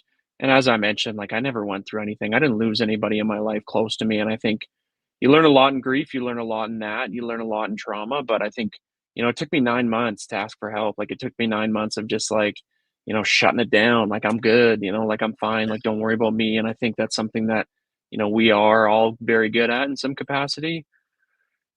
And by no means am I going to, come in and say that I'm at peace, because I never will be. I think there's still unanswered questions that now I don't consume myself with, but now I understand that. And I think now I've learned to move forward with the fact that, my people are watching. And I think I could be that weird, guy with his grief that can mention that I got a weird infatuation with birds and bunnies. And I think openly talking about that, even dimes and grief will are very aligned, and you be absolutely. Why are dimes and grief aligned? In what way? I'm not actually sure what the I don't know what's behind it, but it's just the amount of conversations I've had with individuals that it's dimes. I remember one time I was in Regina for speaking for Young's Equipment, which once again was it's like a farming equipment manufacturer. Sure. And one of the execs came up to me afterwards, and he's all he said was it's dimes for me. So I don't know what it actually is, but even I just did a speech recently in Quebec, and the organizer of the event, her name was Gina. She was just spark plug. She was amazing. And after my speech ended, she lifted up her bag and she's like, I found a dime right under my bag, and I just had to give it to you. So it's just I don't know what it is, but even, one of my favorite people in the world, Rhonda Tobin, who unfortunately lost her son that day, Parks, same thing, she's big into dimes. And, so I don't know what it is, but it's just dimes is so special to a lot of people. And what about birds and bunnies for you? What does that mean? Yeah, I don't know. Birds was kind of just the watching over piece. And I think that's something that, gave me a lot of hope. I got a tattoo on my left chest with 16 blackbirds. And then bunnies for me, for so long when I was living at my parents' place in Leduc, there was a bunny that would just wait outside. And we all know bunnies, you get close and it just darts, see you later. But for some reason, this bunny would just stick around. And I'm telling you, if I got home, sometimes at 2 a.m, 9 p.m, 2 p.m, like this bunny would just like sit there. And I think, in your grief world, you're allowed to think of some weird things. And my mom was like, somebody's just trying to make sure you get home safe. And I think, there's little things like that that I think I should never be the one to give people allowance to be like, you're allowed to grieve, like you're allowed to do this. But one of my favorite quotes is like, death ends a life, not a relationship. And I think that, keeping that relationship is something that I don't think we think we're allowed to do, but it's just like, why not? Like you're never going to get an answer sometimes, but like, damn, like you're allowed to look up and say something, like you're allowed to. So yeah, that's my rant. Well, Tyler, it's a really important point because I think people are nervous around death, right? It's not something they're familiar with. And I read a while back of someone was so moved by someone coming up to them and instead of expressing their grief said, tell me your favorite memory of your son.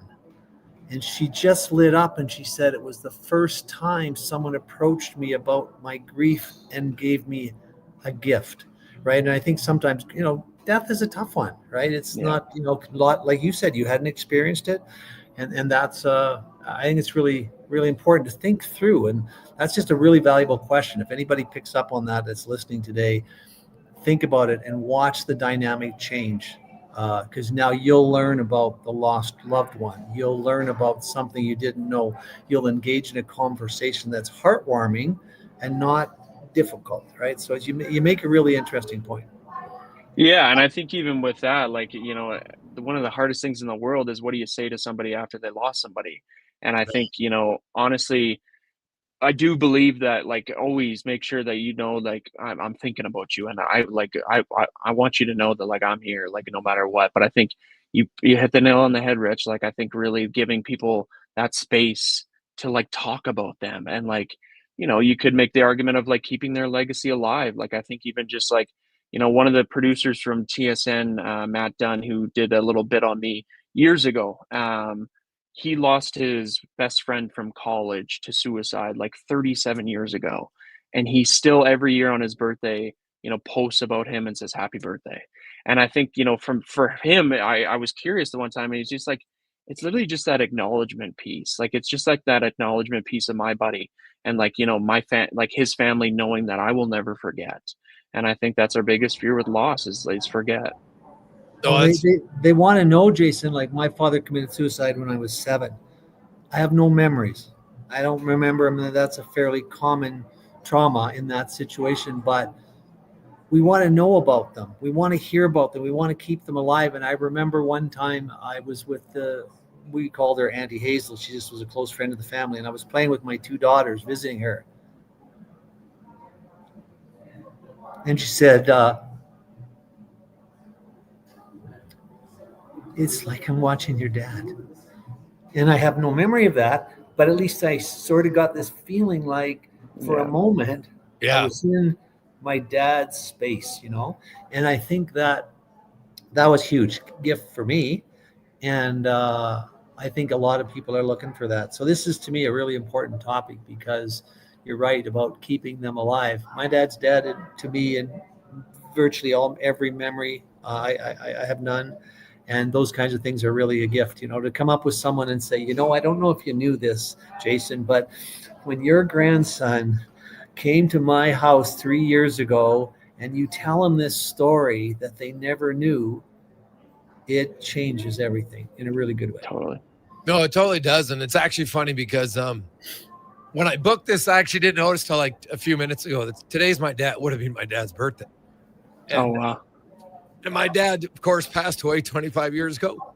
And so Rich, at least your dad young. I remember you telling me that a while back. But it's when you say the story about Bunny and whatever, it's funny because for me, when we had to leave the farm, that was probably the hardest thing. Because when I used to go to the farm, I could walk out in the barnyard and literally almost any square foot, I can remember a story, see my dad here, oh, we did something here, we did something here. Some of them were good, some of them were kind of like they always funny at the end. And keeping that alive is, I think, something's very key. And like I was never really a crier until my dad passed away, and I spoke at his funeral, and I was kind of joking about it. I was like, God, now I blame him because now I'll cry at times, and I'm okay with it. Some days it's a little embarrassing. Like, I cried at one time at this Dancing with the Stars thing for no reason. It was embarrassing. My wife she knows it now. She was literally laughing at the table where everyone else at the table was kind of like, because still some guys, if they see another guy cry, we're like, oh my God, I don't know what to say here. This is getting a little uncomfortable. Like, what's happening?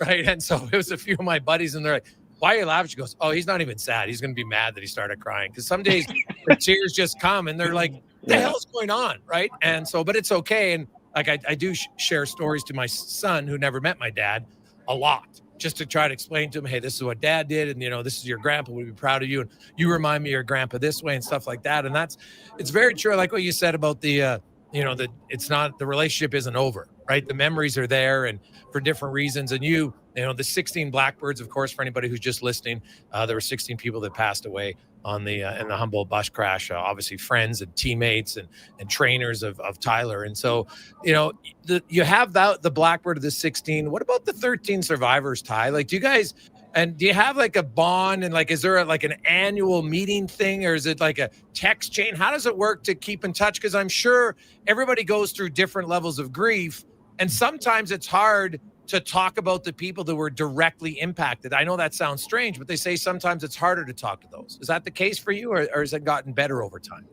Well, first off, I just want to say sorry for bringing the tears, gentlemen. Oh, God, no, don't worry about it. And Jason, truly happy birthday to your dad.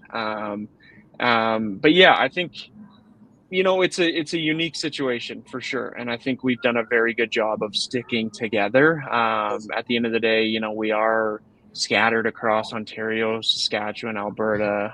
One guy's in Manitoba. But I think now we're in like our everybody's getting married phase, which is actually kind of nice because it's a free reunion. I mean, I got married in September. One of the other guys got married in July. So as much as, we're looking forward to a toonie bar or an open bar, like I think it does just like, it affords us the opportunity to get together. And I think, I can't speak for everybody else by any means, but I think, we've done a really good job of staying connected. I mean, one of the boys was in my party. He's one of my best friends. And, we talk about, I love you. Like, I think that's something that we're pretty good at. And I think that's something that we can be proud of. It's important as well. So, yeah, it's very important for guys, I think, to say that to other guys. I read the book, The Boy Crisis, and it talked about when guys get together, sometimes you can talk about the past and it's unbelievable and you leave and you never really talked about anything, right? Like you're sharing the same story that everybody knows and it's fun. But he talked about there's like 15 minutes at the end. There should be, okay, now let's talk about our, and in the book it says, talk about your shit. Because you've got something that somebody and it might not be everybody, but some guys are very uncomfortable. And then all of a sudden they open up once. And some days it just, once you talk about it, even though nothing was solved, you got it out. Kind of like you let, sometimes just the bad thoughts or the anger or the frustration or the heartbreak, maybe a girlfriend dumped you or whatever, something. No, the girlfriends never dump you. It's always mutual when the guys get dumped, right? It's always mutual. Yeah, that's true. Oh, yeah. I wasn't feeling it anymore. Yeah, no, that's true. So, Ty, with your company, when you start, and for anybody out there who wants to check it out, go to NotAloneCo.com. So notaloneco.com, and you can see all the different things they have. It talks about vulnerability and community and conversation and the charities you help out and a lot of the awareness in your work. What's kind of new for you, and how often do you update? And when you come up with an idea for a piece of clothing, who do you have to go through? Is it Tyler Smith looking in the mirror, or who else helps you come up with these ideas? My wife. It's got to be full approval from my wife. I think that's. But I mean, if something comes, I think the OG logo, the old Not Alone and multicolored, and it's okay to not be okay, it seems, it stood the test of time, and it's something that really, aligns with a lot of people. So, like I said, I don't know what I'm doing. The clothing world is wild, but it's just hopefully facilitating those conversations, and it's something I hope to continue doing, and for the next little bit, and I don't know how much longer I'll do the clothing or speaking, but for right now, I'm just happy to be a part of it and just grateful to be in this wild world. A real important point, though, is we can't forget, like, you've gone through this trauma, which in many ways has become a blessing because of the way it's changed your lives. But back to your point, Jason, is, yeah, that last 15 minutes, unfortunately, most of us have never had bad times. You know, I grew up with my buddies in Drumheller. We played baseball. We won provincial championships, didn't have a trauma with them. And I think the one thing that we have to continue to try and recognize is look out into the world that we live in, our friends and those that we associate with. Their trauma is not always shared or visible, right? So I think it's really important to, you know, look them in the eye, put your hand on their shoulder when you think things are tough, and maybe they'll open up, right? Because there's just a lot of suffering going on in the world that isn't shared. The shared stuff's not necessarily better, but it's more therapeutic. Yeah. And I think even, you know, to touch on that, like I always mention, like, it's not about comparing your story. Like, it's not about, you know, dissecting of like, you know, they went through a lot. I don't know if I went, like, I think just finding a common ground really does, you know, it's the age old quote, comparison is the thief of joy. And I think, you know, finding that common ground, you'd be surprised, but we're so good at diminishing our own stories too, because, you know, like I've met a lot of people that are, like I've met a lot of people that are like, well, I don't know, like I got fired from my job. Like, and I'm like, that still deserves something. Like, that's still like the loss of your job. Like, that's still like, in a way, that's grief. Like, you're allowed to lose, like, grief the loss of your job. And I think, once again, it shouldn't be me by any means giving people that allowance, but it's crazy what, you know, like that story can allow people to start to, like, you know, have that thought of like, you know, maybe my shit does matter too. You know, maybe I can have that 15-minute conversation after, you know, with my boys. And, but yeah, no, it's very true, Rich. Once again, notalonecode.com is where you can get the any of the merchandise. And also Tyler, you know, he's done a lot of speaking engagements over this. If you want him to come to your companies, he mentioned, you know, very comfortable in the oil field business, no problem. In the financial business, because the one truth is it doesn't really matter what line of work you're in. I think there's people at different days that are struggling, and sometimes you just need to hear somebody's story. And I'm sure in those speaking engagements, Tyler, you get as much out of it as the listeners do sometimes, because someone comes up to you and says something, and you're just like, wow, that's what I've always found. I've done a few speaking engagements, and usually I leave there more inspired by listening to the other people's story than ever I'm about my own. So I appreciate you coming on, man, and sharing all your stuff with us. It's an awesome idea what you did, and it's always good to go into to ventures where you have no idea what you're doing. That makes it a little bit more fun at times as well. So thanks for that, and continued success. Great to see you again. Much love to you both. Appreciate you. And nice to meet you, Tyler, virtually. There you go. That's Tyler Smith, of course, from he's one of the survivors from the Humboldt bus crash 7.5 years ago. Wow. It's crazy. I was in April of 2018. And you can check out the website, notalonecode.com. They got some great merchandise. Maybe there's someone in your life. We've got a lot of texts from people right now that are, you know, having a tough time. It's especially, I find, you get to the holidays and there's lots of people out there that they've lost a loved one, and this is going to be their first Christmas. And it is, it's never, you know what? Because there's going to be a memory of your loved one at Christmas time that's going to hit you in a way that you never really expect. And if it does, my advice is to don't shy away from that feeling, embrace it. If it's tears, whatever it is, but talk to someone about it, because there's probably someone else in your inner circle that is having the same memory or same void, just over a different feeling. Exactly. Yeah. True. Yeah. Rich, great to see you, man. We will chat with you next week. The business of sport. Look forward to it. Yeah. Thanks a lot, Jason, and happy birthday to your dad. All right, man. I appreciate that. Yeah, and fly safe. That's Rich Winter joining us on the business of sport. And you know what's great about the business of sport is we can touch on a lot of different topics and a lot of different things. So thank you very much. We also, you know what I also like is we got bids during the segment. Pretty emotional segment. That's okay. Hey, our show, the one thing we've always kind of prided ourselves on, we're going to disagree and we're going to yell and scream and have huge debates over sports, which is really the fun stuff in life. But we're never going to shy away from the real topics, because I think it makes us all better. For all those who text in and have lost someone, it's weird. The anniversary of my dad probably creeps up on me a lot quicker than his birthday. It is funny because my father-in-law's birthday was yesterday, and he just passed away early this year. And it's my father's birthday today. But the good news is it's my son's birthday tomorrow. So, and he's fired up for 12. Who knew? Who remembers their 12th birthday? And I can tell you he's pretty fired up for it. So that's, there's always some good and bad at the same time.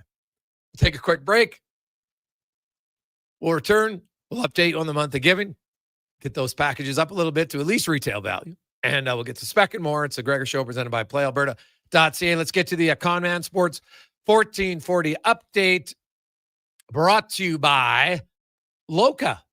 And at Loca right now, they got meals. They're delivering. So you go to meals.loca.ca. Dinner just got a whole lot easier. You can select the number of chef-crafted meals you'd like to eat and get them delivered right to your door every Sunday for as low as $10 a serving.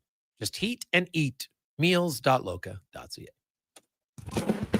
This is a Sports 1440 update.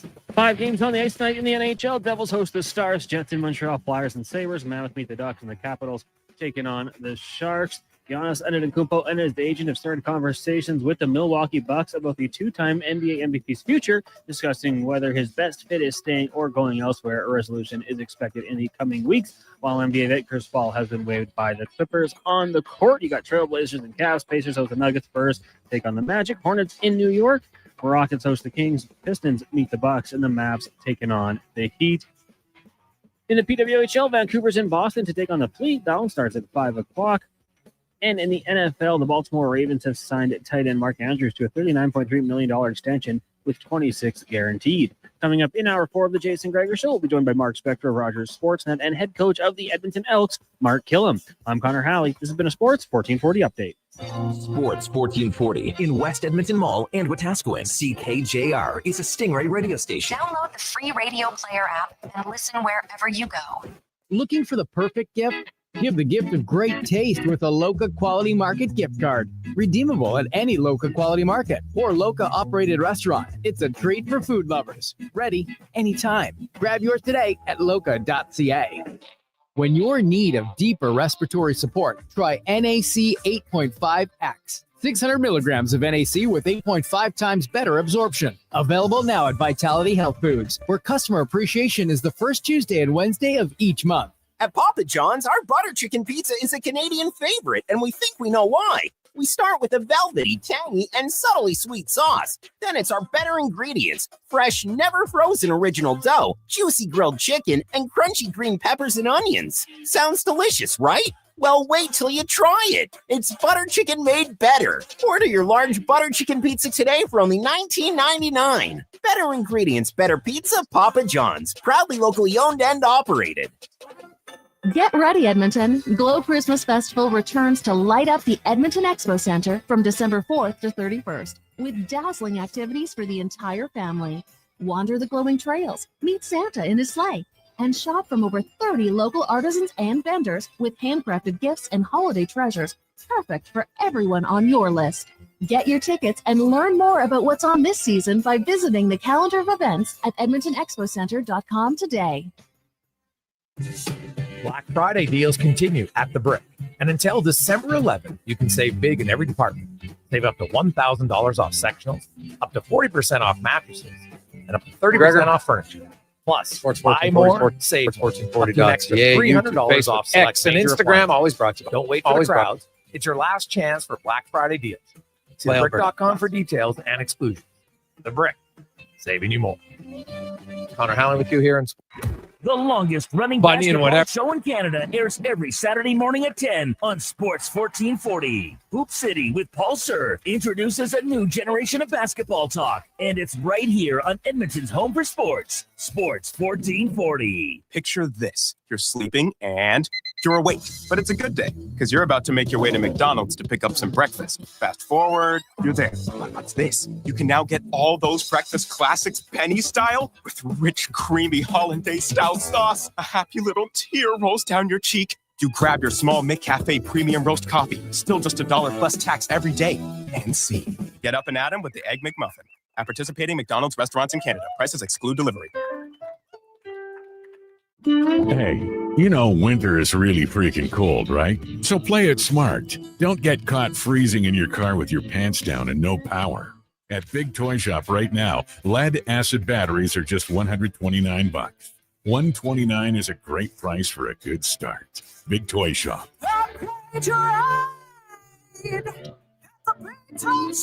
Power up and save some bucks at Big Toy Shop, 8315 Argyle Road, 780-298-2797.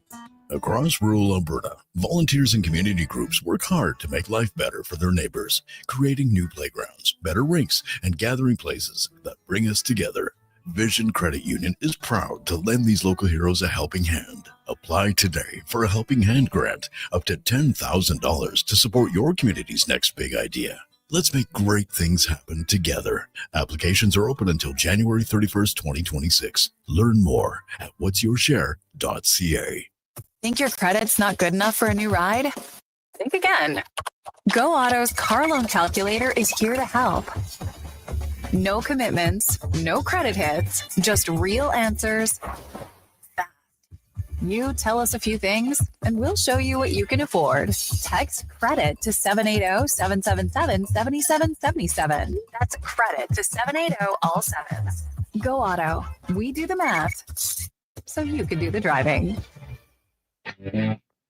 Portions of this hour brought to you by Elks Nation, 2 weekly podcasts with Eddie Steele and Declan Kruger, breaking down the green and gold, the most in-depth AA football coverage on YouTube and anywhere you get your podcasts, elksnation.ca. The Jason Gregor Show, the best of Edmonton sports talk and beyond. This is Sports 1440. Presented by PlayAlberta.ca, Alberta's only regulated online gambling website.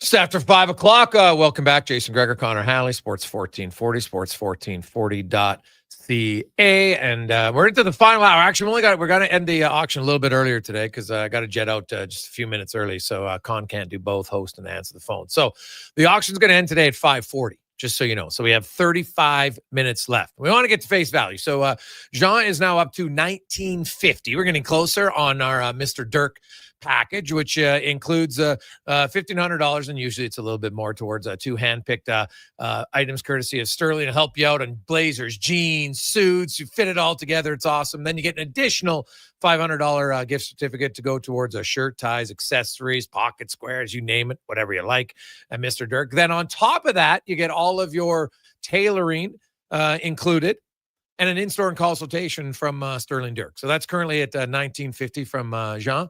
And steal a deal right now today at the Ranch Golf and Country Club at $1,400 from Jay to tee it up at the ranch. Got a lot of rounds of golf, lots of laughs. You got 10 rounds on your own with golf cart to use whenever you like. Then you have one day you and two of your buddies will tee it up in a foursome with head pro Sean Piercy.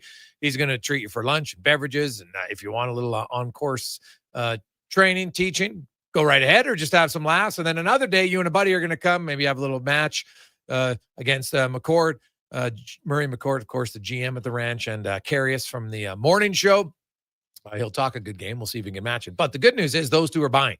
So you'll have a lot of fun for all of it. And that's currently at a steal at $1,400. So we always like to get to face value. We're helping out the Brightville Elementary program. It's a breakfast program, just kids some food. It's amazing. So 833-401-1440, 833-401-1440. If you want to get in on that, that would be fantastic. So there you go. Now let's get to the spec report brought to you by GS Construction, your underground infrastructure specialists. If you're in need of running water, maybe a roadway, they do it all. They are the grinders, the underappreciated of the construction world. GS Construction. Mark Spector from Rogers Sportsnet. Joins us, Spec. How you doing? Doing great, man. How you doing? What's going on, Jay? A little snow falling today. Gotta like that. Yeah, little snow, baby. Lots of things. The Oilers game, like it was an entertaining game in the sense of, like, you know, it was close the whole game, and you know, there was a few good saves.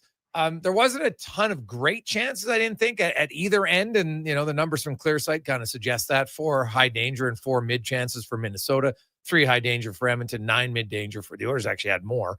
Minnesota had more than Edmonton. Edmonton only generated 8 of those, and Minnesota generated 12. You know, good goaltending on both sides. But the Oilers offense just, you know, you got close, Spec, and then sometimes they were their own worst enemy, passing out of situations, missing the net on some of their best chances. Yeah, the two things that I saw were Certainly missing the net. And Evan Bouchard, I'm always saying he's got to shoot the puck more because his shot's so good. But he's not a net misser. Like Evan Bouchard, when he's on, man, he hits the net and he often can shoot it within a couple inches of the iron, wherever, high, low, whatever. But not last night. He missed some nets. And to me, the biggest weapon he has, obviously, that shot is so good that it creates rebounds. It's not a muffin that the goalie can put wherever he wants it. Oftentimes, he's got a hard shot to handle, and it'll lay down a nice rebound for someone. Didn't get any of those last night. I'd say this, Jay, that was a kind of game where you wouldn't have minded a bit of a garbage goal. And the Oilers' shot selection, sometimes they're not a garbage goal team. They don't give themselves a lot of opportunities for garbage goals because they meet out those shots pretty skimpily, I would say. Don't you think? Is that fair to say? Yeah. Yes, they don't like. I felt they tried to get traffic in front yesterday, and that's a good thing, but it doesn't seem to come natural for some of them because anytime there was a rebound, they just weren't in the position to bang it home. Yeah, and there wasn't enough rebounds. Listen, some nights they land on your stick and some nights they don't. I'm not going to sit and critique the Oilers too much. Remember, Minnesota's perhaps playing the best hockey they're going to play all year. They got points in 12 straight games. They're a well-oiled machine, man. Just watching them play last night, like guys were making passes to guys. They weren't even looking. There was someone right in the right spot, tape to tape, puck was out.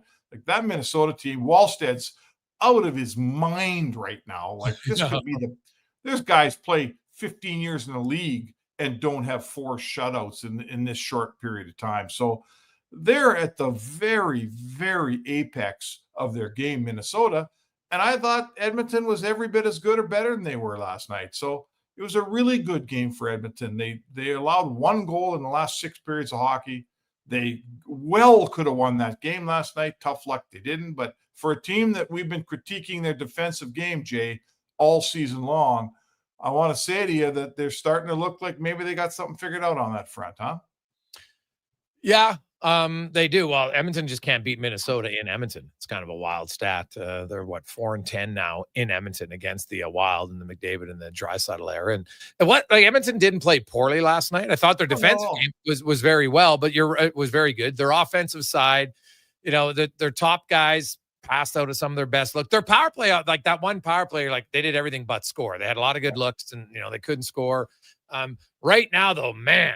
Their bottom 6 is not like Clattenburg's got the most goals of anybody in the bottom 6, and he's only played 4 games here in the last bit. Like Janmark doesn't have a goal. Henrique hasn't scored 5-on-5 in 20 games. Mangiapane has 1 goal in the last 19 games. He's been outscored 21-8, 5-on-5. Curtis Lazar has the goal late. In New Jersey, hasn't produced a whole bunch. Like they got to get some, as you mentioned, ugly goals. Trent Frederick, same thing. Like they just got a lot of guys there not scoring 5-on-5 at all, or not scoring in general. Not scoring at all. Listen, I had about a 15-minute conversation with Trent Frederick today. They just posted my column on sportsnet.ca, and he's a little bit flustered. Like he didn't say that he was embarrassed. I don't think that's the right word, but a guy comes to a new team and he wants to walk in the door and show his teammates that it was money well spent and he's going to be a good player and he's going to help this team. And he hasn't shown any of that, and he knows it. And he said, he says, I think the guys think I'm a good guy. I think they probably want me to be a better player. And so do I want to be a better player. Yeah. So he's on a new team and it ain't going very well. He's down to the 4th line. He's playing 8 minutes a night. The coach has clearly lost trust in him. So he's at rock bottom here, man. And you know what? I guess there's nowhere to go but up. You like the guy because he is a really good guy. But as a scout once told me, man, the minors are filled with good guys. You want a good player when you sign him to an 8-year deal. Yeah. And, I guess the good news is he's got a long time to go to make up for the deal. But yeah, he's got to get going, right? And I saw your one quote that you put out. It goes, hey, your minutes reflect how you're playing. So he's not a guy who is, the coach doesn't like me, I deserve to play more. Like, it seems like, hey, I'm not playing well enough and I got to play better.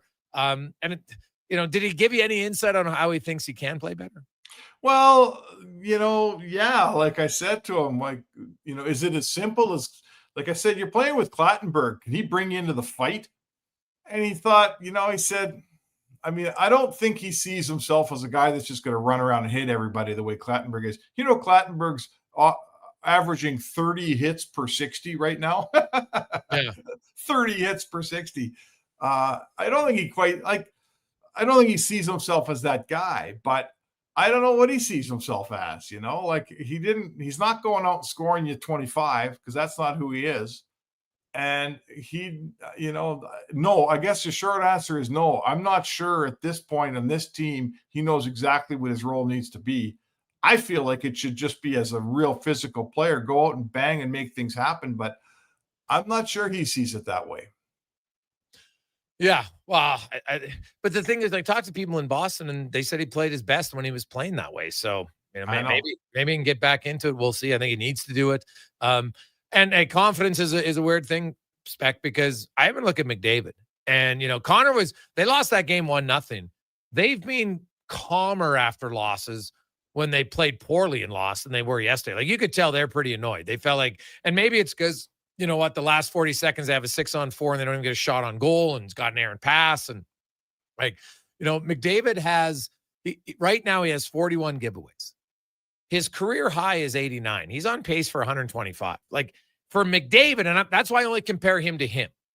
His puck management and like missing passes that normally wouldn't miss. Like, there is I don't know if it was Hyman was head manning up the ice. It would have been a 2-on-1 clear. And the pass went in his skates. Well, that never happens for McDavid, right? Like, usually, and you just take it for granted. Boom, it's on the tape. Boom, it's on the tape. And, like, he's not shooting when he's coming right down the pipe. He's missing some passes. Like, he's changing sticks.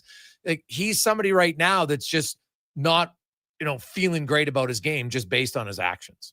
Well, it is weird. Like, I was talking with Carius this morning. Like, I remember I did that piece with him in, early September before camp started. And he said to me I didn't even ask him the question. He said, I want to score more. He says, remember the quote was something like, I've had years where I had lots of assists and I've had years where I've had lots of goals and I like scoring more than I like assists. He says, I want to get goals this year. I've got to get back to shooting more.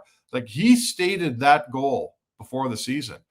And here we are 27 games in and he's under-paced, right? He's pacing to have one of his lightest years in shots on goal. So yeah. I don't know what happens. Like, how does the greatest player in the world come up with a plan and then not be able to execute it? Like, I don't, how does Connor McDavid lose confidence? Oh my God. If I was a 1,000th that good, I'd be the most confident guy on my beer league team. But he does. He's like, he's a human, right? Yeah. Well, what's interesting, Spec, his shots on goal are down, but his shots that miss the net are up, right? And so because I added in, I wrote the article today. If you add in his shots on goal and his missed shots of the net, he's averaging 4.55 this year. He was at 4.2 last year and 4.63 the year before. The difference is if you just look at shots on goal, they're down significantly because his shots missed per game are at 1.77, where the last few years they've been at 1.28 and 1.17. So, that's where it is. He's getting the shots, but they're missing the net. And so that to me is sometimes a sign of confidence, right? Like, and now you start changing your stick, that you're thinking on different things, and that's all right. Like, it'll happen. But even the greatest player, like, confidence, it doesn't matter who you are and what walk of life. When you start questioning yourself, your confidence wanes.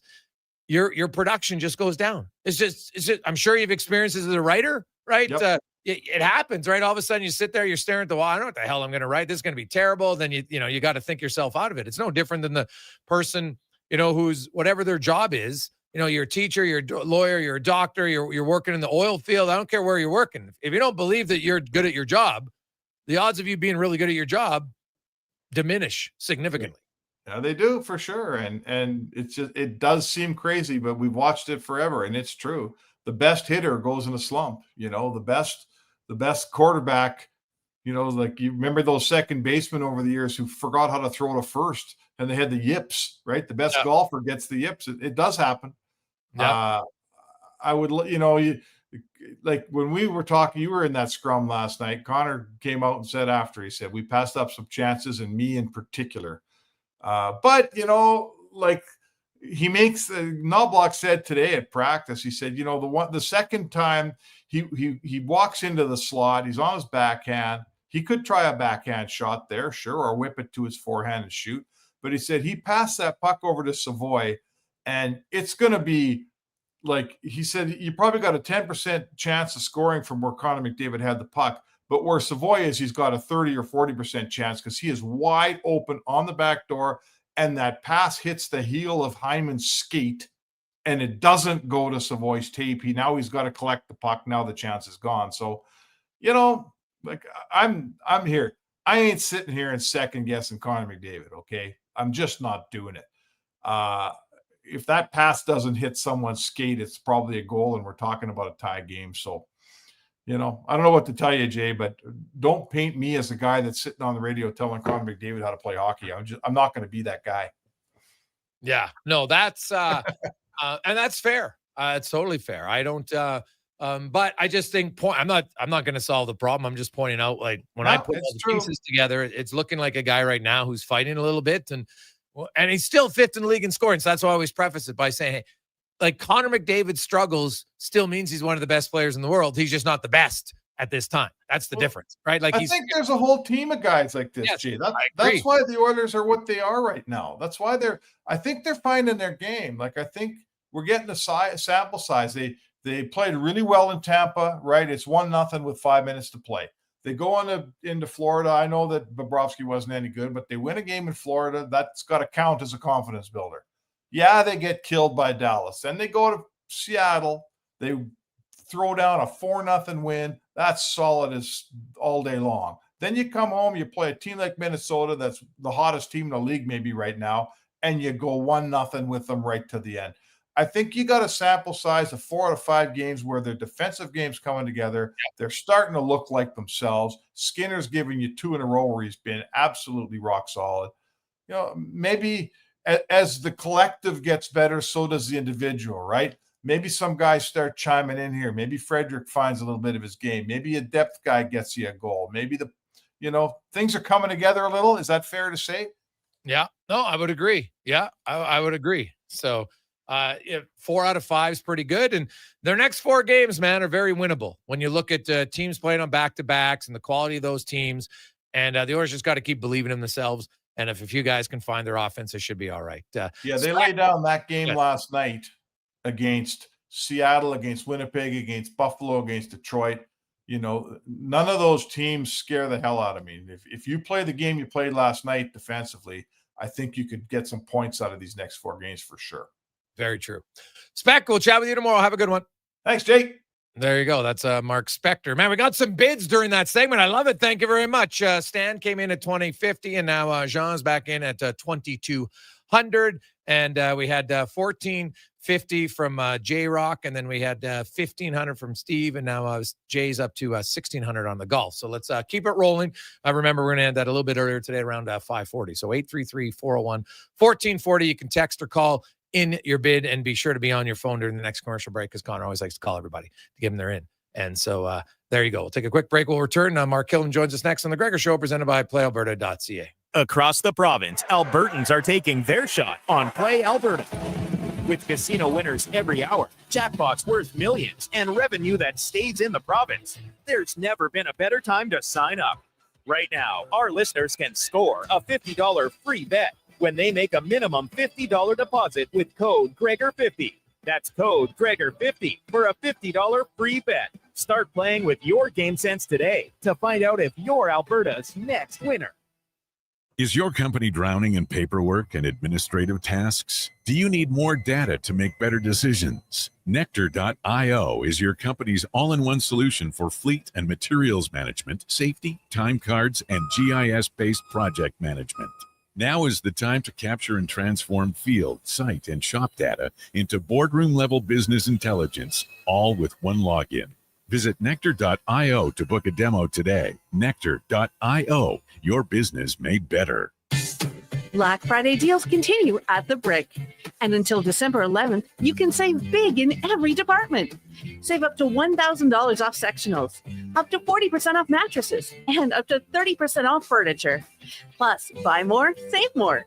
Up to an extra $300 off select major appliances. It's your last chance for Black Friday deals. See thebrick.com for details and exclusions. The Brick. saving you more. Your all-access pass to the world of sports is Edmonton's only sports radio station. From pre- and post-game hockey shows to in-depth analysis from your favorite commentators, the action never stops on Sports 1440. The job isn't done until the last load is hauled, and having a semi-trailer out of commission is not an option. Whether replacing or adding to your convoy, Edmonton Trailer has a huge inventory of new and used semi-trailers, trusted by the gravel, logging, oil field, fluids, and freight industries. Find a trailer right for you online or at one of their 3 locations. For sales, service, parts, rental, and finance, when you're in it for the long haul, Edmonton Trailer. When you're in need of deeper respiratory support, try NAC 8.5X. 600 milligrams of NAC with 8.5 times better absorption. Available now at Vitality Health Foods, where customer appreciation is the first Tuesday and Wednesday of each month. Picture this. You're sleeping and you're awake, but it's a good day because you're about to make your way to McDonald's to pick up some breakfast. Fast forward, you're there. What's this? You can now get all those breakfast classics penny style with rich, creamy hollandaise-style sauce. A happy little tear rolls down your cheek. You grab your small McCafe premium roast coffee, still just $1 plus tax every day. And see. Get up and at 'em with the Egg McMuffin. At participating McDonald's restaurants in Canada. Prices exclude delivery. Ritchie Brothers Auctioneers presents a massive 3-day unreserved heavy equipment auction at their Nisku site, December 10th to 12th, 8 a.m. Live on-site and online. On offer, core construction heavy equipment, trucks, trailers, nearly every industry covered. Register to bid online. It's free. Priority bids, on-site viewing, and timed auction start December 5th. Demand for equipment is strong. Contact your local territory manager to consign. More at rbauction.com. Action Electrical's projects team takes the field, folks, ready to execute the entire play for new commercial builds. Absolutely. They're masters of design build, sketching strategy from initial blueprints to core electrical infrastructure. The team never misses on complex projects. Known for handling big league constructions and major renovations, ensuring flawless execution, hire the Action Electrical team to bring home a win for your project. Visit actionelectrical.net. Portions of this hour brought to you by Japa Machinery. Did you know that Japa offers in-house and on-site service? Rain or shine, Japa's service department is here for you. Get a quote now at japamachinery.com. The Jason Gregor Show, the best of Edmonton sports talk and beyond. This is Sports 1440. Presented by PlayAlberta.ca, Alberta's only regulated online gambling website.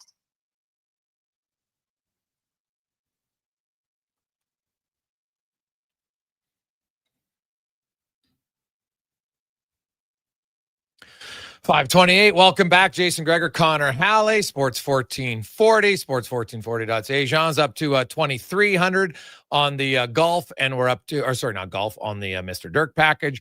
And J-Rock has a 1,650 on the Ranch golf package. So keep it up, 833-401-1440, 833-401-1440. Let's get to our big guest of the day, brought to you by Silent Rides Charter Company, one of Alberta's most trusted charter company, will safely take you or your group to your next destination in style. SilentRides.ca. We are joined by the head coach of the Edmonton Elks, Mark Gillum. Coach, welcome back to the show, man. How you doing? I'm doing good. Thank you for having me. Mark, do you, as a coach do you watch the Grey Cup, or is it too hard to watch it? No, I watch it. Okay. I mean, this is what I do. You know what I mean? I don't go to like big Grey Cup parties or anything like that. Okay. I sit on my couch, eat a pizza, and watch the game. But I'm all in. So I got to see what's happening. Okay. Obviously, you know what's happening on your team quickly, and then I want to get to this selects program you guys are doing, which is pretty awesome. But you've extended a lot of your defensive guys. Your defense really improved throughout the season, and especially on your D line, and probably not from the guys you expected, because you'd come in, there were some big free agents, and unfortunately injuries forced them to the sidelines. And a lot of your younger guys really stepped up and now being rewarded with some contracts. Yeah, I mean, it's the tough part of pro sport, but it's kind of the nature of it. I mean, we had those lofty expectations coming in, and for a lot of reasons. we didn't quite reach them. I think our defense improved as a whole. Yes. Throughout the season, but I mean, when guys get opportunities, we talked about it all year. I mean, you only get so many opportunities in professional football, and when you do get them, you've got to make the most of them, and those guys definitely did. They definitely did, and as somebody who's been around the league as long as you have, Mark, like once guys get comfortable in the league, like the opportunity to do more, your playbook expands. And I talked to JC during the year that, your DBs really started to understand more. Well, now you can do more. And it just feels like your playbook can be maybe even deeper from day one, because you have a lot of guys who won't be first year players next, and they're all going to be second and third and longer. Yeah. And if you look, you just mentioned the back end. I mean, so many guys got such invaluable experience in a multitude of positions because we had to shuffle the deck a few times. And, you got some young guys, Taylor Garnes, Kenny, JJ Ross. You got all these guys playing a ton of snaps and really, really improving and just adding value all over the place. So I feel like, that group especially is going to be, leaps and bounds ahead of where they were, which is important because it's important for us to start fast next year and get out of the gate, and having a secondary that's on the same page right off the jump is going to be critical. Your linebacking core kind of similar to your defensive line in the sense that some key injuries allowed some young guys to get some great experience and maybe show the coach, geez, like these guys can play. Yeah.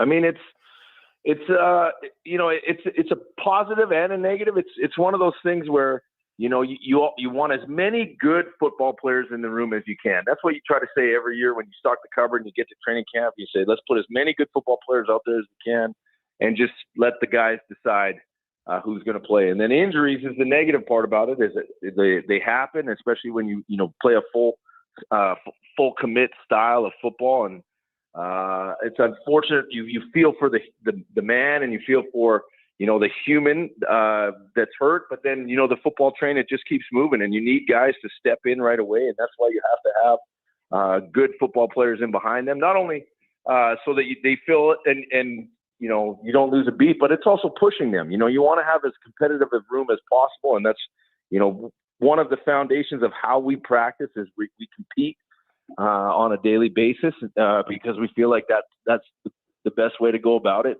and that's the result that you see is guys ready to play and taking advantage of those opportunities. Head coach of the Green and Gold, Mark Killam, joined us. Mark, you've been coaching for a long time, and I've talked to head coaches, the first time when that year's over and they have a chance to kind of exhale and look at the whole thing kind of from afar. What did you learn most about being a head coach this year that you maybe surprised you weren't completely aware of until you actually did the job? Geez, it's kind of like a multi-layered answer. It's obviously I learned a ton. I learned a ton about myself as well. But I think the biggest thing is when you take those lessons that you have to apply them the next year. So I'll give you an example. So I know going into my second training camp as a head coach how intentional I want to be in certain areas of our football team during camp. Whereas last year it was like we set the practice schedule and it's like, okay, let's get to camp, and now we're just going. And I was, doing a ton of special teams and doing a ton of all this stuff. But now I can be, a year removed. I know what I want, exactly what I want to get out of training camp, so I can apply myself in certain areas of the football team. And that's something that I didn't really do. I just kind of let it, just went, and you just trust. And that's why you have a staff. But I think, being involved a little bit more and understanding what the other sides of the ball are doing a little bit better is gonna help our football team. And that's something, Mark, that until you do the job, you probably and it's not even a lack of preparation. It's sometimes we don't know what we don't know until we're in that situation. There's no doubt. And you have to go through it to learn it, and then you make the note of, hey, okay, I'm going to learn from that. And that's the type of humans that we are in this business, because you have to continue to keep evolving, and you have to continue to keep taking steps and moving forward and all that stuff. So you do it naturally, but you're right. You don't know it until you get into it. And then you also don't know, we had to figure out how to work together. All that staff was brand new and was relatively young, and we had to kind of figure out, how we interact with each other, how different guys like style to structure their workflow, how I can aid them or assist them or be a part of that as well. So I think we had to go through all that. And, I'm actually really looking forward to being in it in a second year where you kind of know what to expect a little bit, and then you can apply yourself in different areas. Mark Killam joins us, head coach of the Green and Gold. So, Mark, take us kind of through what this next few months leads up. There are obviously some free agency. I guess the big decision is, have you had, because everybody out there is wondering, have you had a conversation with Cody Fajardo? You got a sense of if he's coming back to be your starting quarterback? Yeah, I mean, those are ongoing right now, so we're just kind of respecting the process. But he knows how I feel about him, and I don't do any of the negotiating. Yes. That's not my area of the program. But I 100% trust the people that are doing that, and those conversations are ongoing. But we've been able to re-sign and restructure some guys that we wanted back, like you mentioned, and then you're on this like bullet train, Jason, that's just going so hard in the season, and then all of a sudden it ends.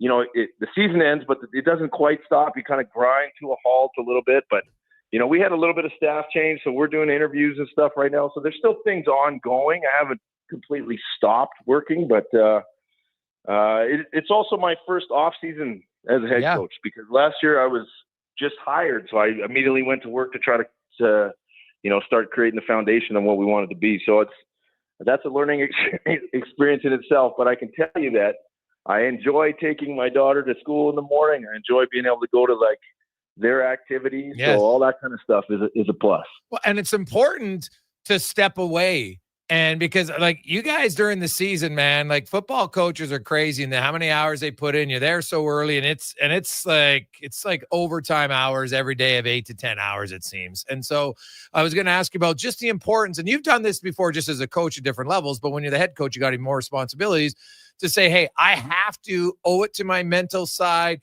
to my physical side, to just take a break, whether it's a week or 2 weeks or 3 weeks, and just enjoy my kids and enjoy my family and not be football 100%, because otherwise you won't be fresh when the season begins.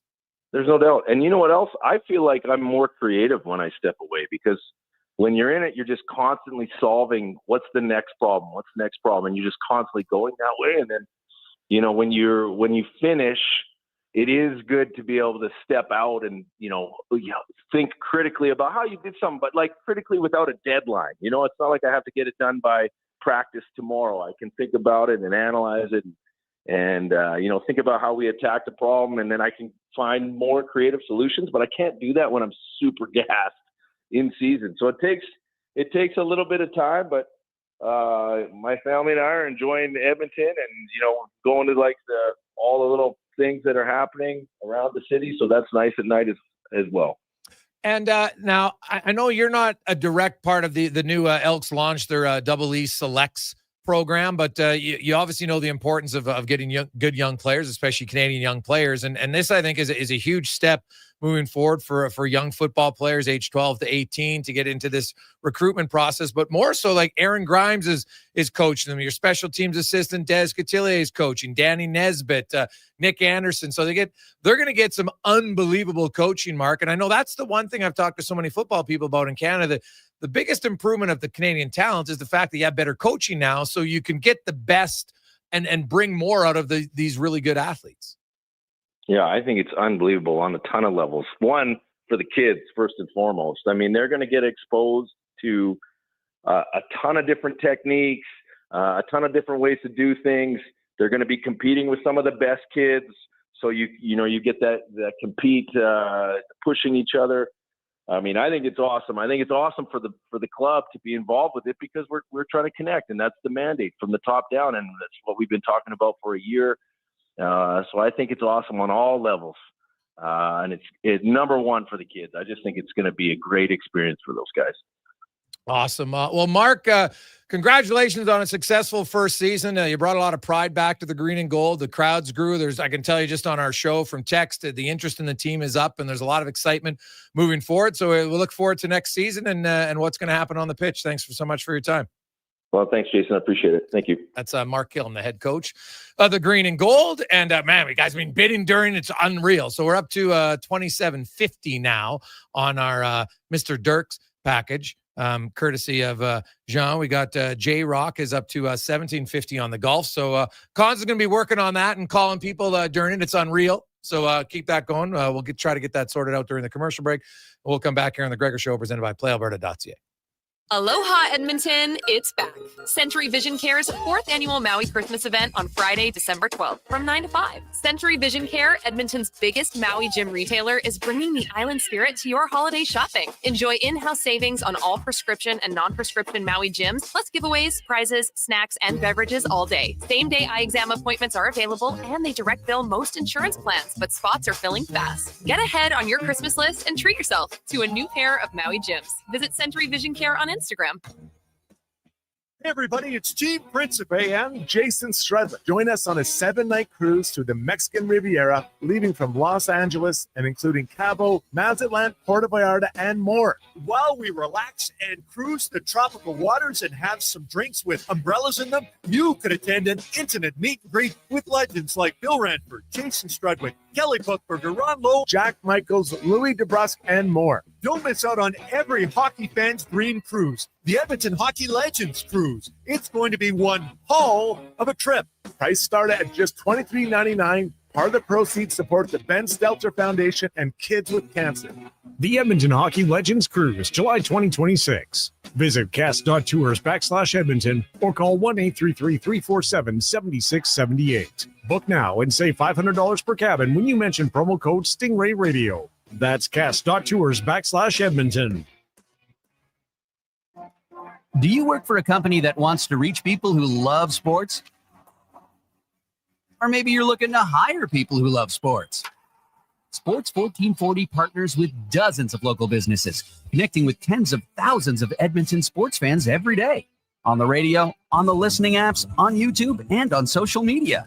Contact our sales team today to see what Sports 1440 can do for you. Email Gregor at sports1440.ca to get started. He's heading into the driveway. Temperature's dropping fast, folks. He opens the hood and, oh no, the battery's on thin ice. Yeah, that's a tough break, Tim. I mean, you can't expect to compete and win with weak parts in your game like that. But wait, he's made a clutch move. He's gone to Napa Auto Parts for the win. They've got batteries, winter-grade oils, antifreeze, and wiper blades built for cold Alberta conditions. That's a championship play, Tim. With over 85 Alberta locations, visit your local Napa store today or shop online at napacanada.com. That's Napa know-how. Now for today's holiday special, Legacy Heating and Cooling saves Christmas. Santa's furnace broke down in the shop last night, and the elves couldn't make any toys, that's right, so Santa called up his pals at Legacy Heating. And ho, ho, ho, golly gee, 1 year, no payments, interest-free, and the elves are working merrily with a brand new furnace from Legacy. Happy holidays from Legacy Heating and Cooling. Feel a cold coming on? Reach for Oregano 8. With 8 powerful immune boosters like oregano oil, garlic, elderberry, and vitamin C, it delivers fast, effective relief. Available now at Vitality Health Foods, where customer appreciation is the first Tuesday and Wednesday of each month.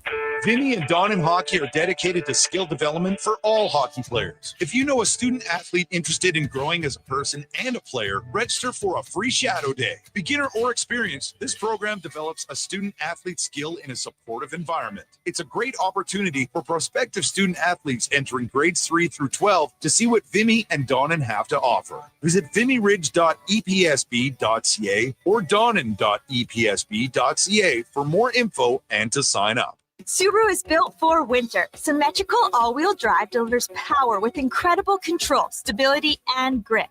Add 220 millimeters of ground clearance, and you're not getting stuck in snowbanks. You'll drive right through them. And inside, luxurious heated seats and a heated steering wheel. Plus, for 19 years in a row, Subaru vehicles have earned top safety pick status, giving you unmatched peace of mind. Subaru is engineered for Canadian winters, built for real-life confidence. Welcome to Uncommon Standards. Imagine a family get-together where the smiles are as genuine as the conversations. That's the feeling you get at Nisku Ford, a family-owned dealership where finding a new Ford feels just like catching up with old friends. Here, you can take your time, explore the latest Fords, and enjoy the no-pressure atmosphere. It's not just about cars. It's about family, comfort, and trust. The coffee's on, so drive into Nisku Ford or visit niskuford.ca today. Above expectations.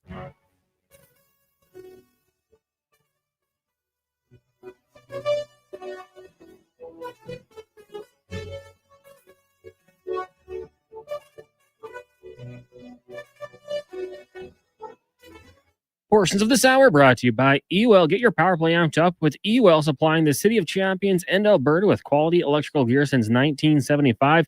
Ewell.ca, your partner in power. The Jason Gregor Show, the best of Edmonton sports talk and beyond. This is Sports 1440. Presented by PlayAlberta.ca, Alberta's only regulated online gambling website.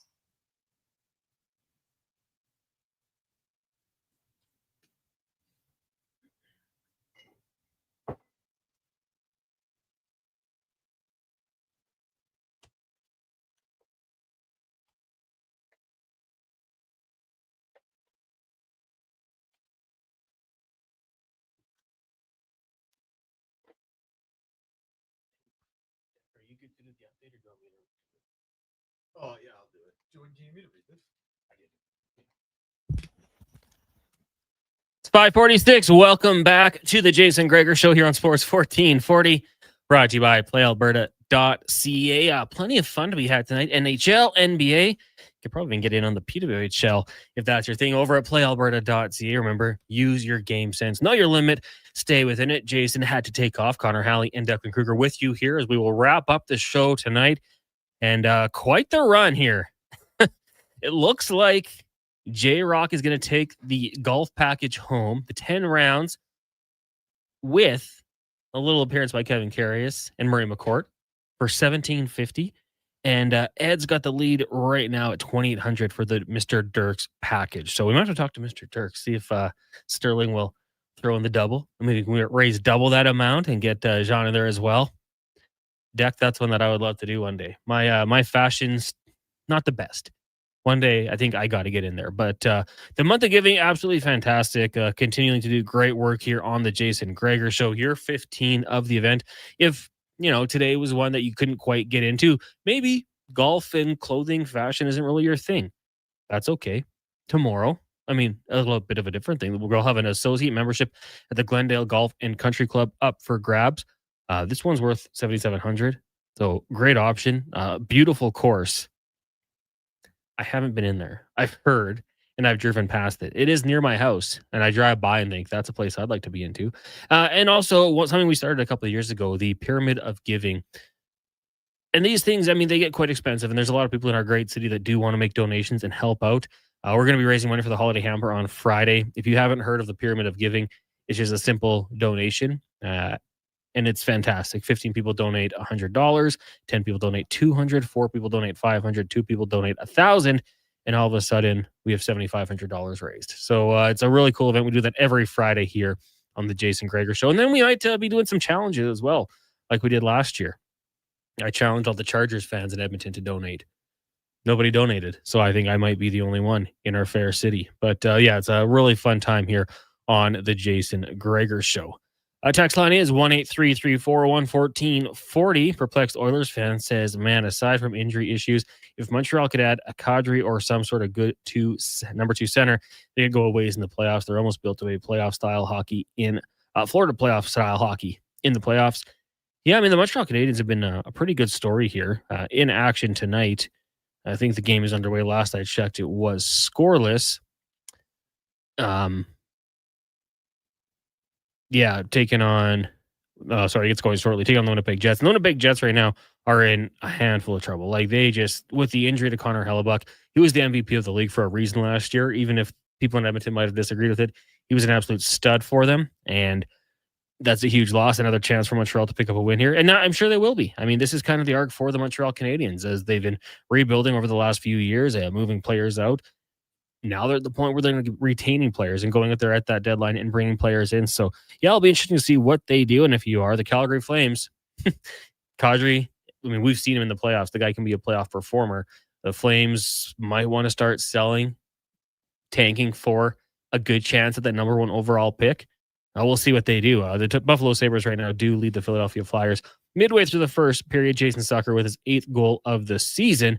And one other game right now after 20 minutes, Devils and Stars currently scoreless. Later tonight, you got the Ducks hosting the Mammoth. Should be a fun one. Those Anaheim Ducks right now, fun team to watch. A lot of skill on that squad. Just terrible uniforms. And then at 8 o'clock tonight, you've also got the Capitals taking on the San Jose Sharks. Speaking of fun teams to watch, the San Jose Sharks, Matthew Celebrini, Will Smith. On the flip side, you'll have Alexander Ovechkin. Tom Wilson will be running around. So if you're looking for some late night hockey this evening, plenty of things to tune into. And for the NBA fans right now, Declan, the San Antonio Spurs up on the Orlando Magic, leading by 7 points. The big news of the day, Giannis Antetokounmpo potentially on his way out of Milwaukee. He and his agent talking to the team, trying to figure out what would be best for the two sides. There's a lot of teams, like obviously some not realistic, but every team should be interested in this player. What he can do on the court is unbelievable. Declan said off air, maybe he said it with the Lowdown with Low Tide, he thinks he's the most underrated player of all time. That's why I want to see him go to a big market. Get him to one of the bigger cities in the States, get the media attention on him and see what he can do, because the guy's an absolute freak. We call him the Greek Freak for fair reasons, and we mean it in a complimentary way. Luka Doncic will not play against the Toronto Raptors in their matchup upcoming. So some potential good news for the Toronto Raptors. Declan, do you have time to hop on here? No, Declan, you're far too busy. We won't even ask you to hop on here. Some news and notes from around the sporting world. In case you missed it, FIFA World Cup going to be doing their draw on Friday. So we will talk some soccer on Friday on the Jason Gregor Show. Make sure we figure out exactly who they're going to be playing and what's going to happen in those matchups. It's going to be a lot of fun this summer. Mark Andrews signing a new extension with the Baltimore Ravens. It's a 3-year contract. Mark Andrews was set to become an unrestricted free agent in this offseason. And you know what? I feel like a lot of us remember, and fantasy football probably is a big factor of that. We remember what happened last year to start the season. It was not good for Andrews, but he ended up having actually a pretty decent season. Not one of his best season, but at 29 years old, maybe slowing down just a little bit. Finished the season with 673 yards, but a career high in touchdowns. So despite the slow start, he did very well. This year he's got 5, or 60% of the way through the season. So probably finishes around 8 or 9. And good for the Ravens to lock up a guy, keep him there. And we always know this when it comes to NFL contracts. If it's 3 years, it's probably a 2-year deal. And they might try to renegotiate heading into that final year of the contract, depending on how he's playing. But a lot of teams like to get those contracts out of the way and make sure they keep their guys with the organization. Some other things that came out in the NFL world today, at least, Big Ben Roethlisberger on a podcast mentioning that if Penn State's looking for a coach and Mike Tomlin came available, could be something interesting, keeping him in Pennsylvania. I don't know if that would be the case. If I am Mike Tomlin, I think I might want a little time away from football. He's been coaching this team for a long time, had a lot of success. The treatment of him might be unfair. He's doing the best he can. I think he's one heck of a head coach. We joke about it like that's just the team that's going to finish above 500, potentially make the playoffs. And for the last little while here, that team's quarterback play has not been good. Whether Mason Rudolph, an aging Aaron Rodgers, Russell Wilson, Justin Fields, Kenny Pickett, an aging Ben Roethlisberger, it hasn't been their strong suit for a long time. So I think he's one heck of a coach, and potentially similar to Mike Vrabel with the New England Patriots right now. If you're going to move on from him, take a year off and then go find a team that might need your services and maybe just be a little bit more refreshed. Hard to believe the Tennessee Titans thought that Callahan would be a better coach than Mike Vrabel, but coaches do have a shelf life, I suppose, and that's the way it worked out for them. And a little other note to drop for you, Toronto Blue Jays DH George Springer, named Player of the Year by Toronto beat writers. So we know what he did throughout the season. Even into the playoffs, a lot of clutch plays for George Springer. And there you go. That is the note for him. And hey, good news.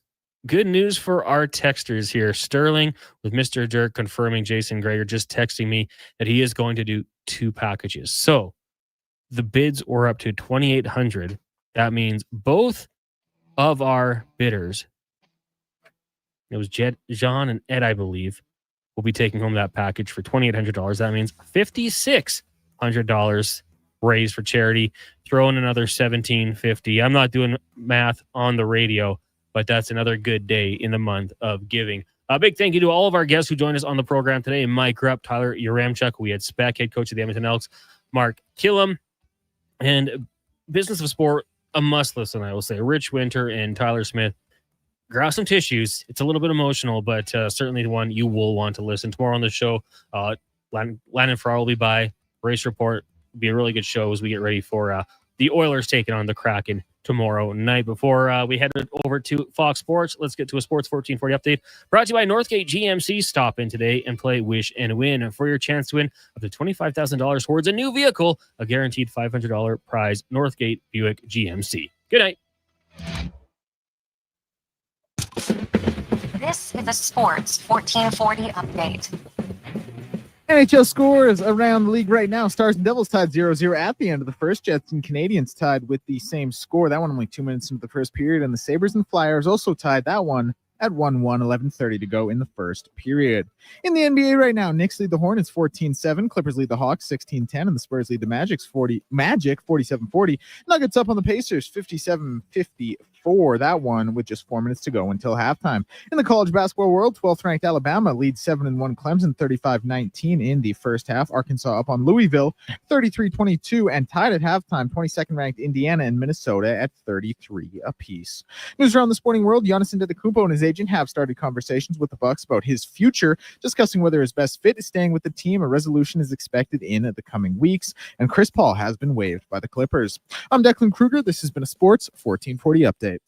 This is Sports 1440, a Stingray radio station broadcasting on Treaty 6 territory. Download the free iHeartRadio app and listen to CKJR wherever you go. The longest running basketball show in Canada airs every Saturday morning at 10 on Sports 1440. Hoop City with Paul Sir introduces a new generation of basketball talk, and it's right here on Edmonton's home for sports, Sports 1440. Ring in the new year with a Canadian country legend. December 31st, in concert at the Silent Ice Center in Nisku. Brett Kissel. She drives me crazy. With special guests Haley Benedict and Morgan Clyburn. Bring your friends, your cowboy boots, and your party spirit for a night full of hits, celebration, and unforgettable memories. Hosted by Chris Sheets. The countdown to 2026 starts with Brett Kissel live on stage. Get your tickets now at silenticecenter.com/events. Don't look now, but I think we're being followed. Oh, that's just my Fountain Tire sidecar. Well, they're driving pretty close. Because they're attached. Save up to 15% on select tires until December 13th. Cool. Plus, get up to $125